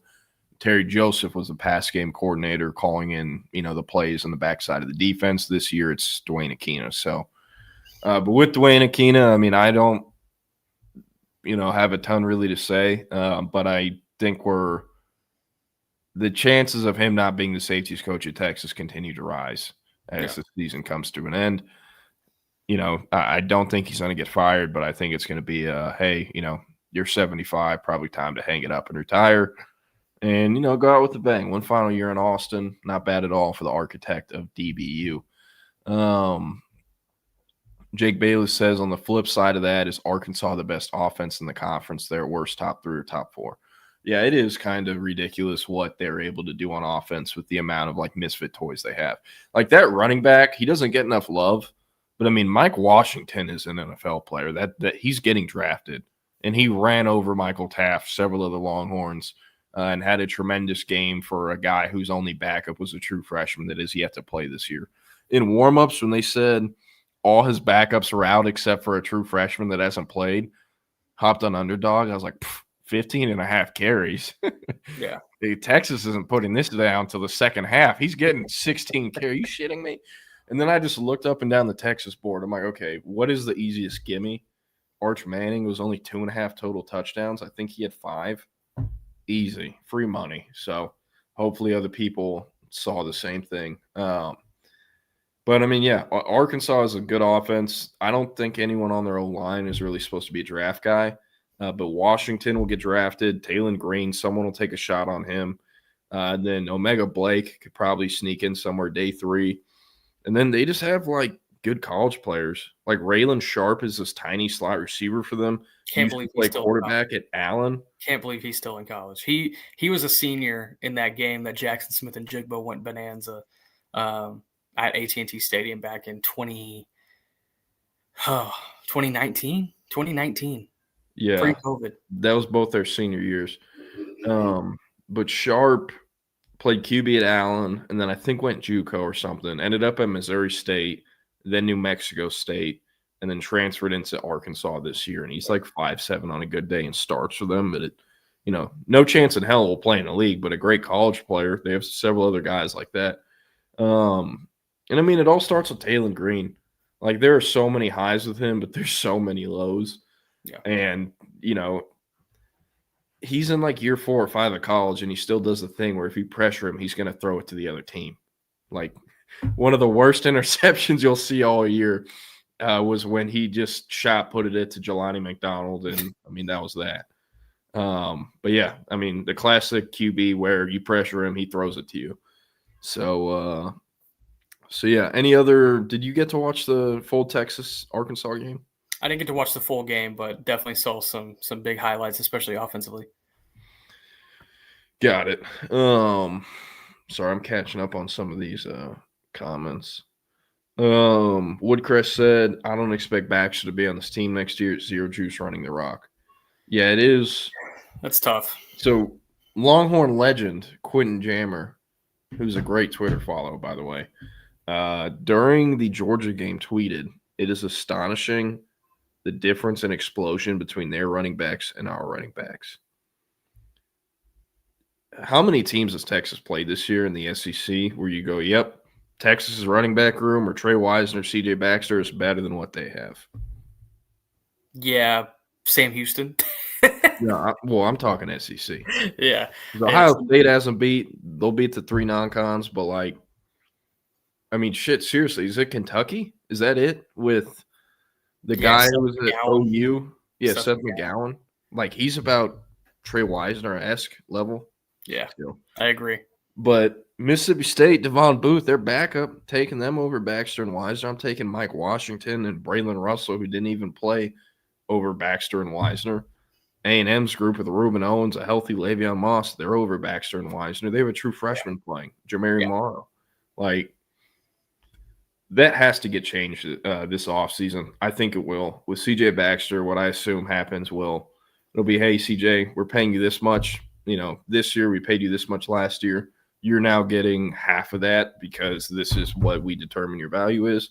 Yeah. We'd love to have you back. You're great for the locker room, but take this or buy in the portal. That is what I think happens. So, yeah. Let's see. Jake Bayless said that's a mistake by Cal, in my opinion. No coach is ever going to have a chance of the way things are run right now. I get what you're saying, but like it's year 8 or year 9 for them. Not a ton of improvement. If anything, they're going downhill, not uphill. You have 2 more years with Jaron Chiave, Psychopolatele, if you can keep them. And I mean, hey, like, not a good coaching carousel to come open, but the new car smell is a real thing in recruiting. in building a portal roster, and also like there's still going to be kind of the same brain trust. Ron Rivera is going to hire the new coach. He's still the GM. He's still overseeing the whole thing. But like they got their ass kicked by Stanford. That game was non-competitive. Stanford has an entirely interim staff, effectively. Yeah. And a bunch of players there that are only there because they didn't have anywhere else to go. That would have been an upgrade over Stanford because no one worth a shit in the portal was going to a situation where the coach clearly wouldn't be there. And they beat the shit out of a Cal team that's in year 8 of Wilcox. So I get what you're saying. Like, it's going to be impossible pretty much to ever have success on a football field for Cal Berkeley, but I think Wilcox had to go. I do see what you're saying, though. They've had success at times over the course of the past decade, but it's just never been able to be sustained. Like, at their best, they were competing with like those Northwestern teams that just always found their way in the top 25 at the end of the season, you know? And like that's probably what the ceiling is for that program. But I think they saw glimpses of that in the beginning of the season with JKS at quarterback and some of the weapons that they had. And then it's just all kind of gone downhill from there. So it doesn't necessarily surprise me. Yeah. And I mean, hey, like he had his moments. They beat Auburn. Calgoritham was roaring, you know. Calgoritham. You do have to provide the context that Auburn started Peyton Thorne at cornerback and Hugh Freeze is their coach. But outside of that, I mean, what a win for the Golden Bears. They went to Auburn, beat their ass. Like, those SEC folks didn't know nothing about the Calgoritham. Tell you that much. But yeah. All right, we are going to get into some recruiting A&M talk. I'll catch up on these comments first, and then we'll get into that. David Keith Williams talking about Jet Walker. So yesterday night, Sunday night, Texas flipped Jet Walker, the Minnesota running back commit from Georgetown, and now the second Longhorns running back in the 2026 recruiting class behind Derek Cooper. Super productive player. I believe went north of 2,000 yards as a junior. Hasn't had quite, the same production as a senior, but cleared 1,000 yards. I believe finished around 1,400 or 1,500. And I mean, 4-year varsity contributor, was at Lampasas his freshman and sophomore year. Wanted to get some early playing time that, if I'm not mistaken, wasn't available at Georgetown. Once it was, transferred back to Georgetown, and apparently Georgetown is kind of where he grew up. He just did first 2 years of high school at Lampasas. And I know he won the MVP of the district as a senior. I believe he did that as a junior as well. David Keith Williams brings up in a later comment, very impressive. He's gone 11:06 in the 100-meter at 210 plus pounds. That is very good. If I'm not mistaken, that was wind aided. I will double check that at some point, though. But with him, I mean, best case scenario, Texas ends up as the red zone bruiser back. That's what he is. 6'2", 215, wide shoulders. Definitely a one-cut back. He's going to lose speed when he changes direction, when he, tries to make a move, tries to bring some wiggle to the table. But that's okay. He runs behind his pads, straight line runner. And regardless if the 11:06 is wind aided or not, I mean, that is quite impressive for a 210 plus pounder at the high school level. Georgetown, I mean, they're not playing great competition, but it is still 6A football in the state of Texas. So better than 90% of the country. And I mean, yeah, he brings a skill set to the room that is lacking. CJ Baxter was supposed to be kind of this, hybrid straight line runner that can also get, behind his pads, be a red zone back, short yardage back that also can catch pretty well. But, as we've discussed at length, CJ Baxter is not the same athlete he once was. And it's very unfortunate, but that's what happens when you blow out your knee in fall camp like he did last fall. So with Walker, he brings something new to the room. It's a good skill set. There's a lot of value in it. He's a 3-star kid that's, a local Austin area kid, so I doubt money really played a huge factor in it. This is a kid who has told, several people in the Texas market, hey, like, a lot of my family are Longhorns. A lot of them went to Texas. And, so much so that at my grandmother's funeral, they played The Eyes of Texas. Like, wow. As soon as they offered him, this was done. I wrote the commitment story a day after they offered him. That was a week and a half or 2 weeks ago. So happened pretty quickly. Long-standing relationship with Chad Scott. the former West Virginia running backs coach who now coaches backs at Texas. He extended an offer to Walker in early February, and then like 18 days later left and took the Texas job. Walker ended up committing to West Virginia shortly after. Did not directly commit to Chad Scott when he was at West V, since Scott had already left by the time he committed to West V, but that's who offered him. They had a relationship. So, whenever Texas circled back in November, it made sense. Just a guy or legitimate dude here? Okay, I don't think he's a draft prospect, at least from right now, and I think that can change. I'm not as confident on him not being a draft guy as I am for some other guys in the class, but I think he can be a tremendous college player, and something that you need in the SEC. They don't have a battering ram, big body running back, a guy you give it to when it's 4th and 1 on the goal line. They don't have that, and they haven't had that since I don't know when, because Roshan Johnson was kind of that, but he wasn't. CJ Baxter as a freshman was kind of that, but he wasn't. Like, first, big red zone back that you trust since I don't know who. Probably someone from the Herman era. I don't know if you'd call, Rockwall alum Chris Warren that. Probably not. But at the same time, I don't think you have to go back to Cody Johnson for that big physical runner. Fun fact, Jet Walker is the first Austin area running back Texas has landed in 20 cycles. Going back to 2006, Antoine Cobb out of Pflugerville. First running back in 20 years from the Austin area to become a Longhorn, at least on scholarship, I should say. So thought that was pretty notable. I do not have a comp yet. I wish I did. I'll try to come up with one by the end of the week, but don't have one right now. The one thing I will say, for the love of God, I've already seen it happen since he got the offer. He has nothing in common with Christian McCaffrey. The only thing they have in common, they're white and they play the same position. That's it. Don't make that comparison, because he's closer to Andrew Beck than Christian McCarthy. There you go. Yeah. I mean, like, play style wise, yes, that's the answer. And one thing I will say too that I do like about Walker, he doesn't have great, production catching the ball. I mean, this is a guy who had a very simplified role in high school, run to the end zone and run through people. But he can catch the ball, has some soft hands. So curious what it'll look like. That is something that's important to bring up, especially because in Steve Sarkeesian's offense, you have to catch the ball as a running back. Last year, Trey Wisner and Jaden Blue both went north of 40 receptions and I believe had 50-plus targets each. And Derek Cooper, the other running back, played a lot of 7-on-7, grew up playing running back, safety, receiver. He can catch exceptionally well. Both of them are bigger-bodied guys that are both going to be able to hang in there and pass protect in the SEC as well. So I like both the takes. I like the take of Walker. Again, I think there's a lot of value there. And hey, as an Austin guy myself, I always love, Texas land and local kids. I think it is an important part of the process, the culture. And, think about the Steve Sarkeesian era Texas. What player has contributed more to the culture and turnaround of the program than who has contributed more to the culture and turnaround of the Texas program than Jahdae Barron, an Austin native, Michael Taft, an Austin native. You can even throw Drew McCuba in there for a year too. Guess what? An Austin native.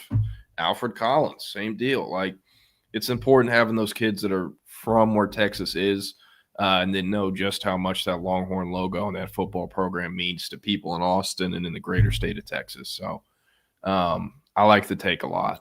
Question for you. Visitor this past weekend, the Edna Carr defensive lineman. I love my Edna Carr guys, 5 stars. At Richard Anderson, the LSU commit. Yeah, the low chances. Okay. Came in either late Friday night or early Saturday morning with his teammate Hayward Howard Jr., the Texas corner commit. But with Anderson, I mean, he wants to see who LSU hires. And, Frank Wilson, very unlikely to be their head coach, but I think a high chance of getting retained on the staff. Frank Wilson has basically been Richard Anderson's primary recruiter because, well, LSU, they've had like 6 or 7 D-line coaches in the last 3 years. I'm not joking. Like, look it up. They've had at least 5. So with Anderson, it's a long shot. And the thing, too, like, when we found out the visit was 100% happening, it's like, okay, what are the chances here? Because you have to think, how has Texas recruited the interior defensive line? They've had a lot of success lately. Signed 3 top 247 D linemen last year, including, a 5-star Justice Terry. This year, you had 4 top 247 D linemen. You dropped one of them. Now you have 3.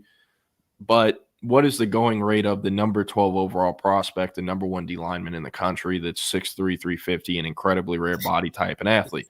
You're starting at least probably $1.2, $1.3 million. Yeah.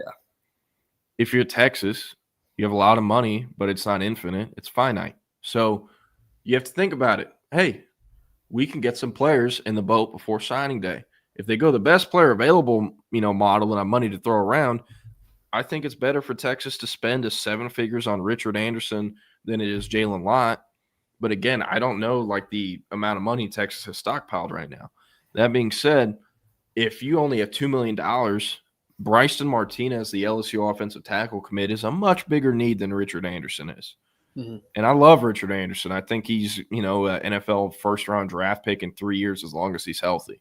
Just such a rare type of prospect. But, if you're Texas, you have to think where's the best way to spend this money? And there are a lot of places that could use it before interior D-line with how Texas recruited that room as of late. So I expect Richard Anderson to stick with LSU regardless of who the coach is. And, hey, maybe Bryson Martinez tells Texas no, and they keep trying to raise the price to where he can't say no, and he continues to tell them no. And so they go and put that into Richard Anderson where he can't say no. That's quite literally exactly what happened with Michael Fasusi and Justice Terry last year. Yeah. Fasusi kept saying no. They said, all right, well, Justice Terry won't say no to this, and he didn't. So that is how I think that could unfold. Kind of along that same topic is Caden Scherer, if I said that right. Is he kind of a foregone conclusion to end up in the class at this point? Yeah, kind of similar to Walker, local 3-star, a lot of value there. Walker can contribute earlier than Scherer could, obviously different positions. But Scherer is probably a year away from being a year away. Won't contribute till year 2 or year 3 at the earliest. If he plays at all as a freshman at special teams, and I don't even think that happens because this is probably going to be a 5-year player. But hey, Connor Robertson. No, no. The floor and level of player of when he enrolls at Texas, I'd say probably lower than Robertson. Okay. But the tools are better. He's taller, 6'5", 6'5.5", 280-ish.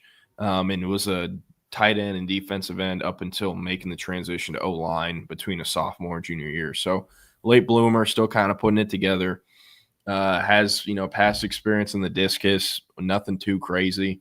And at the National Combine in San Antonio, he had the fastest or second fastest 40-yard dash shuttle, and he had the highest vertical and was third in one other event amongst offensive linemen. So, a lot of athleticism, tools. I think he's got a +2 wing. We don't have arm measurements for him since the combine doesn't do that. But I would assume he's north of 33.5. So probably a guard. He plays left tackle and right tackle at the high school level because Georgetown kind of runs what Vandy does where they, swap the sides of the O-line. But I think he'll end up as a guard at Texas. And, a lot of potential there. Needs to get developed, but a lot of good value there. Texas is adding guys to its signing class weeks before signing day, and a lot of the guys they're adding are good value adds where you can still kind of, save that gunpowder for what you're going to shoot it at in the portal instead of in high school. So, yeah. Nathan said, Jordan, do you see how fired up the Bears were this weekend for Randistain? Anyone see how fired up I got when I found out that they were bringing him back? I was kind of losing my marbles on Thursday, I think it was, or Friday. Did we do Friday show? We did for 30 minutes. I had to bail the last 30 minutes. It was the back half of Friday. I was like, there's no way. It just pisses me off because the amount of people that deserve jobs at Baylor, they could do 10 times the job the current staff does. I have a theory. So Baylor came out, supported Dave Aranda. Florida State came out, supported Norvell. I wonder if there is some strategic supporting going on from athletic admins right now, considering that signing day is just a couple of weeks away. It's much earlier this year. It's like, hey, we support our guy. Like, come sign here. And then once they sign, they bail on these guys, and they're able to kind of keep the signing class intact with this crazy coaching carousel that's about to happen. I bet that happens at least once or twice somewhere, because there's been a lot of weird support being thrown in some areas. Like Norvell, that one doesn't compute to me. Baylor, some way, somehow kind of computes to me, but even still, then the only reason it computes to me is because they have so much other BS going on in their athletic admin right now with Mac Rhodes.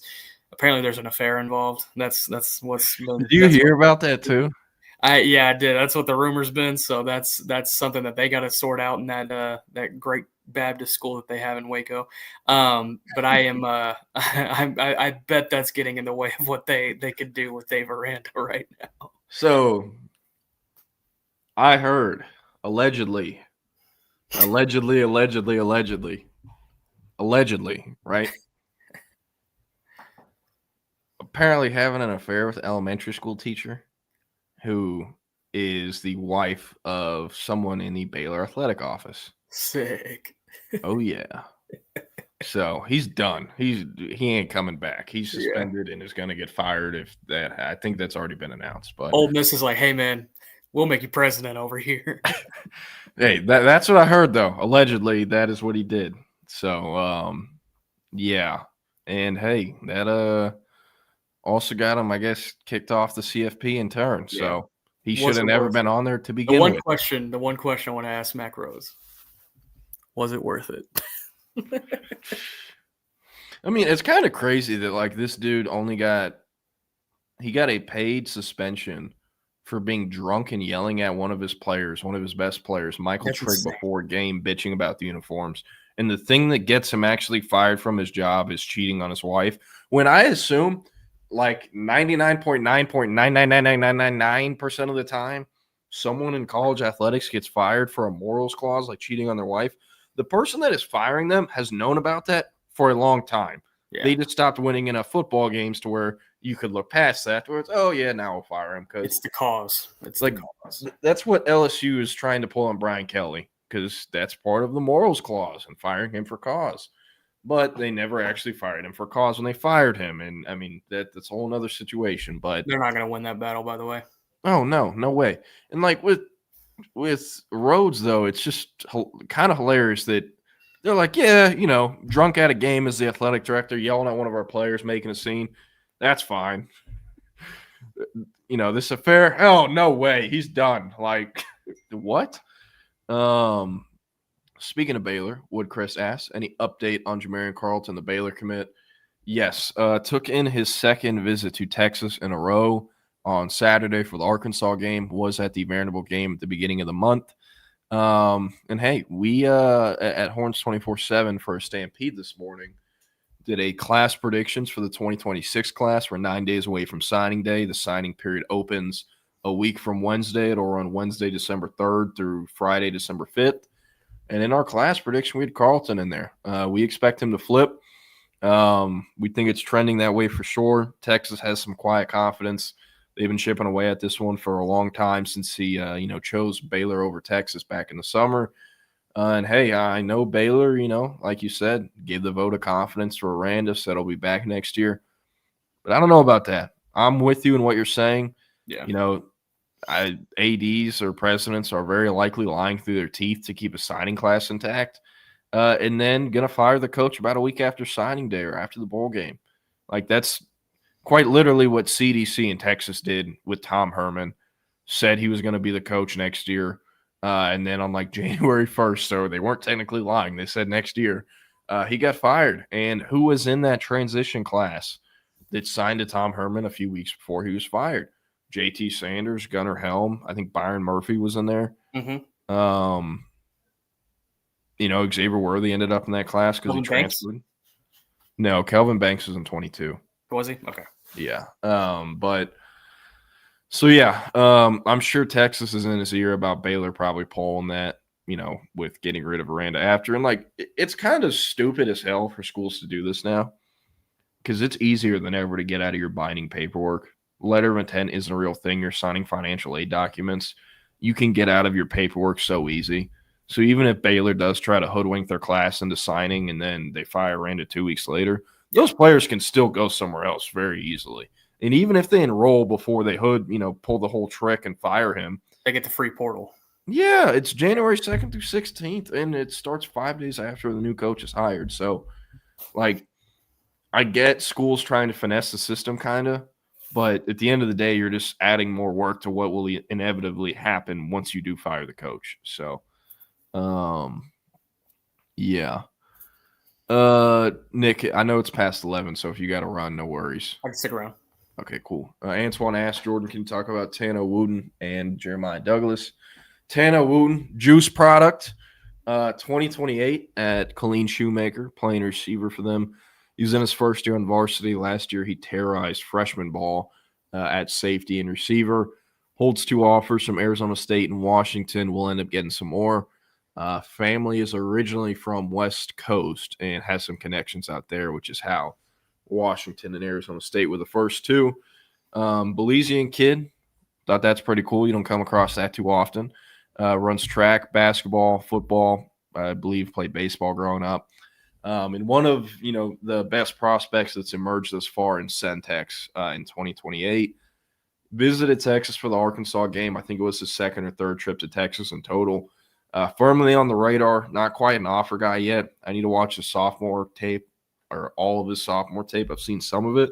But a player to know going forward. And then Jeremiah Douglas at Crandall, sub-11 kid. Produced on varsity for Crandall since his sophomore year. I think hit 600 or 700 as a sophomore. As a junior, I believe he eclipsed 800 for a Crandall team that lost in the first round of the playoffs or the second round. Forget. Or I think it was first because I think it was South Oak Cliff that beat him. But with Douglas is sneakily one of Chris Jackson's top in-state targets. I know he's a 3-star and 88 3-star, I believe, but 6'1", 6'2", kid, sub-11, productive, also runs besides running track, competes in jump events, and I think cleared 6'2" or 6'3" in the high jump as a sophomore. So good athlete, big, strong kid. I think he's 180 already.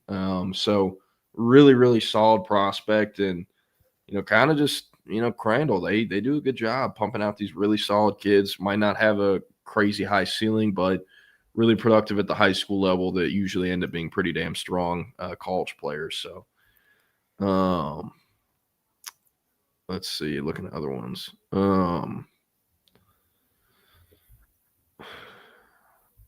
Toby Gerhardt for Jet Walker. That's not bad. Hey, Antoine brings up Brett Robin, running back at Westlake. Fun fact, Brett Robin's son, best friends with Micah Hudson.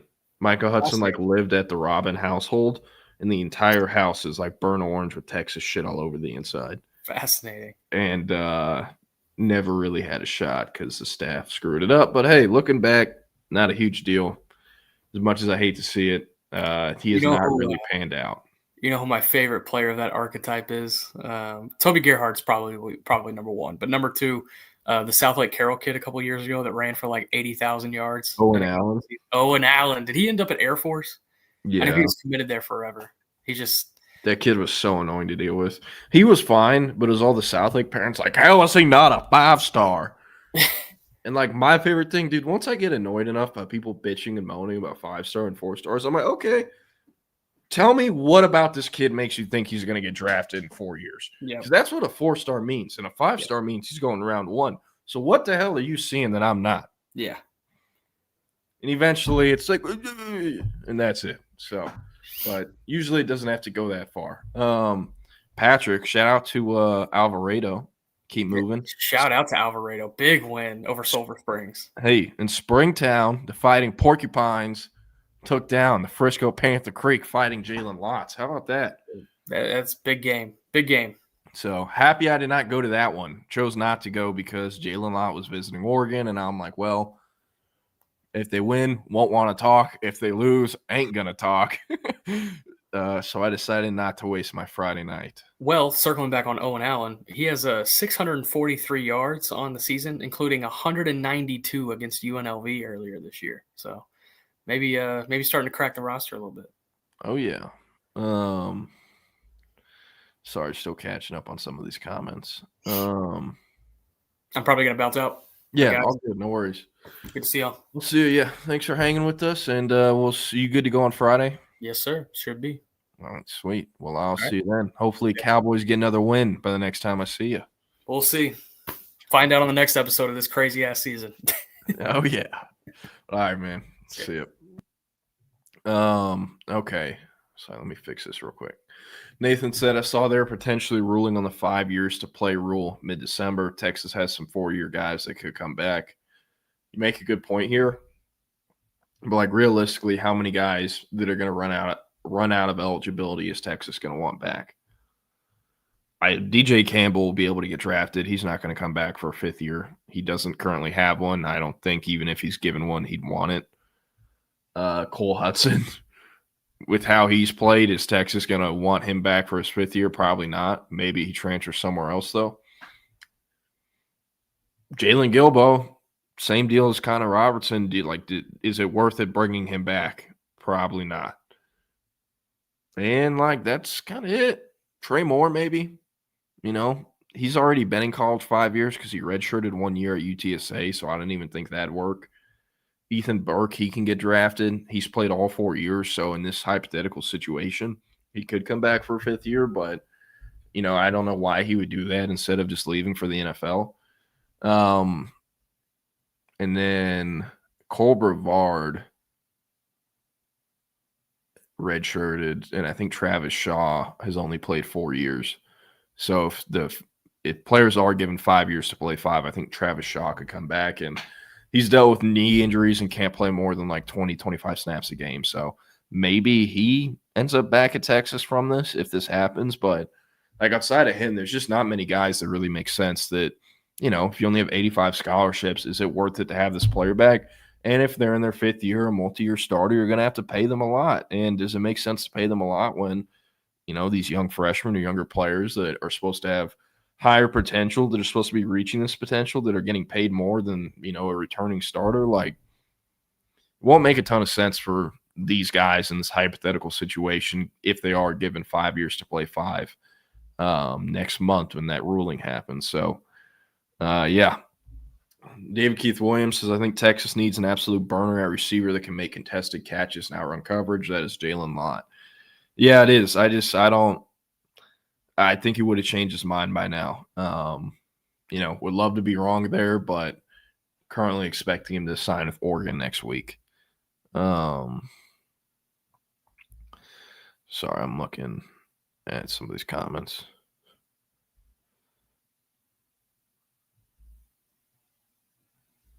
Yeah. I mean, there's Caden Scherer. Josiah Vilmail wouldn't technically be a flip because he was committed to Oklahoma State and decommitted. But yeah, there are flips happening soon. Caden Scherer, Josiah Vilmail, Jamarian Carlton's one to watch, like we mentioned earlier. And then, hey, we're watching Bryson Martinez.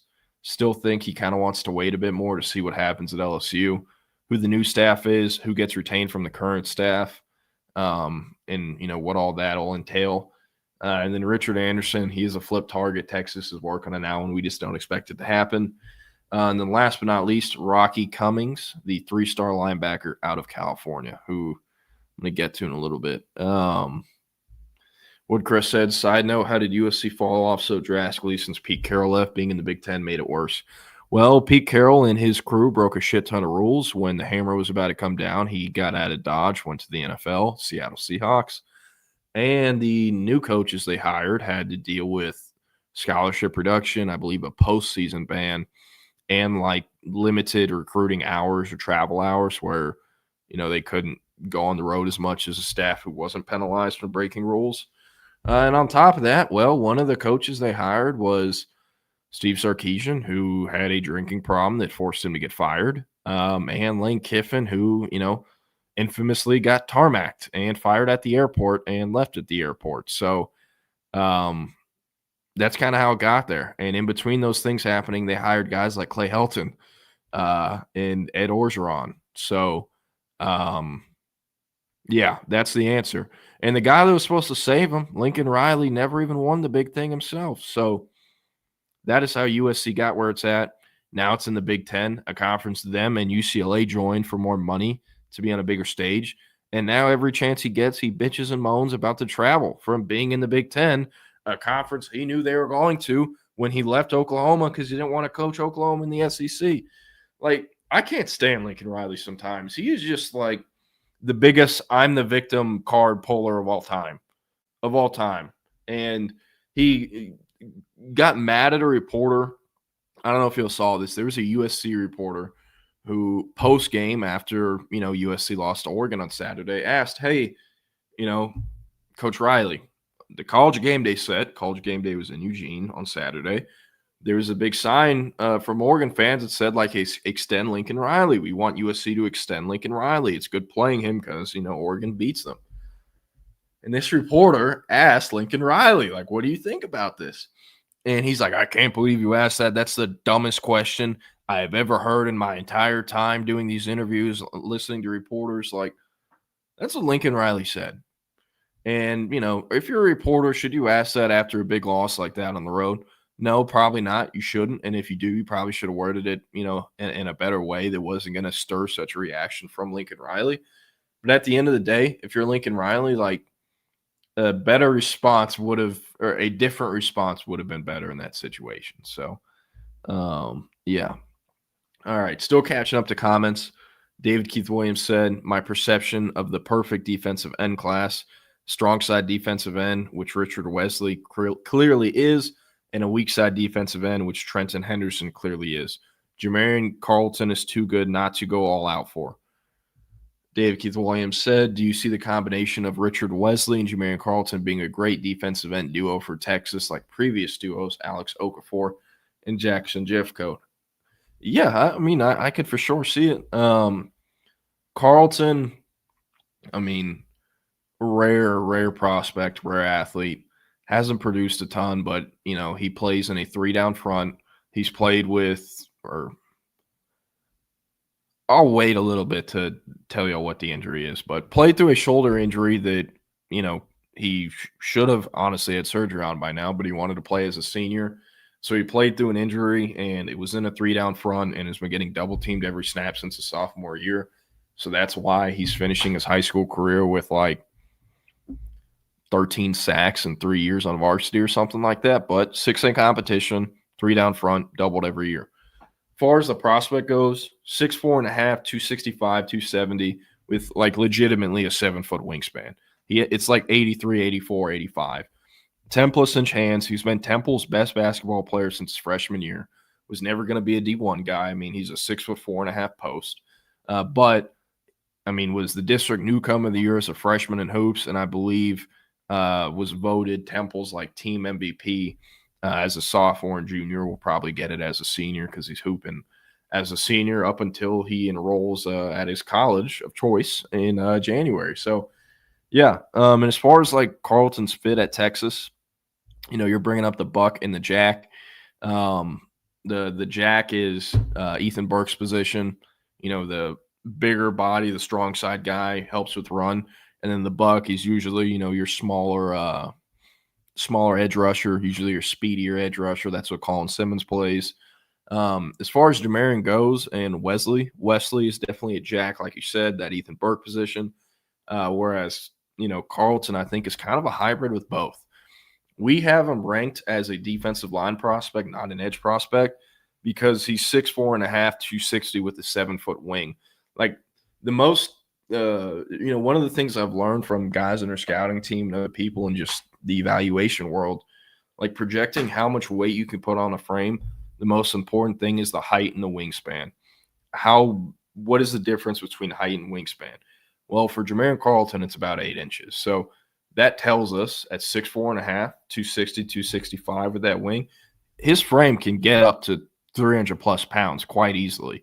It's going to take time, working hard in the strength and conditioning program, but like there is so much he could turn into kind of like Lance Jackson, a tweener between a buck and a jack that can end up playing both.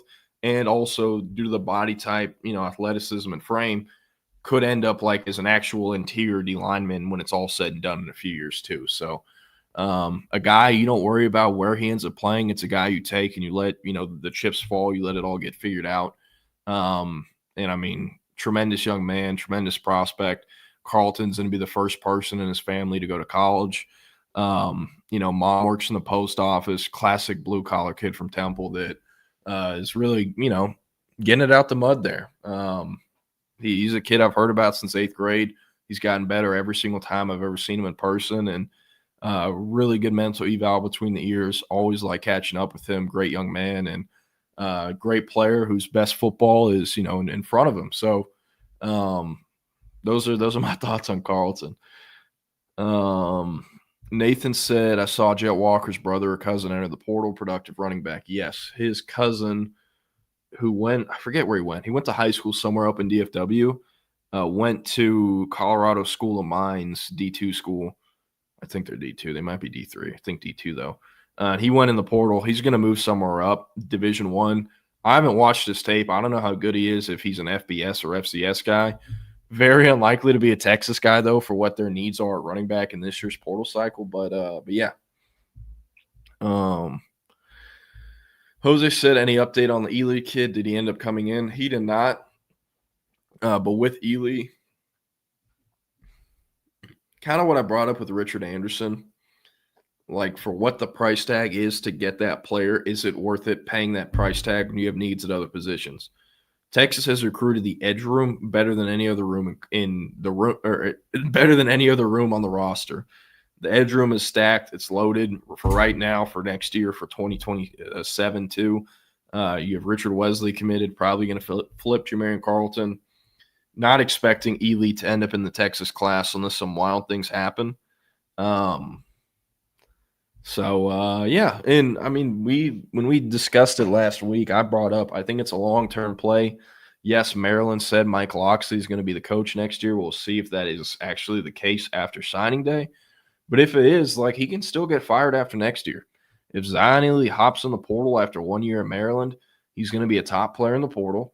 And when Texas tries to go get him, they can say, hey, Zion, remember whenever you visited us in November and we tried to make a late push or whatever, and this is obviously if he ends up coming in on a visit, like that can help down the road. So I think it's a long-term play, not expecting anything imminent with him and Texas.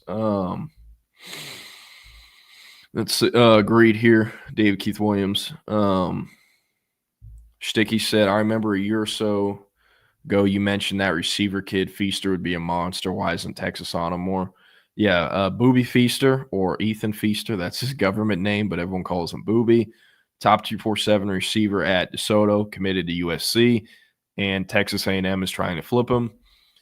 You got to remember with him, he was originally in the 2027 class and reclassed at 26. He's one of the rare kids that's actually, reclassing. He's not now in the grade he's supposed to be in. He was supposed to be at 27, and he's young for 27. Like, I think he turns 17 in like March or February or sometime after he enrolls at USC. But Texas loved him in 2027. He reclassed, was lower on the board than other guys, and eventually they disconnect. There was disconnect, and they went separate ways, and that happened, pretty quickly in March. There's never really a time I thought he was going to end up at Texas or that they were in the driver's seat. And yeah, pretty much both sides went their own ways after an unofficial visit in March, and that's been that. Haven't heard anything on him from Texas sources since. So yeah, but real quick, just to close it out, because I do think some of what I'm about to say might not be the case tomorrow. And what I'm trying to say is that there could be some flips tonight or new commitments. But just going to roll through the Stampede real quick. Like I said earlier, we did a position-by-position prediction on what Texas's class will look like 9 days from now on Wednesday. At quarterback, they got Diabell committed. We don't see that changing. Talked about it for over a month. Jared Curtis is going to flip from Georgia to Vanderbilt. have said this for over a month. That is still very, very, very, very, very likely to happen. Still probably on signing day. Regardless, watch Diabell. I think Georgia's going to hit him up. Still expect him to sign with Texas. He's always said on record several times, Steve Sarkeesian's the coach at Texas. I'm going to Texas. Say whatever you want about rumors, different things about Steve Sarkeesian, what Rossini reported, what Desmond Howard said. He's expected to be at Texas next year. And Bayless says, what if Clark Lee leaves? Well, yeah, the kind of thing Curtis is waiting on is Lee to sign an extension. He's still working it out with Vandy. He wants to stay at Vandy, but the final domino for Curtis to Vanderbilt is Clark Lee. And I mean, even if Clark Lee leaves, it's not like Vanderbilt still won't have the money to pay him whatever the hell it takes to pay him to flip from Georgia.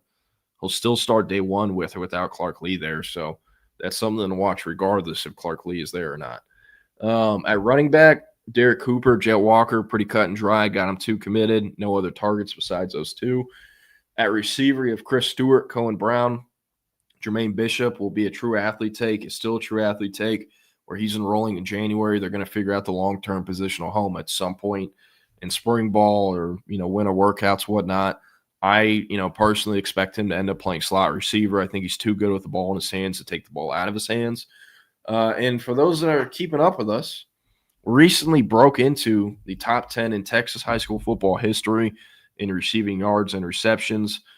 He did that on Friday versus Tomball. They won in the playoffs 34-27. 2 rushing touchdowns, receiving touchdown, and he also passed for a 2-point conversion to put Willis up 34-27 with less than a minute left in the ball game. So another classic performance by him.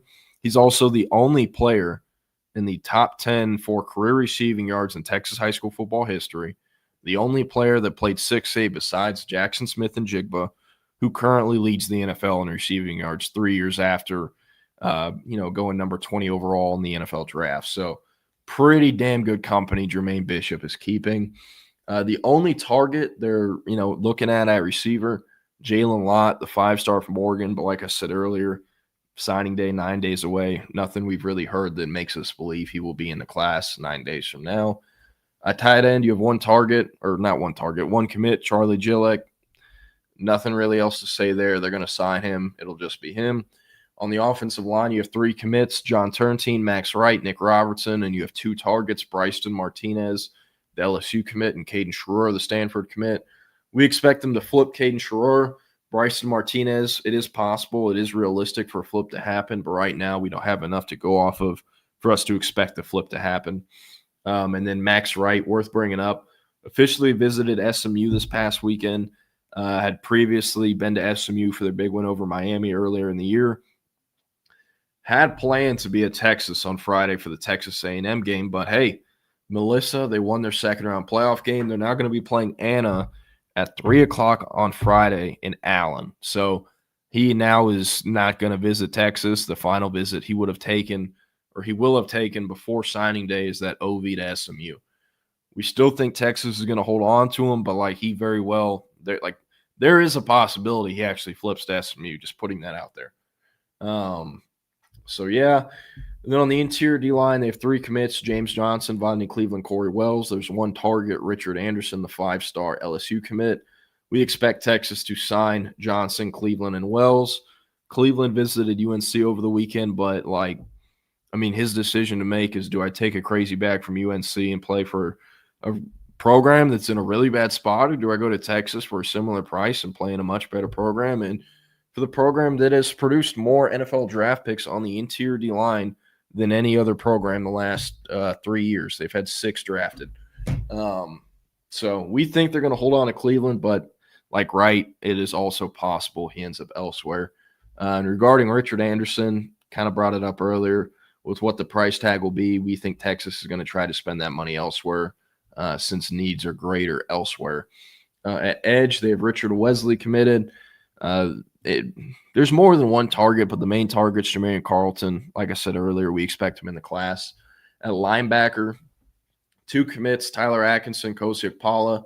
The 1 target is Rocky Cummings, the Cal commit out of Carlsbad, right outside the San Diego area, and same high school that produced Julian Sayin, Ohio State's quarterback. Johnny Nansen and Texas offered Rocky Cummings on November 7th during the bye week between the Vandy and Georgia game. It was the same bye week that Charlie Gillick and Josiah Vilmail picked up their offers from Texas. And officially visited Texas over the weekend. Cummings did. He was at Texas from Thursday through Sunday and was hosted by Brady Sarkeesian, the walk-on linebacker, who's the son of Steve Sarkeesian. Raved about the visit. I'm going to have a story with quotes and his reaction from the OV out, once I get off the show. So check that out. And with Cal firing Justin Wilcox, we already heard good things about, Cummings flipping to Texas. We are expecting him to end up in Texas's class. So our prediction for the linebacker haul, Tyler Atkinson, Kosi Okpala, and Rocky Cummings. At corner, they have 2 commits, Samari Matthews and Hayward Howard Jr. There's 1 target, Josiah Vilmail, a late riser out of Fort Bend Travis. Former Oklahoma State commit who's picked up offers from like Iowa, Houston, K-State, Baylor, Texas, Cal, Arizona State, since he decommitted from Oklahoma State after Gundy was fired. And, had 2 other visits scheduled for this week. He was going to go to Cal like Tuesday through Thursday and Kansas State over the weekend. But going into the Texas trip, told us, hey, if the Texas visit goes well enough, I'm going to cancel those OVs. Still waiting on an announcement from Vilmail, but he told us he's not taking those OVs. So we very much expect him in the signing class. That would be 3 corners, Samari Matthews, Hayward Howard Jr., and Josiah Vilmail. At safety, Texas currently has 1 commit from Miami Riley, the Austin Anderson product. And then 1 target, Teray Davis, the UCLA commit out of Boulder, Colorado. With Davis, has had 2 Texas OVs scheduled that have both been canceled. First one was for Vanderbilt, had a game that weekend, so he had to move it. And then he was supposed to be in town for the Arkansas game weekend this past weekend, but had a game on Saturday and had to move it again. However, they lost that playoff game, so he's free this weekend and will be in town for a Texas A&M game on an official visit.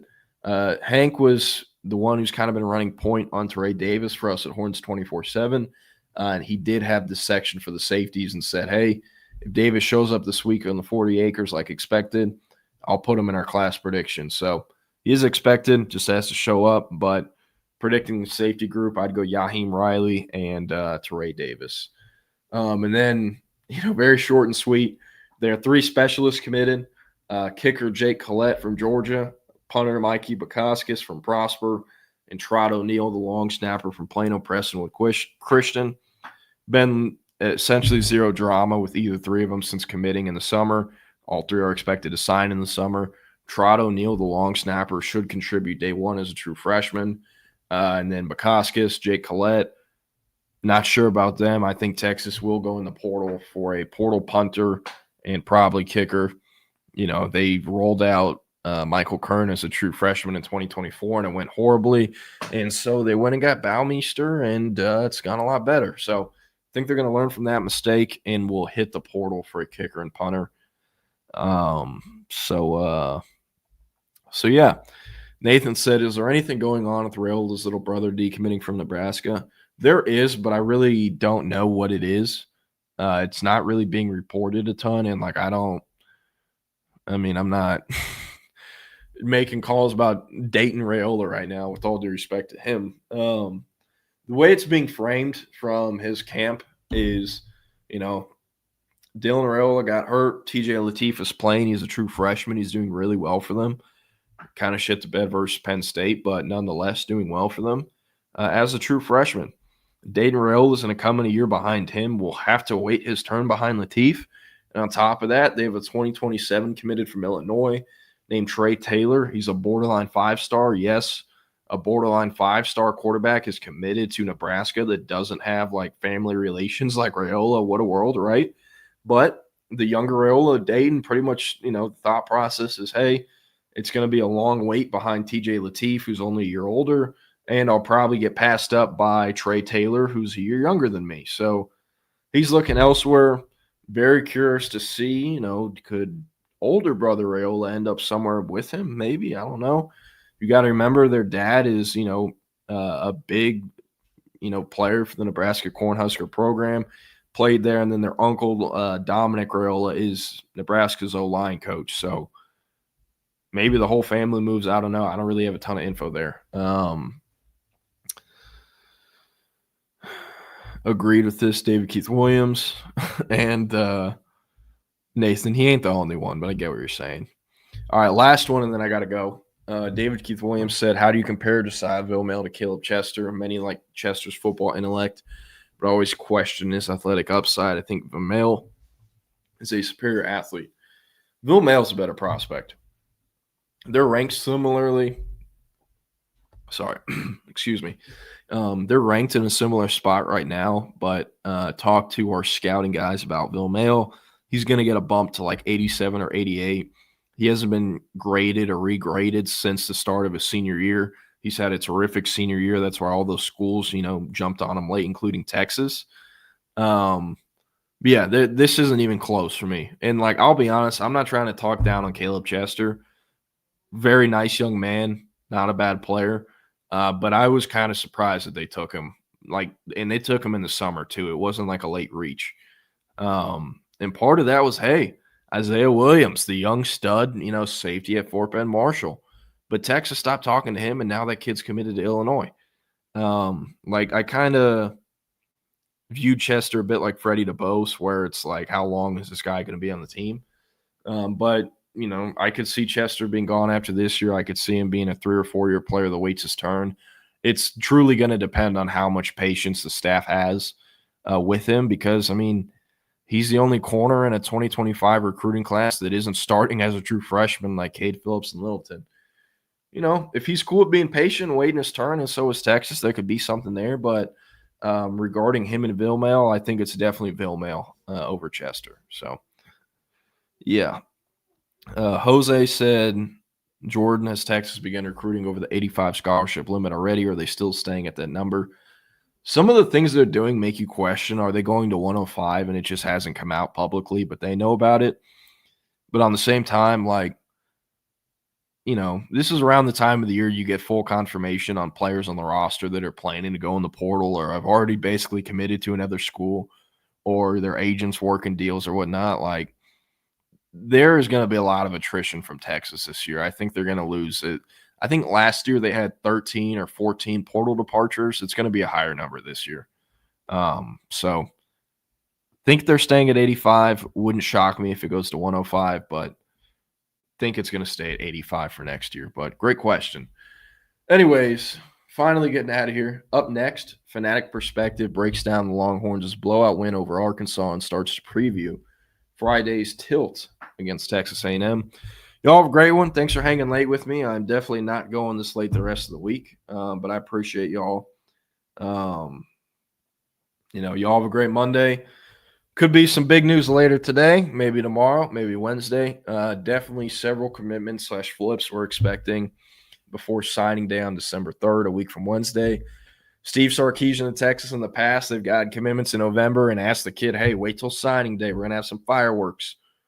Maybe that happens. Maybe you don't see Caden Schroer or Adrian Carlton or Rocky Cummings decide until signing day. Maybe they want some fireworks on the national recruiting holiday. But nonetheless, feeling like Texas, they got 22 commits right now.